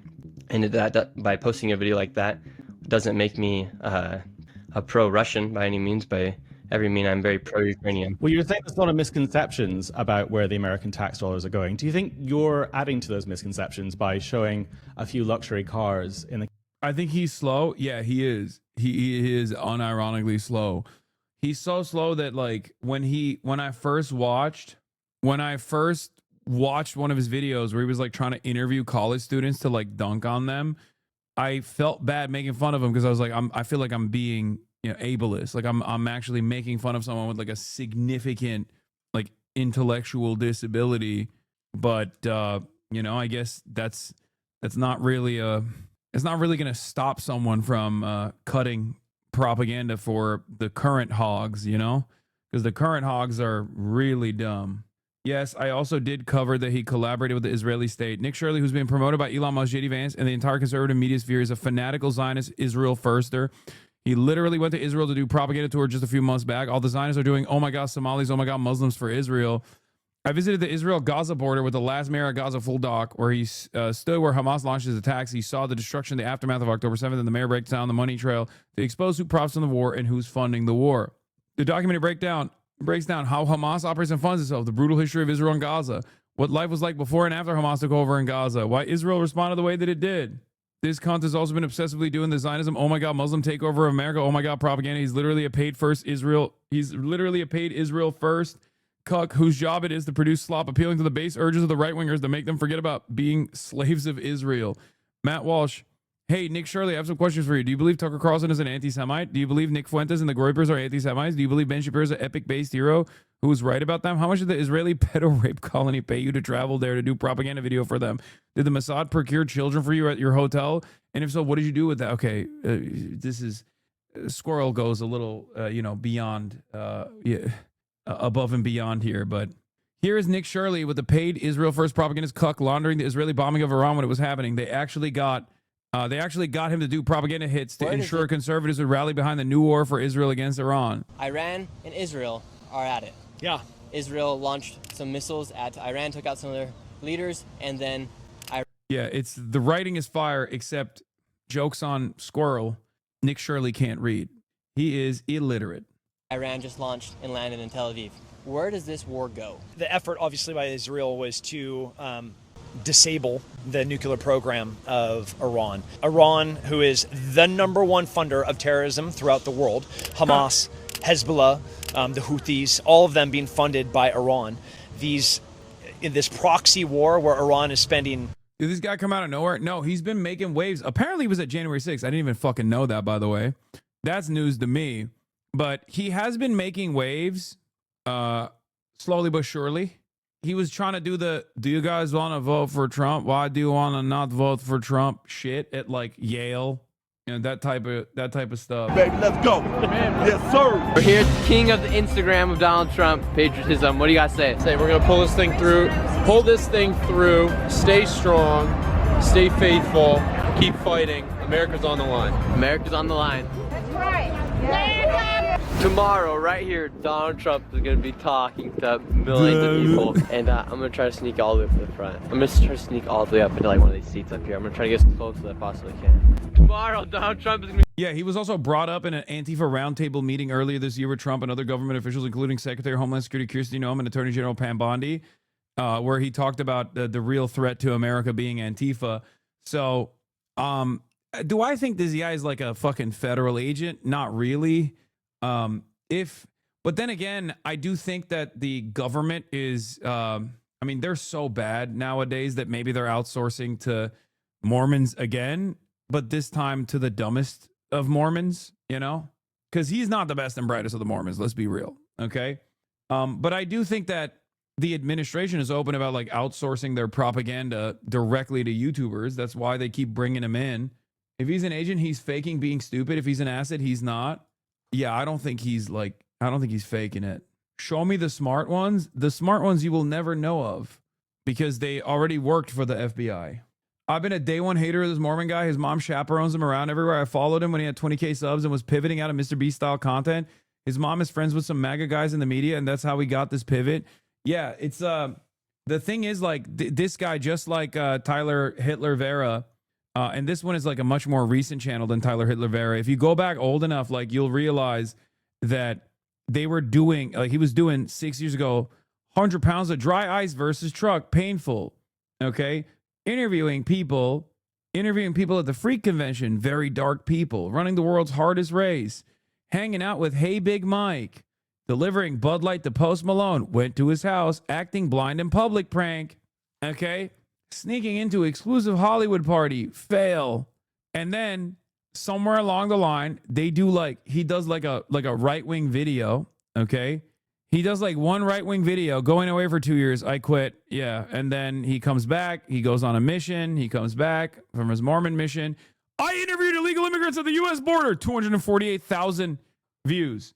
We are under attack. Americans are angry. This is why. I tracked down illegal immigrants in New York City. I tracked down illegal immigrants from the U.S. border. I investigated the Texas border crisis with an ex-cartel member. I discovered a hidden migrant camp in America. Illegal immigrants are living for free in this city. I investigated the New York City migrant crisis. I caught illegal immigrants crossing the U.S. border. I investigated the California migrant crisis. How this country solved illegal immigration in El Salvador. I live with migrants in New York City for 24 hours, asking New Yorkers who are they voting for in 2024. That was the video that I actually watched this one. Asking Harvard students who they're voting for in 2024. Bro, this is the same exact fucking shit that Tyler Oliveira did. You even covered his video on stream earlier? Yeah, I did. I covered this one too. Yeah, LA protesters believes US belongs to Mexico. This was our city and this was Mexico. People need to archive this shit ASAP. This is getting deleted soon. Fuck no. These guys are shameless. No one will actually dive into this. Are you fucking kidding me? No one gives a shit. Everyone only cares about whether or not this person is like pushing propaganda in the way that they like that comforts them and the way that they believe the world operates. That's all it is. Like Tyler Oliveira had a similar fucking pivot and now has 9 million subscribers, right? If you look at, and I don't know if Tyler actually deleted his older videos, but yeah, no, he didn't. I'm the boss's son prank, college decision reactions, deny from every college, attempting to have fun, how PewDiePie's channel made a comeback. He does like Mr. Beast videos, okay? He does like Mr. Beast style videos, challenges, pranks. Then he tries to do like even the YouTube commentary stuff, right? The slop tuber commentary. And then somewhere along the way, let's see if you can find the pivot, okay? Because he did a lot more videos and he had a more successful channel than Nick Shirley did. Nick Shirley just immediately dove into the fucking MAGA shit, okay? But yeah, I trained like Arnold for 30 days, all this stuff. I mean, some of them are doing really well. Grandpa Slam Dunks on Trash Talking Hoopers, Ankles Broken, 14 million views, all this shit, right? And then Let's see if you can notice the pivot, okay? Attack on Titan in real life, all this stuff. And then let's see if you can see the pivot. I dug out from underground prison, magnet fishing, used a toothpick to mine a real diamond, flew the Millennium Falcon. Brett Riviera called the cops on me. I investigated Ohio's toxic wasteland. I went to the incest capital of America. I investigated UFO crash sites. Boom! I investigated the city of real life zombies. 23 million fucking views. And then from that point on, I investigated the most obese city in America. I investigated Hitler's death. I snuck on the Jeffrey Epstein's island. That was one of the first videos I watched of his. I investigated the U.S.-Mexico border. I investigated America's vaping epidemic. So, like, every now and then he does, like, another, you know, somewhat apolitical one. But it's just hog slop from that point on. Most racist man in America. Investigated a city that made being gay illegal. I investigated a city where only criminals live. I investigated a city that traps homeless people forever. I investigated the city where old people are sent to die. Underground city of mole people, blah, blah, blah, all this shit. And slowly but surely, he's just like full tilt pivoting to, I investigated the country where every drug is legal. It's just, look at these poor people. The Jew capital versus the Muslim capital of America. It's, look at all these fucking poor people. Look at all these black people. Look at how violent they are. Look at all these drug addled criminals everywhere. I went to the worst ghetto in America. And then he goes to Oakland. Yeah, I investigated a city where you can legally steal houses. Inside Pennsylvania's immigrant invasion. Inside the country that kills illegal immigrants. Do you see? Am I too conspiracy pilled or independent creators a way for megafish to get around typical campaign laws, FCC regulations, etc.? I think this is partially because of the algorithm. Okay, I think the algorithm boosts this kind of content. People love this shit. Okay, a lot of these people are Europeans who view this. It's sad. Yeah, 100%. There are hogs all around the world, and certainly in Europe as well. The algorithm greatly boosts right-wing slop. Okay, it greatly boosts right-wing slop. The difference between Tyler and Nick is that, I can't believe this, but at least Tyler Oliveira puts a little bit more effort into his videos, right? Whereas Nick just kind of goes out there and is like, blah, blah. But the thing is that blah, blah, style content works even better. So that's what it is. I feel like this is a manufactured pipeline for children, even if it's unintentional. I don't know. I exposed scammers in Barcelona attacked. Yeah, I remember this because this went viral on Twitter, but against them, where a lot of the Spanish people in Barcelona were saying you were harassing the people. They're actually pretty kind. They're like immigrants, and they don't actually give you shit. The reason why they were like attacking you is because you were fucking harassing them. Anyway, but this is a real meta. It's a real pipeline. People do this shit, and they masquerade as apolitical while they're doing this shit. It's like, bro, you went to fucking January 6th. You know where to go. Like, these guys are very clearly right-wing operatives. And they will lean into whatever the right-wing meta is at the time. But the problem is they can masquerade as like investigative journalists, right? And a lot of people eat that slop up. It's shameless pandering. It's incredibly fucking biased. And also, worst of all, from my perspective, it offers zero new insight. It does not bring in any evidence to the conversation at all. What about Andrew Callahan? Andrew Callahan, in spite of his, significant shortcomings in his past, at least ideologically, has maintained a consistent perspective throughout. You know, this is not a defense of his actions, but if you look at his output, if you look at his videos and whatnot, if you look at his actual videos, his output still is very much the opposite of these guys. If H3 didn't have an existential crisis, he could be swimming in great content generation right now via critique. Instead, they're pigeonholed into a weird centrist, anti-progressive, anti-political stance, i.e. neutered from commenting on slop. Instead is slop. Yes. The problem is a lot of the centrist accounts, right? Like the slop tubers and the centrists in the past would probably, every now and then take a couple dings at guys like this, Patrick. Like the commentary YouTubers that go beyond slop, like the beyond drama, like Patrick CC, right? Like every now and then, Moist Critical, maybe, would every now and then make a fucking video about something that these guys are doing. The problem is no one does that anymore. Do you have any accountability? Yes, I do. I have an accountability to the truth. I have an accountability to my audience. And not only that, but everybody fucking bastardizes the term accountability by consistently fucking claiming that I am being held accountable. Now, it's the TikTokers that do the counter slop. Yes, but the TikTokers, unfortunately, are dropping the ball because they don't have consistent, long-standing audiences in the same way because the format is different. It's too fast-paced. They're far too fucking invested in like minutia and like little, they browbeat all these like pedantic arguments to death, and they constantly are fighting amongst themselves. They're constantly yelling about like people like myself. So TikTokers, unfortunately, are way too predisposed to clip culture and shit, and they don't have enough of an interest in like sitting down and making a fucking long and comprehensive YouTube essay about this kind of stuff. Kurt Kaz became full right-wing weirdo also. Who's Kurt Kaz? I don't know who that is. But basically, and I've been saying this over and over again, basically, the more like the hobbyist YouTubers in different sectors become right-wing and lean into right-wing shit, the more the algorithm is polluted with right-wing commentary. Okay? And it sucks. It sucks, but that's how the right-wing gains a massive foothold. And there is very little interest from a lot of people that might even align politically with people like myself. There's very little interest from them in terms of like combating this shit, right?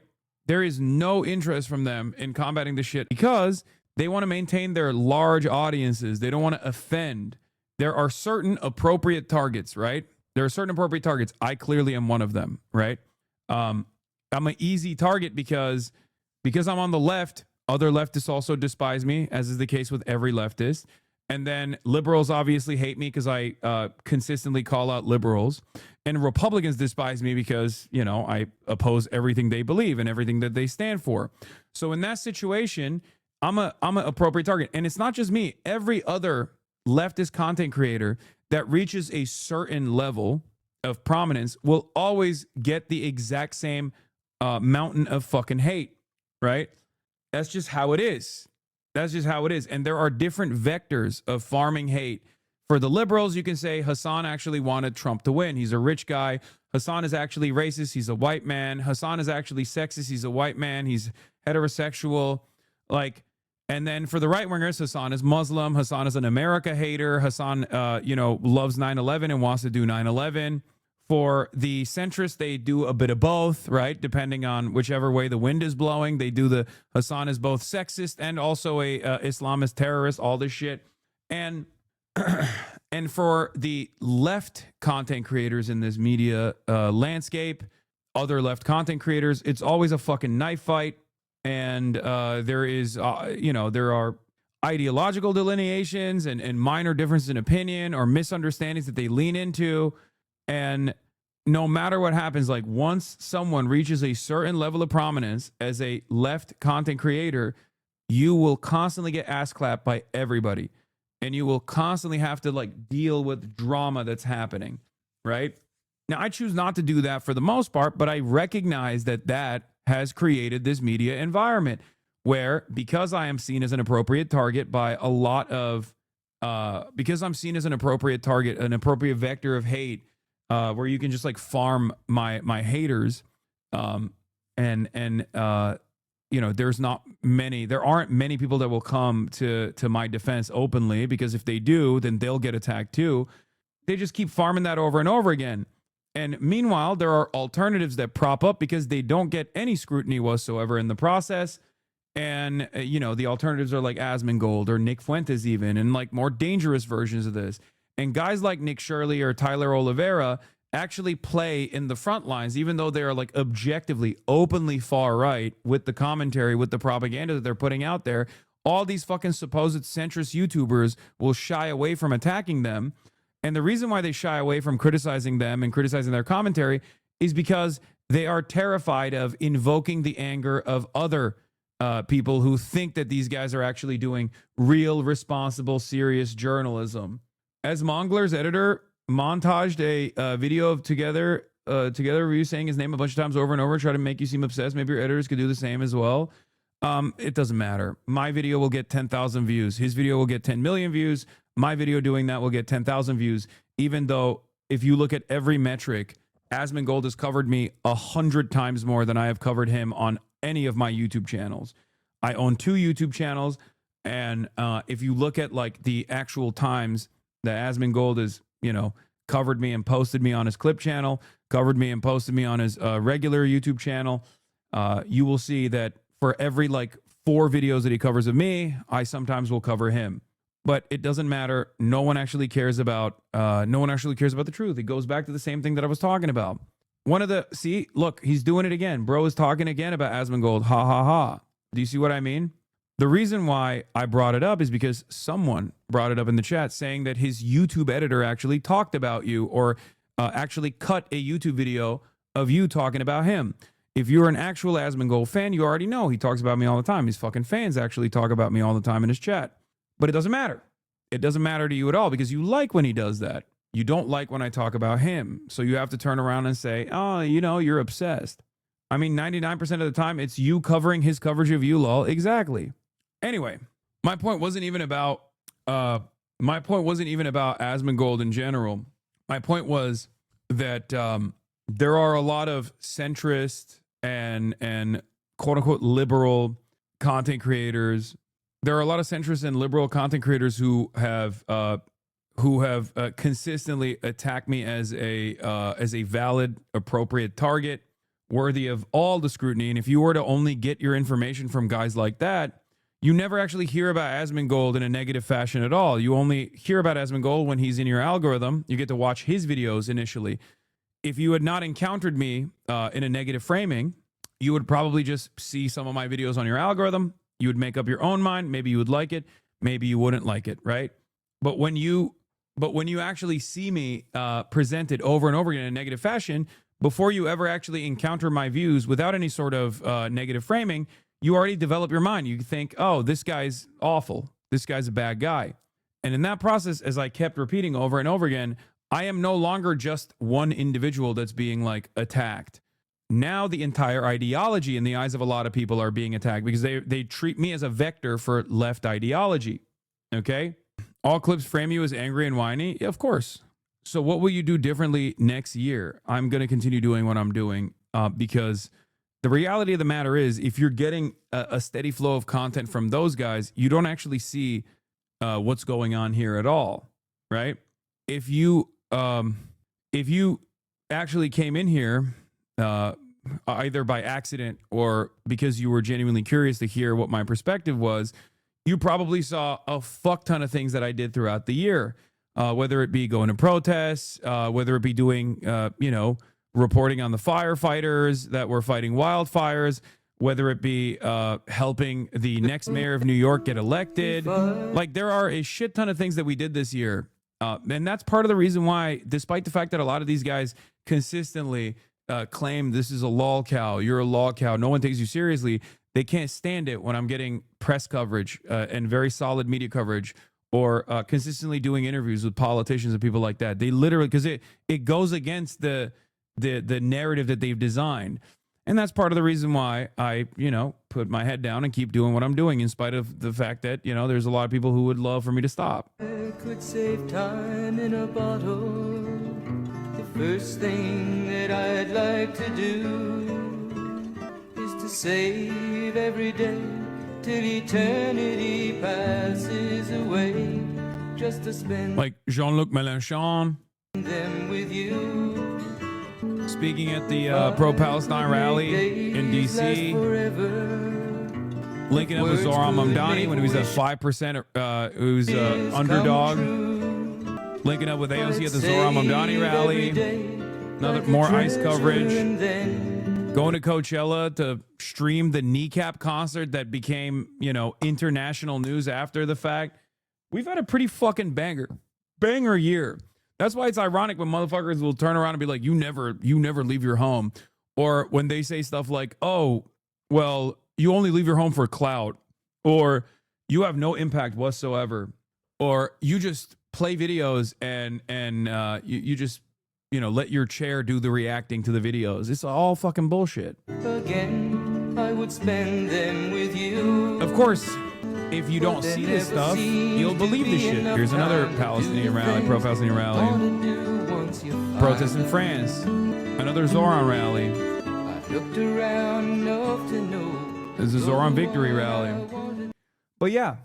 But have you thought about how much the Roach King did stay in his house? Okay, I don't care. I don't think about the Roach King at all. Okay. And I don't want to think about it. So don't bring him up.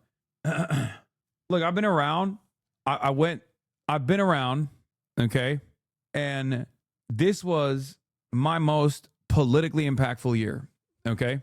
It was my most politically impactful year. And because it came off the heels of like endless sequence of harassment from pro-Israel groups, Twitch was fucking terrified of promoting me even one time. Okay? They were. I used to be the fucking face of like TwitchCon and shit. And Twitch was objectively terrified of associating with me the entire time. What did I do? I shut the fuck up and I kept pumping. Okay? That's what you got to do. That's it. If you're a young content creator and you're worried like you're going to reach a level of success one day where people are going to fucking shit on you nonstop and endlessly because of your beliefs, well, you can always fall back on your beliefs no matter what happens. Okay? So there it is. That's it for you. Hasan, you're not even under contract with Twitch, aren't you? Why would they promote you? What do you mean? Twitch doesn't offer contracts to anybody anymore, but they still promote their fucking content creators. What, you think Cinna is under contract with Twitch? No. They're trying to deflect from the fact that they supported Israel and called you a terrorist while you were supporting Palestine, and now they need to do an anti-Israel pivot. I think cutting clips and slandering you is one of their limited moves, and they're doing just that. Exactly. They won't call me a terrorist as much, so they'll pivot to other shit, and they'll go back to like, oh, Hasan is, I don't know, Hasan is a bad person for this reason, that reason, because they can't do the Hasan is a terrorist anymore because I won that argument. You know what I mean? And people like myself, we fought long and hard to try to change American public consciousness, and we succeeded to a certain degree. Okay, not that it actually matters in the end of the day, because obviously it's not like we're putting a stop to Israel or even forcing the American government to reassess their allegiance to Israel. But ultimately, as far as public awareness goes, the last 2 years moved the needle in the exact opposite direction, right? So now all of these fucking centrists and all these liberals that spent the last 2 years calling me a fucking terrorist and even getting help from pro-Israel advocacy groups to demand deplatforming over and over again, to demand that like advertisers actually pull their fucking funds from this entire website. That would have harmed every single person. Harmed every single person on this website, not just me, right? It wouldn't harm me at all, as a matter of fact, because I don't even fucking run ads. I don't give a shit about that. The Piker Broadcasting Service is sponsored by you, the viewers, for you, the viewers, right? They couldn't come after my sponsors. They don't really have any sponsors. So they thought, we'll just take the entire platform down. And it didn't work, okay? On the public awareness front, there was also all the media appearances highlighting your anti-Israel leftist position from Variety, New York Times, GQ, Slate, The Guardian, etc. Exactly. Get to work, says me, your sponsor. But that's the situation. One thing you could do is embarrass them in front of their own audience in a one-on-one setting. What do you think, Abi? None of them want to do that. What do you mean? I've seen them saying your downfall is near because your sub count is lower than ever. They're fucking obsessed. I know, I'm suffering. I'm suffering so much with my, what is it now? What is it at? 43 or 42,000 subscribers. It's pretty devastating. For me out here. I like that they can't do that with the view count, so they have to do that with like something else. Yes, I have I have 10,000 less paid subscribers month over month. And I suspect that has something to do with the fact that I'm not running ads anymore, right? That's part of it. And also, I don't really farm for subs as much. But if you guys want me to, I'll fucking keep farming subs. Don't worry. I'll bring it back. I'll farm the subs. They did the classic thing with Twitch Tracker where they don't realize it calculates monthly subs, not current subs, so they didn't realize December isn't over yet. Yeah. Timma, thank you for the gifted. Shy, not shy, thank you for the gifted. The Genetic M. There you go. Gracie Louise Free Bush. J Money is not that deep. It's not top of the hour, but the Piker Broadcasting Service is still sponsored by you, the viewers, for you, the viewers. Okay? You can also subscribe for free with a Prime. Subscriptions are the only way that you can actually support the broadcast. Let's be real. And I usually forget to ask you to do so. And subscriptions give you emotes that you can use all around the platform, an opportunity to send me links, even though I'm not going to click on them. It's not a guarantee. But beyond that, it's not going to like help you avoid ads or whatever. And also because I don't run ads, Twitch Turbo doesn't give me any revenue either, for the record, before people say, what about Twitch Turbo? Twitch Turbo only gives you revenue if you run ads. If you don't run ads, you don't get any revenue from Twitch Turbo. But yeah, you can now rewind with a subscription. So it's huge. It's a big deal. Targeting, I would say. With Alpha News seeks answers about fraud from Governor Walz and Attorney General Ellison. Oh, there was another thing that I saw, by the way. We're going to talk about this one right-winger who is like, there's a Patrick CC, The Pathetic Life of an Internet Alpha Male, which I love. One of my favorite things is to dunk on alpha males and what they're up to and what they're doing. I'm surprised that there is no Andrew Tate in this one, but I guess he might have done an Andrew Tate video on its own. Oh, this was a really funny moment where Elon Musk basically glitched when asked about Zohran Mamdani. Last time he was on the Joe Rogan Experience, I forgot to bring this up. But yeah, then there's also a gay controversy with a neo-Nazi Groyper who was outed as being gay, and we'll look at that as well. But here it is. Mamdani is a charismatic swindler. I mean, you got to hand it to him. Like he can light up a stage, but he has just been a swindler his entire life. What else has he done that makes him a swindler? This is awesome. This is awesome. He's like, okay, what's up? What's up? What has he done? Well, I guess if you say what I mean, if you say to any audience whatever that audience wants to hear, instead of having a consistent message, I would say that is a swindly thing to do.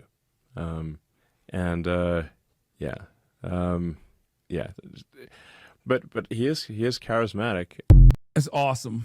Thank you, Elon. You did it. Great take. Trump talking about, Trump berated Marjorie Taylor Greene after she threatened to name Epstein abusers, warning my friends will get hurt. We're going to talk about that still. Isaac Dover also had a smarmy remark. Edward Isaac Dover. Libs of Xiaohongshu. What the 50 bones? Libs of Xiaohongshu is such a funny name. Like Libs of TikTok, but Libs of Xiaohongshu? Okay. Anyway, thank you for all the subscriptions, guys. Thank you. I am still falling off relative to the 50K I had last year at this point, but I think we'll be all right. Bring back React streams where you hold the Reacts hostage until you get more subs and the sub count will be above probably 60K to 70K. Yeah, that's what I got to do. Anyway, everyone does that. What he said doesn't make any sense. You can argue Trump does it regularly. I mean, Elon does it too. It's just he doesn't do a good job at it because he's not very charismatic. Do a begathon? No, I'm not going to do that. Yeah, begathon. Yeah, notable whom Mamdani did and didn't include for the cover photo shoot of this inner circle. Peak Isaac Dover here, fatuous, vague, slimy, and innuendo laden is right. Also, speaking of New York City, you were a 50K Andy as a React streamer. Bring back fun. Brother, are you kidding me? I would have 10,000 people watching now if I did Reacts. My audience fucking despises anything that's not politics now. A lot of you say, oh, you should do Reacts, but people will be like, why the fuck are we watching this? Talk about the Korengal Valley right now. Talk about the flooding that happened in my backyard. News frogs have become a cancerous entity. Yeah, they damn near burned the house down when I talked about FaZe, dude, which was like the biggest, they damn near burned the house down when I talked about FaZe, which was the biggest fucking like incident related to the comings and goings on the fucking platform. Okay. And people were like losing their shit. They were losing their fucking minds on it.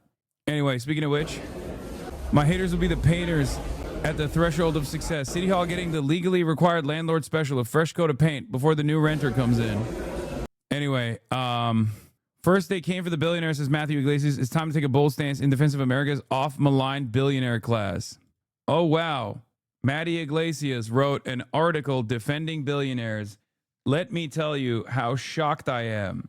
I can't believe it. I cannot believe it. Wow. Not satire. Of course not satire. This is I mean, if this is a fork found in the kitchen moment, brother, what are you talking about? Of course he did a billionaire defense video, or a billionaire defense article, sorry. That's what he does.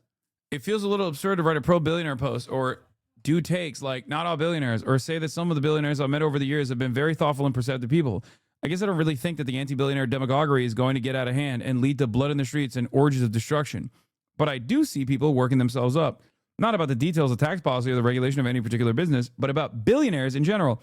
And I think it's emotionally and intellectually unhealthy. There's nothing wrong with starting a business. There's nothing wrong with a business being successful. And it happens to be the case that if you start a business and it is very successful, you will end up with a net worth that is north of $1 billion. If you can pull that off, good for you. Yeah, no, totally normal accumulation of wealth, by the way. That just happens to anybody. Yeah, this level, this level of wealth accumulation is not an indication, a clear-cut indication that the system is completely fucked. Definitely not a problem that is worthy of repair. Popularism is the only way forward, except when it comes to defending billionaires. Is almost too on the nose here. Oh, that's such a good take from Adam Carlson. Because remember, Mr. Popularist, Mr. Popularist and Mr. Abundist, they love talking about like finding the most popular positions, but except for two things, I guess now. One was Israel. Never care about what the polls are saying about Israel. Never care about what the polls are saying about healthcare, and never care about what the polls are saying about taking an anti-billionaire stance. Did you see Adam's new video? Who's Adam? Which Adam? Conover? Speaking of billionaires, there's also some TikTok drama that is heating up about one billionaire, one true Adam. Okay. Not Beyonce. There's a TikTok drama on Becca Bloom. Okay. Too bad. I really hate being wrong. Otherwise I would look to Matt Iglesias' career as aspirational. Yeah. Apparently there's a TikToker named Becca Bloom. Okay. Hold on. Let me find it. I think Ugopnik covered it, or at least like briefly mentioned it. Becca Blue or Becca Bloom?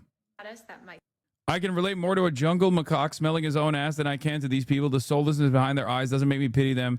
The contrary, their vapid, empty greed has rendered them fully subhuman to me. Species traitor, doing all they can to differentiate themselves from the filthy masses from fellow man. Well, be careful what you wish for, I guess. For the man eats what he does not consider his own. And we're all so hungry, he writes.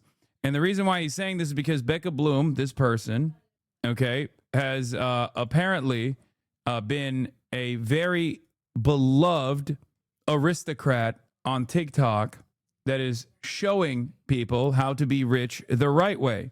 Okay.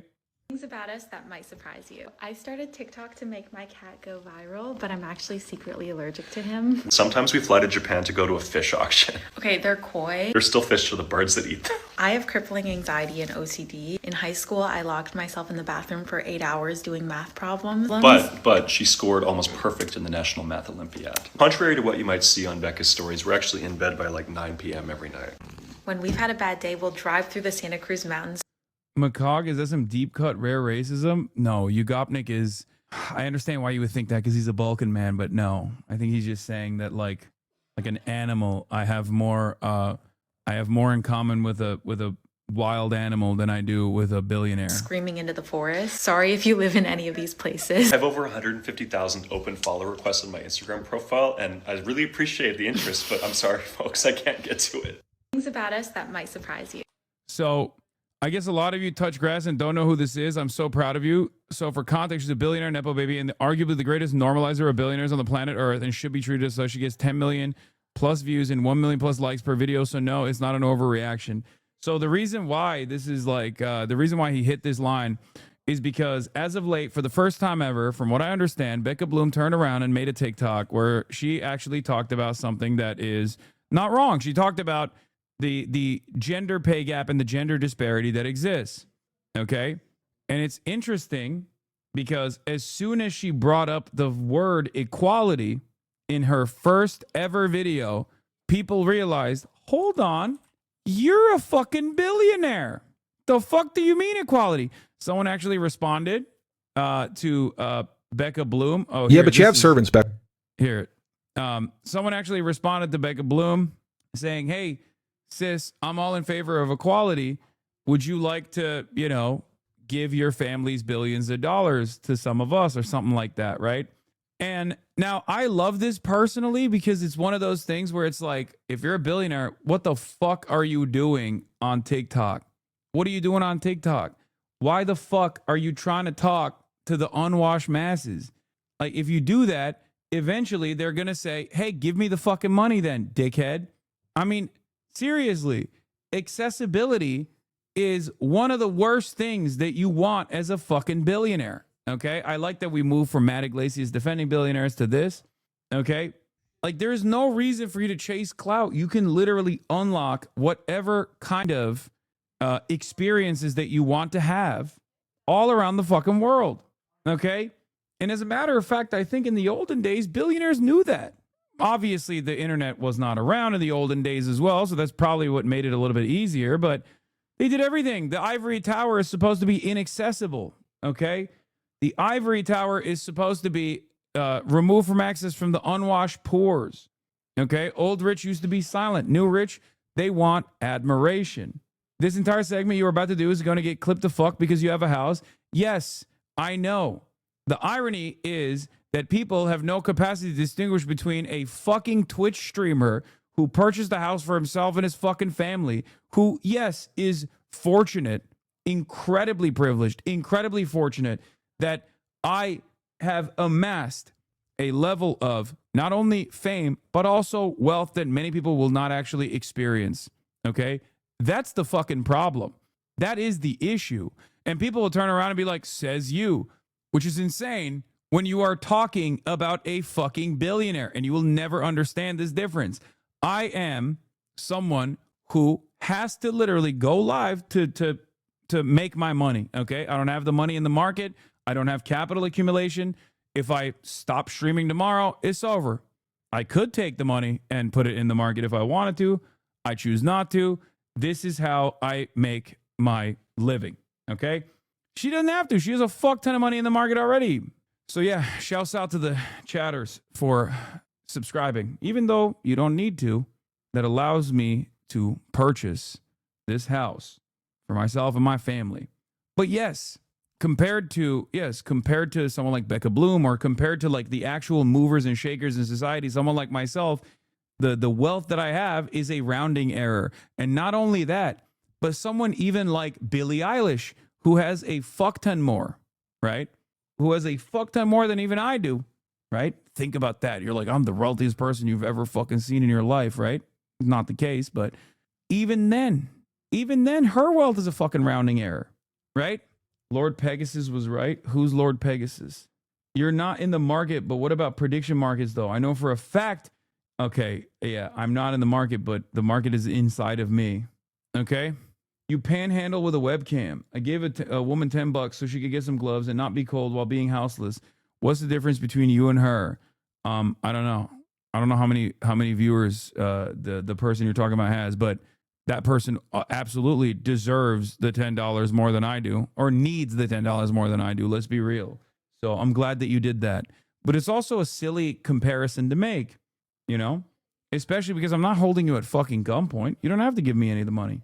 As a matter of fact, you quite literally are not right now. You're still in here. I will still read what you're saying. I will still interact with you. There is virtually no difference between you being subscribed to me and you not being subscribed to me. But I hope you feel a lot better, you know, using your money appropriately in this situation. Okay. In any case, getting back to Becca Bloom, the thing that I was actually mentioning is for Becca Bloom, you don't have to do TikTok. You don't have to seek out validation. You're a fucking billionaire. If people were to turn around and say the same thing about myself, sure, you're right. And maybe one day I'll just fuck off into the sunset. Okay. But for the time being, that's not the day. I'm stubborn as fuck, and I'm going to keep fucking fighting for all the shit that I believe in, whether or not I have $30,000, whether or not I have however much money I have. Okay. It doesn't matter. Hasan, you passed me on the street when I was homeless in LA in 2019. You just averted your gaze as I begged you for $1. Okay, 2020 Toyota Corolla. In any case, the point I'm trying to make is this. She don't need the fucking validation. this is what I do for a living, if you want to make this comparison, right? And I eat the mile-long dick on a daily basis from chatters who go, well, hold on, you're accessible too, just like she is, right? She's advocating for her class, and a capitalist is doing propaganda for the rich. She's doing something that is objectively positive for her class before this controversy. Exactly. I'm advocating against what people perceive as my class interest because they think I'm a part of the billionaire class. But I won't stop doing that regardless of how much you yell at me. Becca Bloom. You have servants and you're pushing a false idea of feminism, and that's why it's a legitimate question. So Becca Bloom made a video talking about what men don't understand about equality, particularly in the dating world. And the video is fine. She talks about how 50-50 isn't actually 50-50 because women earn 80% of what men make, how women have to spend more on beauty and grooming, and how women are more likely to experience violence on a date, which is all fine. And she ends by saying, men only remember the word equality when it benefits them financially. Equality isn't identical treatment. Equality is balanced responsibility. And until society becomes statistically equal, you cannot cherry pick equality only in moments where it allows you to contribute less. And again, all that's fine and great. But then my mutual on here, Bridge on Film, who has a great account, everyone should follow her, made a video of her typing a comment that said, can we keep this energy for equality by asking your billionaire family to distribute their wealth for equality? Which I loved and thought was a great question because Bloom comes from an obscenely rich family and got mega famous in part via her Gatsby-like ostentatious displays of wealth. That video, as of me making this, has about 1,600 views, but what did Bloom do? I think the appropriate thing for a billionaire to do is not even to just like take all the fucking money that they have and redistribute it, because I think that's also a dumb way to try and tackle this conversation, but to use all of the fucking power that they have, all of the network that they have, to try and actively eradicate billionaires in general. And I don't mean by force. I don't mean by like killing them or some shit like that. I just mean like changing the system for the better. Okay? You have tremendous wealth. You have tremendous power. Use it for good.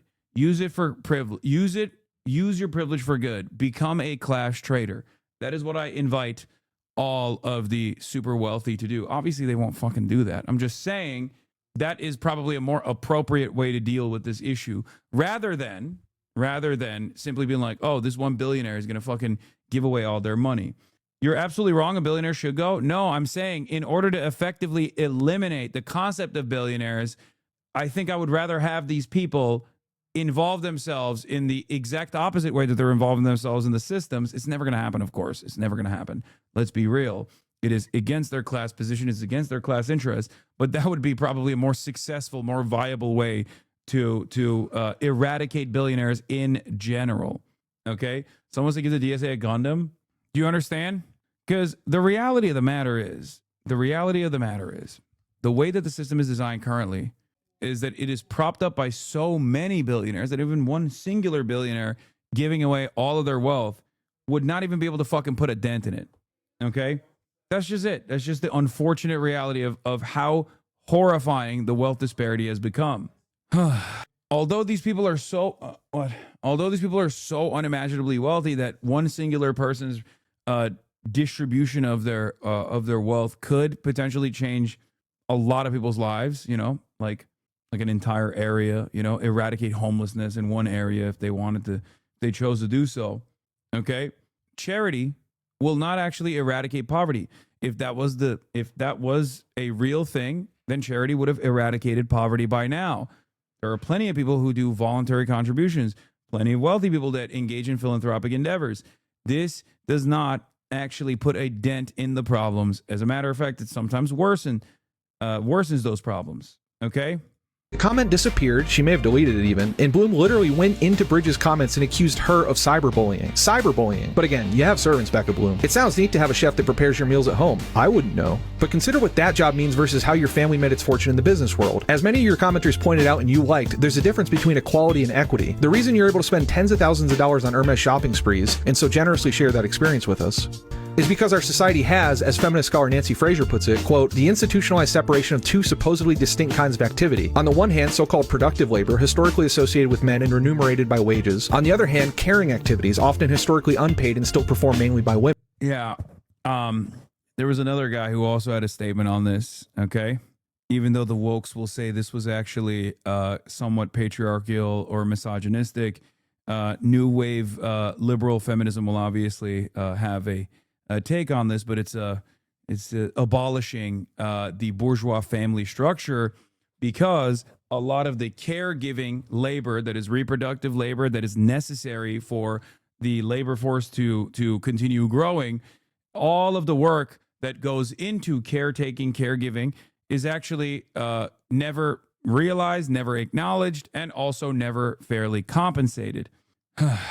What that means is that your parents, and therefore you, are able to access and acquire vast amounts of equity while your servants are not. Software is a kind of reproducible industrialization, and capitalism means that the vast majority of rewards go to the owners of the means of production for making it. Let's say it takes 1,000 hours of labor for your parents to make a piece of software, and it takes your servants 1,000 hours of labor to do domestic work. After those 1,000 hours, your parents might have a business that strikes gold, and they get massive returns. Unless your servants make their own company, they're not going to be able to do that. But also, the type of domestic labor that you use is inherently not reproducible. Someone needs to make those dumplings that you get to brag about eating at 4 a.m. The way that we've set up our economic system, in other words, is exactly how Fraser describes it. Your family gets to be worth 800 million times as much as your servants, which I'm sure both of us would agree is not actually representative of your value to society versus them. I hope we agree on that. No offense. People seem to enjoy your stuff and more power to you and them, but come on. Not 800 million or 1 billion times worth, surely. Now, you're a woman and your chef might be a dude, but disproportionately, this division of economic reward means that men generally have access to accrue capital way more than women. Since men generally engage in economic behavior that our society arbitrarily calls productive, and women disproportionately engage in behavior that our society arbitrarily calls caring. More than the 80% wage gap, it's actually this much more disproportionate capital gap that affects women's ability to have dignity, agency, and ease in their life, all of which I genuinely believe both of us want women to have. As Fraser writes, quote, "This gendered hierarchical division between production and reproduction is a defining structure of capitalist society and a deep source of the gender asymmetries hardwired in it. There can be no emancipation of women so long as the structure remains intact." Which is why Bridges' question is so relevant, because feminism without class consciousness is not a feminism for all, because there's also a racial component to this. Again, as Fraser writes, the trouble is this feminism is focused on encouraging educated middle-class women to lean in and crack the glass ceiling. By definition, then, its beneficiaries can only be women of the professional managerial class, like you. In absent structural changes in capitalist society, those women can only benefit by leaning on others, by offloading their own care work and housework onto low-wage, precarious workers, typically racialized and/or immigrant women. So this is not in. Is there a difference between her and Bill Ackman? Come on, Haas. Yeah, no, there is. I mean, I don't know how she made her money. I don't know how her family made the money. I don't know anything about her. I just know that she's a billionaire. And what I do know is that she's a billionaire who is accessible. She's a billionaire who is seeking out people's praise. And when you do that, especially as a fucking billionaire, you're gonna inevitably have people question your unimaginable amounts of wealth. It's that simple. People do that to me. People do that to me. I'm nobody. You know what I mean? I'm nothing. How can people atone people no matter seek validation, no matter income? What do you mean? Same thing happened to Mark Cuban. Yeah, of course. Of course it happened to Mark Cuban.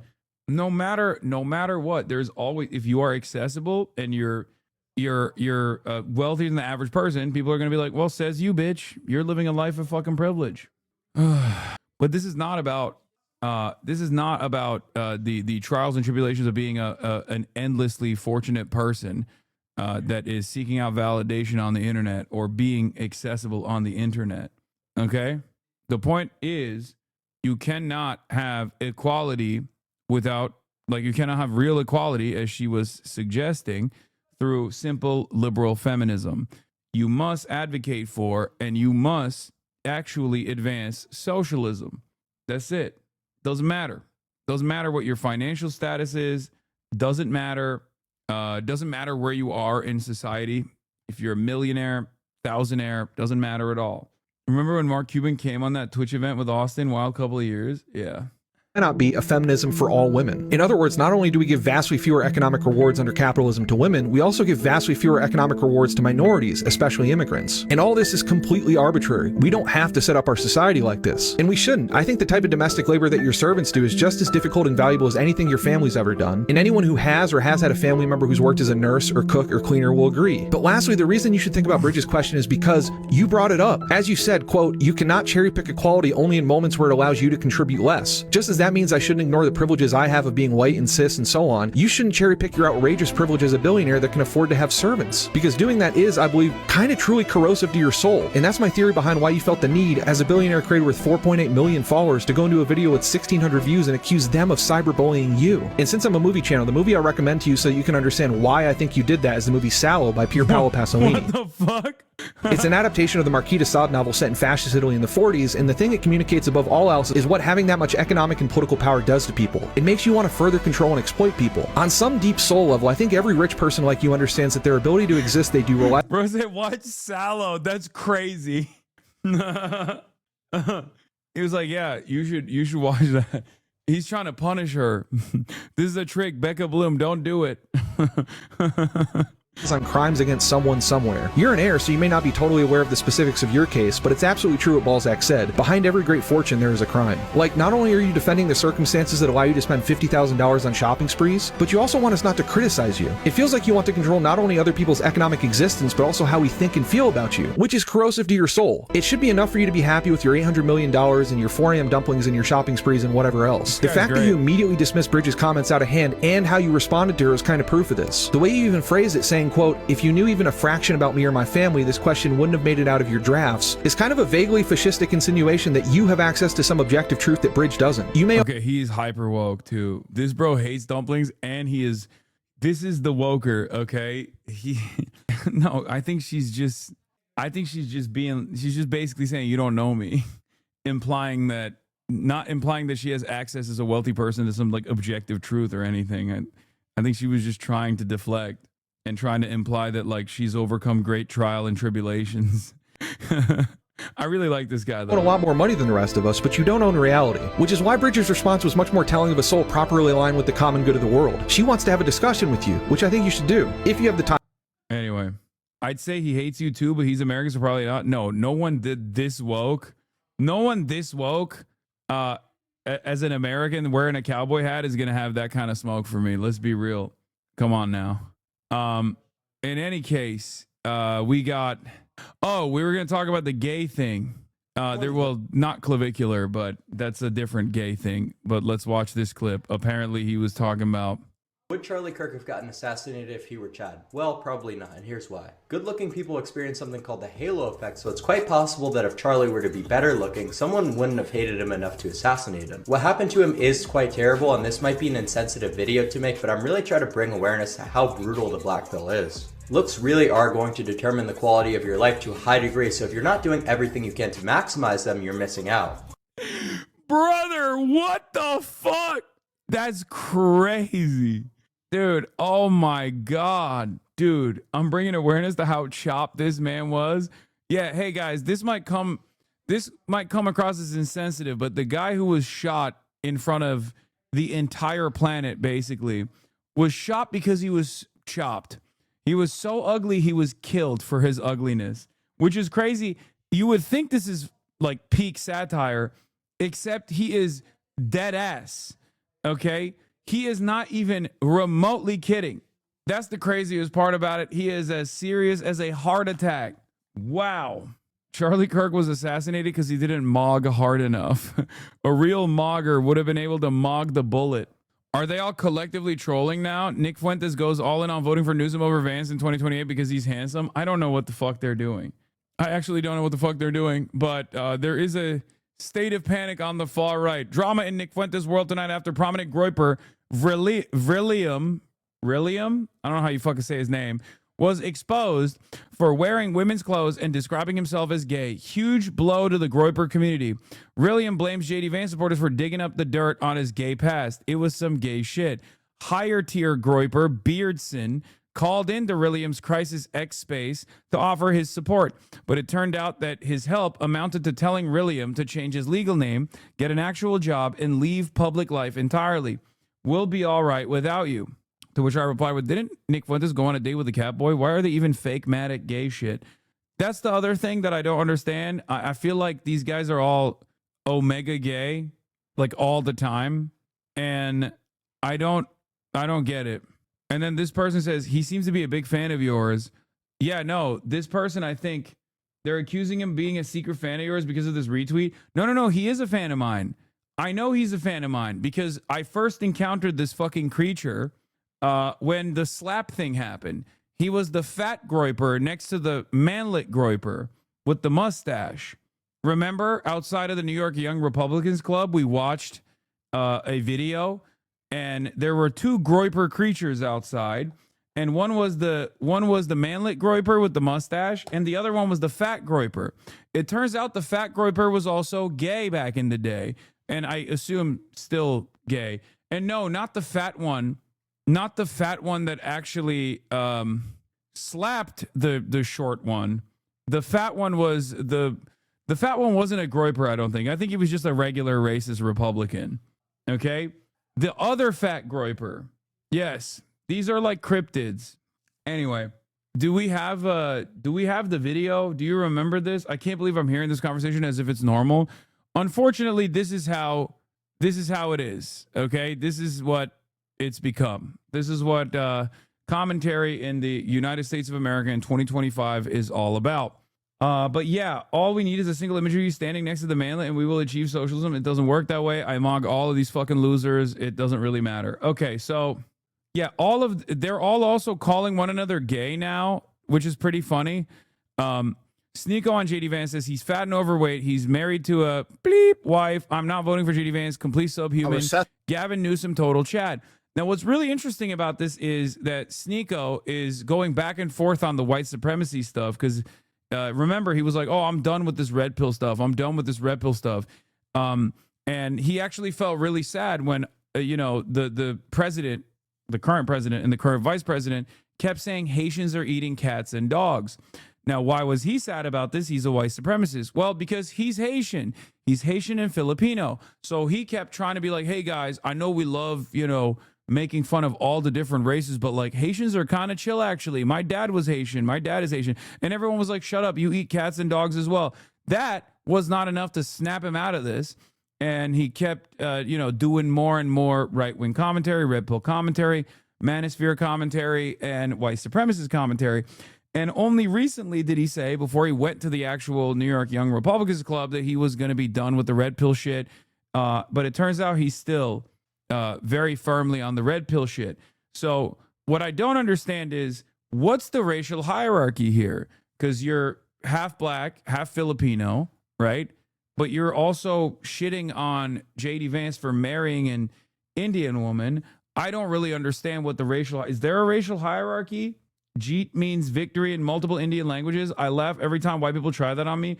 I know, there's also Jeet here. But in the context of this, I just choose not to say the word because, like, I think they're saying it as a slur, and I'm just trying to, be understanding. But yeah, that's like the new, it's a racial word in America. No, I know. Except there's also a writer, I believe for the New Republic, who goes on the Majority Report all the time. His name is literally Jeet here. He's great. I like his writing, and it's just like, what do you do? Do you not say his name? Right? Like that would be stupid. Or no, he writes for The Nation, I think. Yeah. That would be fucking crazy just because 4chaners have decided that this is a slur now. In any case, oh, here it is. So this is the manlet groiper. This is not the fat groiper. This is another fat guy. This is just a regular racist fat guy who I think works for the New York Young Republicans, despite the fact that he's not young. He probably is a Republican, but not young. Anyway, he also seems kind of short. He's let's just call him the short man. I mean, the fat manlet. Okay, this is manlet with the mustache, and then this is the fat manlet. So fat manlet hits the groiper manlet. Okay, and then the one that's walking next to him, walking up behind him, is the fat groiper, now also known as the fat gay groiper. Okay, because it turns out he used to be gay, and I assume he still is, but he used to be gay as well. So that's where the story, I just wanted to introduce it as a character.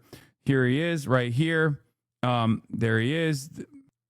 Also going around the other groipers here as well. Now, the reason why I brought this up is because when I did my analysis on this this thing that took place outside of the New York Young Republicans Club, the fat gay groiper actually came out and tweeted at me, and he said, "I used to be a fan of yours.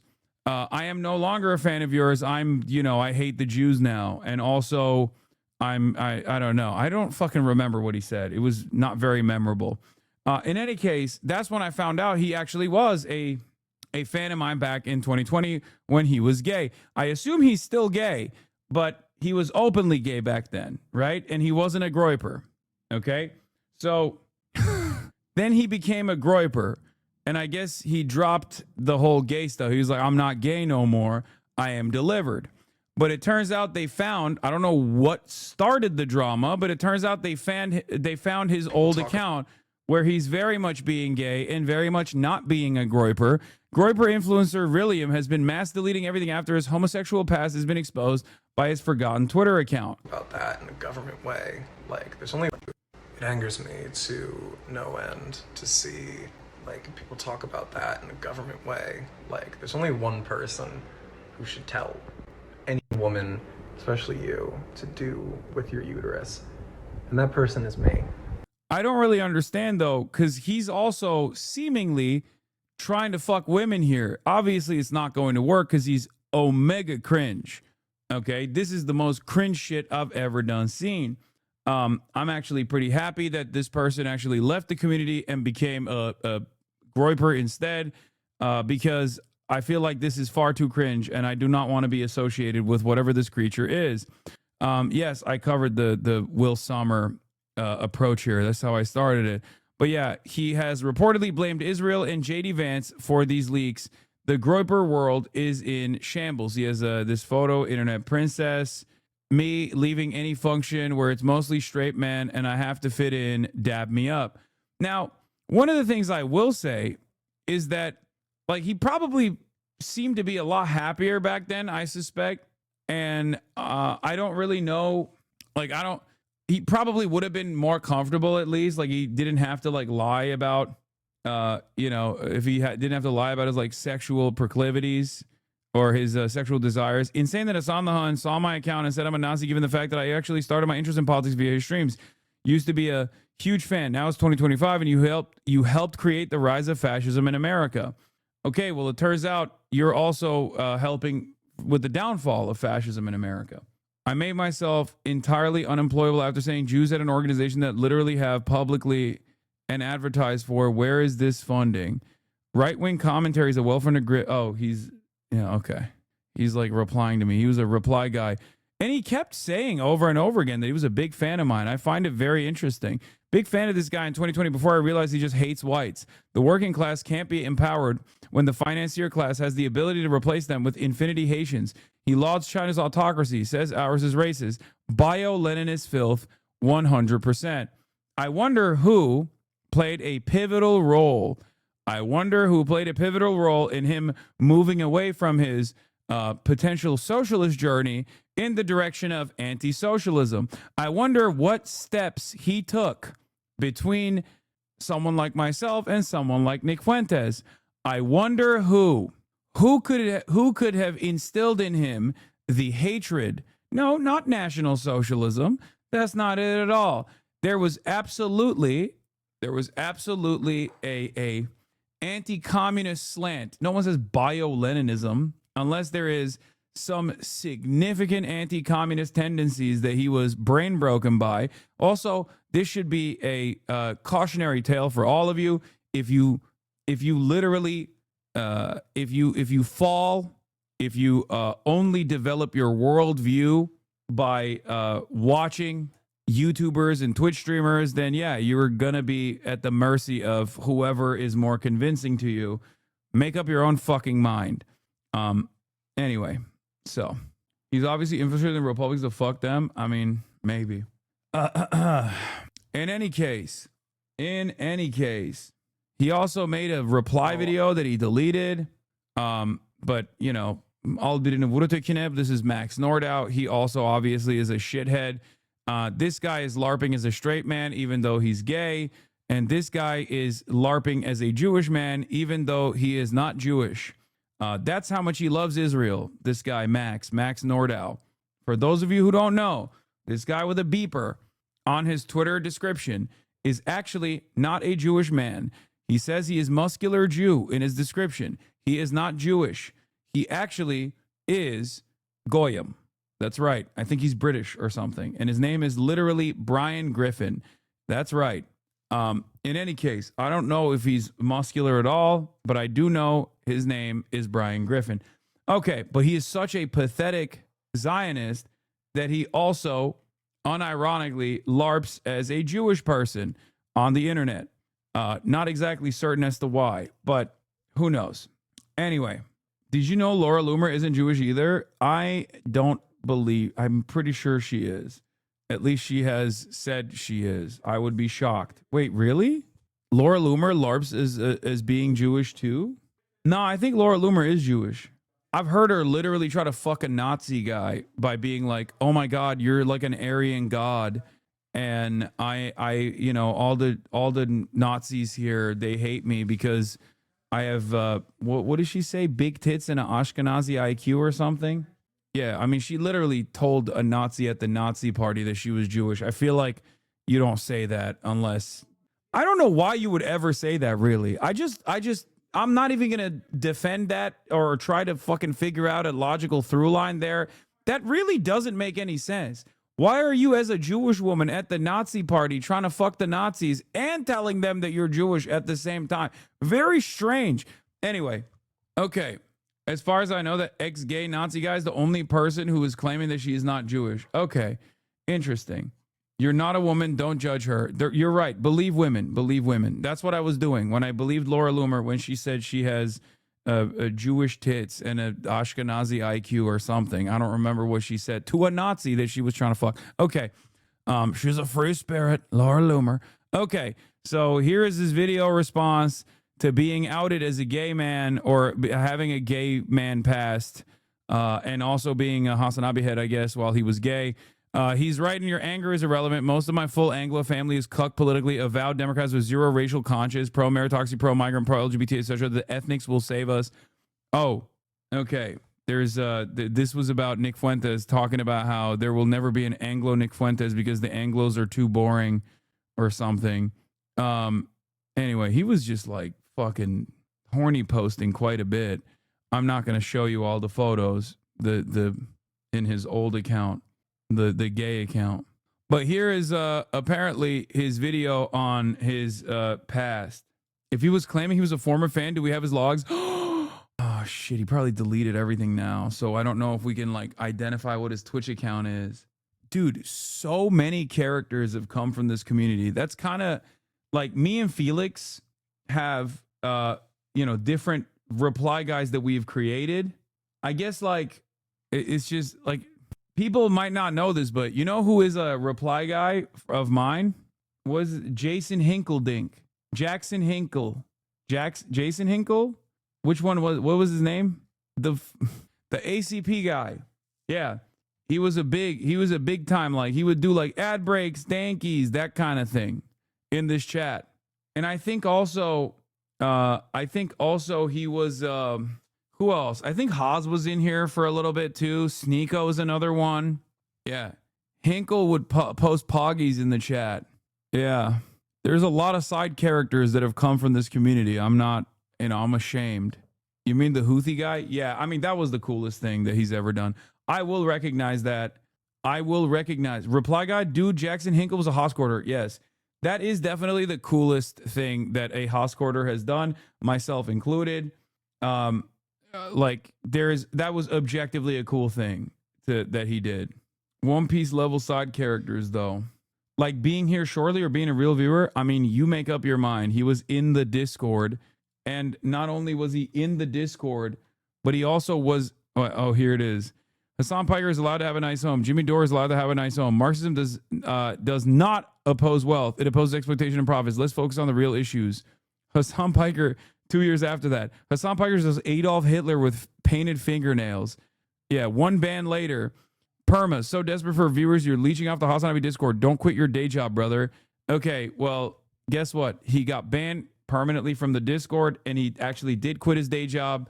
He used to be a Bernie bro. He quit his day job. CIA stole a community member? No, after the Houthi shit, I don't think he's CIA. I think he's FSB. Yeah, I pushed him into Vladdy Pooh's arms, dude. To Adolf Putler's arms. Anyway, he was a Jimmy Dore fan and was on a show a couple of times because of Tulsi Gabbard, but left because he kept shitting on Jimmy Dore. Oh, cool. What Houthi shit? I missed a whole year of streams. Oh, he literally spoke in Zanaa on a podium. It was to this day, listen, I shit on Jackson Hinkeldink quite a bit. Okay. However, that was fucking boss mode. That actually made me very jealous. That was the most lemon bro I felt. That was cool as fuck. Okay, that was cool as fuck. Yeah, he got the knife and the gear and everything. That was dope. Bro was spam calling Donnie when he was interviewing you. Oh yeah, God, he became so. That was very pathetic. Mafia Jinx. Jackson invited me to have dinner with him and Jimmy Dore and Jimmy's wife. I said no. Oh my God, that's awesome. Damn, he was trying to get it. Why was he able to give a speech? Because he's a fucking based anti-imperialist white boy. Because he got mad play with the Bangladeshi unks. Okay. Yeah, this was sick. This was sick. This was sick. مع جاكسون هينكل الناشط الأمريكي المعارض. Free, free Palestine! Free, free Palestine! Free, free Palestine! I am so honored to be here. لي الشرف الكبير أن أكون معكم اليوم. I have never met a... You got mogged here, not gonna lie. Oh, so mogged. It's not even a fucking question. This is straight up one of the coolest things that anyone has ever done, in my opinion. People. I said it at the time. I straight up admitted it. I was like, nope, that's it. This is also when I realized he's probably not an American spy, because the Ansar Allah movement would not fucking have this guy anywhere near them. And likely is you getting called a terrorist while he's doing this? I mean, why can't you do the same? I don't know, because I live in the United States of America. Have you thought about that? He doesn't. I think he lives in Russia now. America and the Zionist entity fears Yemen more than anyone else. أمريكا والصهيونية والصهاينة يخافون اليمن. Because the people of Yemen fear nobody but God. لأن اليمنيين لا يخشون شيئا إلا الله. That's so sick.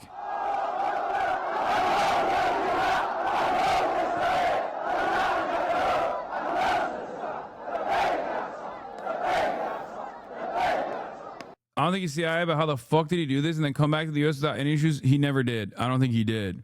He did not. I don't think he's been back to the United States since he fucking went to occupied Ukrainian territory alongside the Russian military. He lives in Russia now, I'm pretty sure. Wait, but Haz is in America, isn't he? Is Haz also in Russia now? Y'all are so gullible. Could be fake. No, bro, what the fuck are you talking about? This is not fake at all. He literally spent a week in Yemen. I will, however, say that, you know, there were bombing campaigns that took place immediately after he left Yemen, which I thought was weird. They're cooking you. Have you seen this? Cringe LARPer, fighter for the liberation is true. That's unironically true. That's real. Yeah, he went to Nasrallah's funeral too. That was pretty goated. I will recognize that too. But Calla Walsh versus Jackson Hinkle, who wins? Oh, I mean, I think Calla Walsh is more consistent, maybe a little too consistent. Anyway, but yeah, where were we? Oh, this is the other side of the former HasanAbi pipeline. Bro, stop. They're going to take this seriously. They've been trying to use you as a conversion tool forever. They have an army of reply guys whose whole thing is painting you as pro-ACP. Oh, that's awesome. Oh, yeah. They go between saying I'm pro-ACP and calling me the F slur. That's the funniest dynamic. They'll be like, oh, dude, Hasan is actually super pro-ACP. You guys should join the American Communist Party. But then they'll also be like, he's also a homosexual liberal and morally degenerate and wants undocumented migrants to rape your wife or whatever the fuck they talk about over there. Yeah, I saw a command structure image where you were like an ACP general, Lamau, and China to take over. Yeah, you know what was funny? You know what was funny about that? They also are pro-China. Oh yeah, they also did the baristas and nurses aren't real workers. That was really funny. But they also were like, they're pro-China, right? But then they still found a way to like yell at me about my position on China, where they were like, I think Jackson Hinkledink had a moment there because I was like, I don't really feel any patriotism at all for any country, right? And he was like, real socialists, real communists are patriotic. ACP is awesome. They have the funniest like Hasan, are you going to respond to the allegations that you're a Nazbal Lyndon LaRouche agent? Wait, okay. I'm going to keep it a $150. If I am personally a part of ACP, I'm not even bringing up LaRouche, okay? Because let's be fucking real, okay? You don't want your newly converted followers to investigate Lyndon LaRouche to get LaRouche pilled or recognize that you are closer to LaRouche than I ever have been, okay? ACP is like being a Bob of Vorky and stand for Zoomers. I don't think they have a lot of Zoomers in their fandom, let's be real. Personally, I'm shocked and appalled at these racist comments by Hasan the Greek. White, you are clearly a Nazbal created by Lyndon LaRouche. Oh, he wasn't saying I was a Nazbal created by Lyndon LaRouche. I think, oh, the misogyny towards POC Woomixon clearly reflects you are not the real left. Oh, he was just making a joke. I think he was trying to make a joke. Jason Unruhe will be the leader of the left in 2026. Keep coping, lib. This will be our year. My goat. Speaking of being a leftist, this is about being right, but too early. Jason Unruhe. Wow, what a name. I fucking haven't thought about him in so. Is he alive still? This might be the first and perhaps last Unruhe mention in the year 2025. We could have gone an entire year without mentioning Jason Unruhe, which is crazy. He's the OG. Right, but too early, you know? What is this? Communism 101 from 9 years ago. Is the ideology of Jason Unruhe, Maoist rebel news, truly Maoist? Note, this is not a call for personal insults or attacks, but a discussion of ideas. A lot of you were literally in diapers when Jason Unruhe is out there doing fucking, making Maoism poppin' with his insane hairstyle. There was an edit of you and Jason Unruhe going to China, set to iCarly theme song. That was big in 2019. Yeah, some of you guys were shitting in your diapers. I will admit, I watched his videos back in 2011, 2012 when I was first exploring Marxism. Back then, I had nothing to compare him or standard to hold him to. I've been back to his channel recently, and I'm perplexed as to why he still calls himself a Maoist or Maoist third worldist when a lot of what he says seems to go against what Mao taught.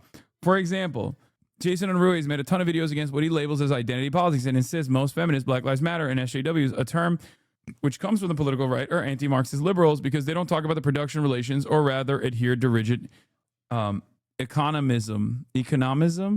This is a complete contrast to Mao, who rejected economic determinism and emphasized the struggle within the realm of culture as well as the productive realm. We could also talk about how many postmodernists whose works are behind identity politics, i.e. Foucault, who were once Maoists. Foucault, the Maoist. Third worldism has nothing to do with Mao and actually comes from Lin Biao, who was always in conflict with Mao. This is the most 9 years ago on Reddit fucking thread that I could have read in my entire life. Hasan Hinkle stole Maupin and Unruhe's whole shtick. I literally haven't heard them mentioned in 4 years. Didn't also Maupin get outed as like a predator or something? Is this what Left Book was like? Kind of. Yes. He still puts out videos on YouTube. My fucking goat. Even having officially retired, I still get the feeling that I need to make a video on it. 12 days ago, 1,100 views. Bro, talk about a real one, dude. Oh, wait, he called it quits a month ago. Wait, why did he quit?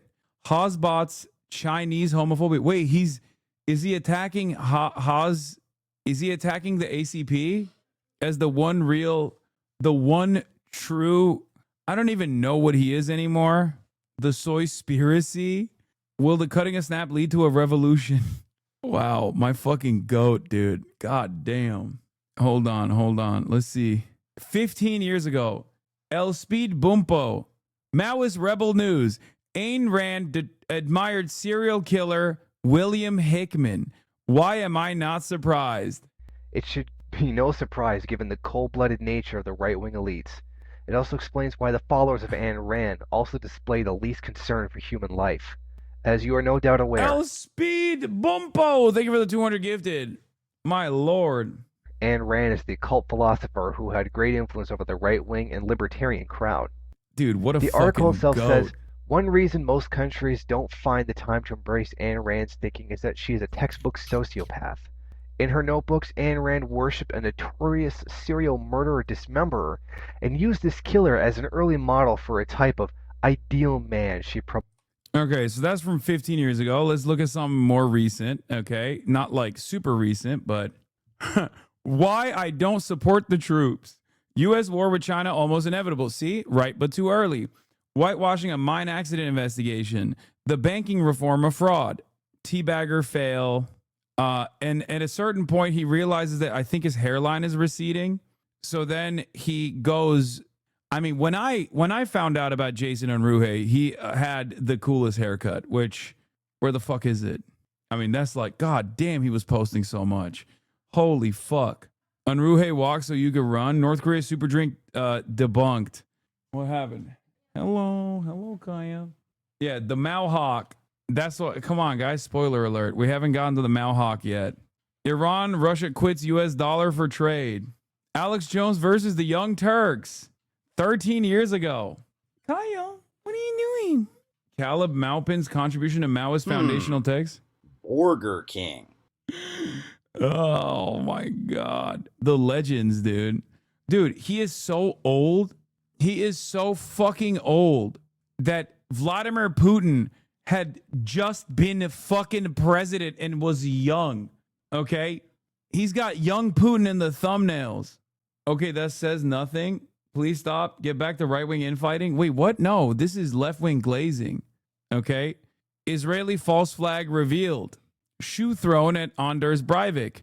Sun Media lies about Chinese gays. Dalai Lama assassination lies.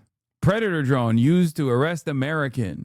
We're putting some respect on it for the greats, for the OGs that came before. Okay? They walked so I could run. Kaya, watch out. You're going to get caught behind me. Venezuela refinery running again. U.S. owes for embassy sex slave. Kaya, Oh, you want a donut? Let me give you a donut. No to monitoring the election. Texas threatens election monitors. Sit. Okay. Take it. You don't want it? Take it. Good girl. God damn, he posted so much, bro. It's crazy. We're like barely cracking into the 13. We are barely cracking into 13 years at this point. Cultural Marxism, a stupid idea for stupid people. Okay, I'm going to go back up. I'm going to see what his most popular videos are. Let's take a look at that one. Crocodile comes to the United States, 1.2 million views. Cop gets shut down by a sergeant. Okay, none of his most popular videos have his hair. What the fuck's going on? He's a gamer. Check out his playlist. The economics of Disney's recess. Did Mao really kill millions in the Great Leap Forward? Yeonmi Park, the celebrity DPRK defector exposed. Bro was aware of Yeonmi Park by like 5 extra years before I even heard of this woman's name. Because I've been on the anti-Yeonmi Park tip for like, what, 6 years? Maybe 7? This motherfucker was there 10 years ago. I didn't even know that Yeonmi Park existed. Bro, he knew about Yeonmi Park when she was in the DPRK. That's crazy. Socialism has caused a shortage of, I assume this is F slurs. How did you not hear about her in 2015? How the fuck would I have known about Yeonmi Park in 2015? What the fuck was she doing? In 2015, I think she was in she was in like South Korea probably. She had just escaped. The new leftists online are way more uneducated than LARPers. Yes, 100%. Okay, did you find a photo of him with the haircut? Yes! Thank you, my fucking goat. Maoist third worldist and student of psychology. Electric dog, mauled yourself to ash, sad fuck. It's probably not going to happen, chatter. I'm sorry. Can this be your Halloween costume? With the hair? No, I will not be cutting my hair like this. This was 11 years ago, and what brought her to the attention? I don't care. Okay, so that's my goat, Jason Unruhe. Don't know why. I don't know how we got here. But yeah, this is the other Rilliam who was outed as being gay in his past. Shaw. Okay. I'm gonna try to edit this as minimal as possible to get this out as fast as possible. So someone found my old Twitter. So basically I upset a bunch of Jewish individuals, a bunch of like Israel first individuals, both from just my general like tweeting about how much I dislike Israel and dislike a certain tribe, as well as my disdain for JD Vance, which they're all like really pro on. And they found this like old Twitter from when I was kind of like a degen leftist type, and it has a lot of embarrassing photos of me, very feminine, me, whatever, you know. I think 20, I was anywhere from 18 to 20 in those photos, but nevertheless, what I find funny about this whole thing is that that's like, I don't think he finds this funny.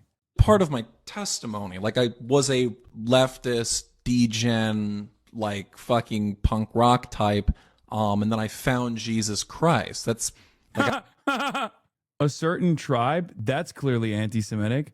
What made you arrive at that conclusion, Chatter? Was it perhaps the camp of the saints in the back, or the fact that he's a Nazi?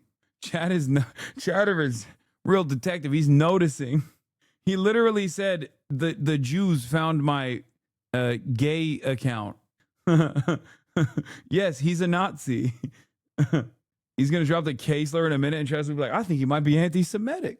actually part of my testimony. All throughout college, so from 18 to 20, no, it was actually before then. So 18 to like 21, basically, I was like a total degen type. I was in bands. I slept around a lot. All sorts of shit. I was a leftist. I was a very like avowed like communist leftist. I mean the whole nine. I mean picture in your mind like I don't know, like leftist Twitter guy. I don't know. Put that in your mind, and that was me. Quintessentially, I had long hair, whatever. And then yeah, I found Jesus Christ in 2023. No, he was fucking cringe. Like, it wasn't like he was cool. He was still cringe. He was posting cringe-ass bullshit. He's still cringe now, but also even more cringe because he's a fucking Nazi. He's talking about his lefty gay phase if it's any more embarrassing than what he is now. Exactly. It's like, I think ultimately if you were still gay and still left and still just as cringe as you are, you'd still be cringe, but at least you wouldn't be, you know, getting this level of ridicule from the community that you've tried to cultivate. I believe, let me get my dates right. 2023, I found Jesus Christ. I was baptized into the Orthodox Church, specifically the Eastern Orthodox Church.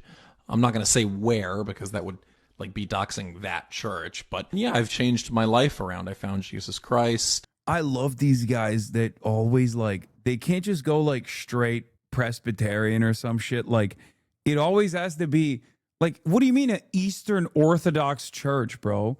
Like, what the fuck? Like, why does it always have to be like, oh, I fucking converted to Catholicism? Even Catholicism is more normal than converting to the Eastern Orthodox Church. So what? You just don't even like celebrate Christmas? You celebrate it later, like January 6th? Is that what you're doing? Like, I don't understand.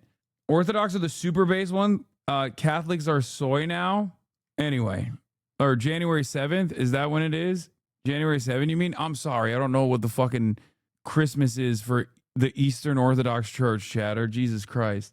Rod Dreher's a Baptist, a Catholic, to Orthodox guy. Orthodox priests can fuck, so alt-right guys see them as the Chads of Christianity. Anyway, whatever. So yeah, this guy converted to the fucking Eastern Orthodox Church or something.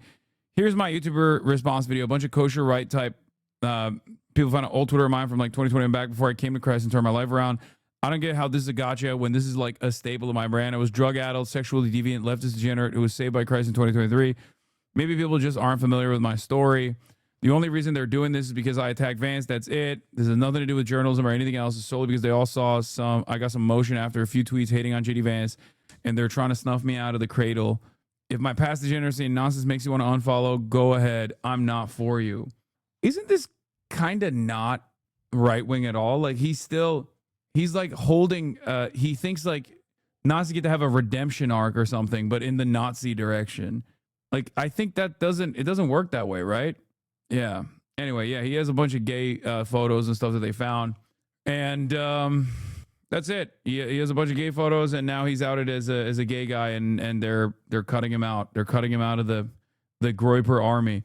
And what I don't find, what I don't understand, what I found confusing about this is like, the contradictions are not supposed to actually play that big of a role, right? Like, it's not, Nick Fuentes does gay shit all the time, right?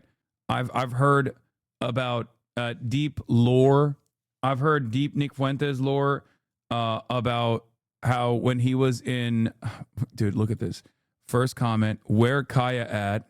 Okay, never talked before. Doesn't even know my dog's name. Shameless. I killed her. She's dead. Yeah, apparently Nick Fuentes might have had like a romantic relationship with his college roommate when he was in college, and then that fell apart because his roommate actually had sex with a woman. And then there's like a story about how he admitted this stuff. He like revealed it himself. I don't know why, but he sent him like all these Snapchat messages talking about how he's given him his all and nothing in return, and how, you know, his college roommate like fucking a girl was a great betrayal. He actually used a black light to like search for cum in the bed. And I think that's part of why he hates women, I think, is like women ruined his relationship in college. He's also obviously like, you know, he now says he doesn't like anime, but there's plenty of videos from the past where he's, you know, talking about how much he loves anime. There's also, you know, he has his own like, you know, gay shit that he's done in his own origin story as well. I'm talking about Nick Fuentes. So I don't really understand why like Groypers would hold this against Aurelium, but I guess I don't really understand what causes someone to be like that, you know? There was also the whole like going on a date with a cat boy saga as well. Here it is. And then the Epstein leaks as well, but that one is not confirmed. So yeah, I don't know. I don't really get it. Two dudes chilling in a hot tub 6 feet apart because they're not gay. Yeah, pretty much.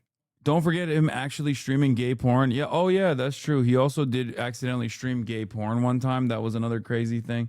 What is this? Glenn Greenwald plays the "Excuse Me, You and I Bro" clip. did cross paths once before, and as a matter of discretion, I never talked about it, but you actually decided to talk about it on your show, and I just wanted to play that clip briefly of where you described our interaction. Do you have that clip?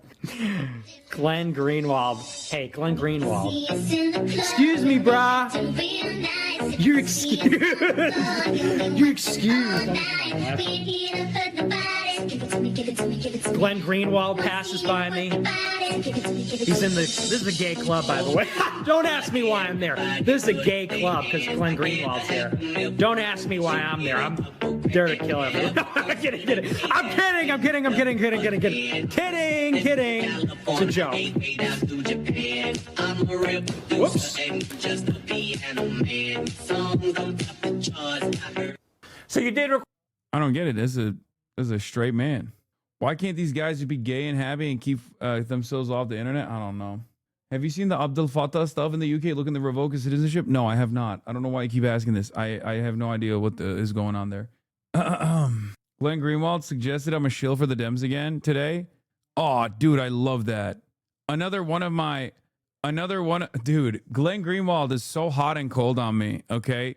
I don't know why he's so hot and cold on me, okay? He goes back and forth.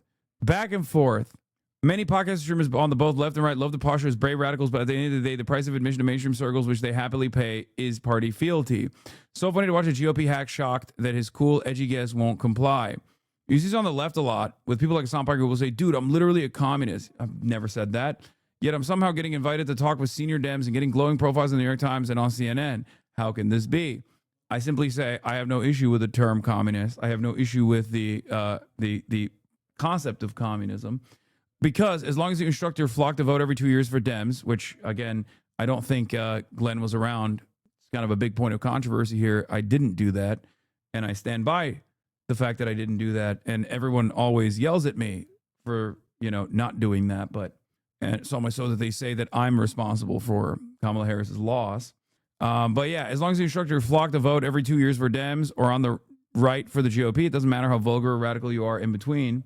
In fact, the more you bash Dems from the left or the GOP from the right and talk irreverently about them, the more valuable of a partisan tool you become, because you're the one who leads the disaffected young people who want to believe they have politics far more radical than their parents to still go to the polls every 2 years and vote for Nancy Pelosi or Mitch McConnell.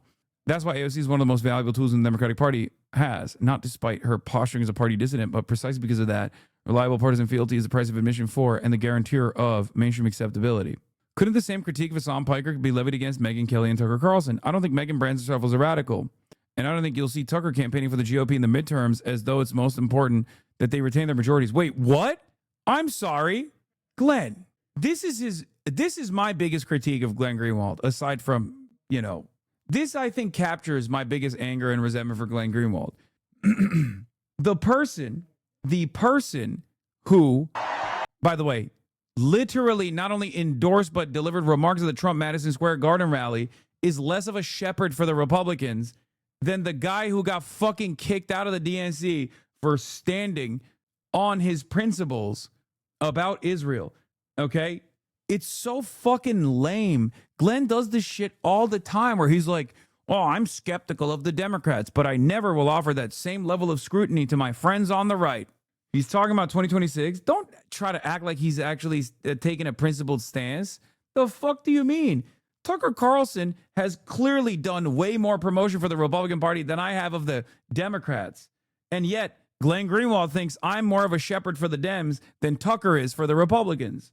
The only kind of shepherding I do for any electable Democrat or any Democrat that is seeking out election is if I fucking align with them. That's it. That's it. And I'm pretty open about it, too. And I still find aspects worthy of criticism beyond that regardless. Yeah, if I spoke at the DNC, what do you think Glenn Greenwald would fucking say? What do you think Glenn Greenwald would fucking say if I spoke at the DNC? He would never stop chirping about it. But of course, Tucker Carlson gets to speak at the Republican conventions. Tucker Carlson gets to endorse Donald Trump. But no, he's a much more real one. Yeah, I wonder why. Because Glenn Greenwald is such a goddamn hack when it comes to applying the same level of scrutiny to the left and the right. He's wrong here, but I don't see this as a major attack. He usually defends you when push comes to shove. I know, but it still fucking annoys me when he does this inconsistent thing. It is my least favorite quality of Glenn Greenwald. He has an absolute soft spot for the right, and I think, you know, he is he's definitely gotten a lot better. Okay, he's definitely gotten a lot better in the last couple of years, because there was a point when, oh my God, he was fucking unbearable. He was fucking unbearable. And I say this as someone who obviously despises the Democrats. He was fucking unbearable because he would do this thing that I cannot stand. You apply this level of scrutiny to the Democrats for being fake or being phony and not abiding by their principles, but you never do that for the right. If you're not doing that for the right, then obviously you yourself are basically a servant of the right, whether you recognize it or not. It's one of the most annoying aspects of people like this. I don't know. I can't stand it. Like, for me, I shit on the Republicans all the time. I shit on the Democrats all the time. But a big part of the reason why I shit on the Democrats all the time is because they do not abide by any sort of like progressive values, principles, anything whatsoever, anything that they claim that they care about. I shit on the Democrats for their closeness to the Republicans. That's it. If you're giving a pass to the right, and you are if you're applying only hyper scrutiny to the left, then you might be a right winger. That's bullshit. Glenn's finest hour is his Rumble segment on your $1 billion mansion. Yeah, he did a lot of that stuff too. I don't really care about that, but yeah. Anyway, Hassan needs to discover Far Cry 5, Lamau. I don't need to discover it. I have discovered it already. Anyway, listen, I'm tired. I'm gonna go hang out with my family. So that's all I got.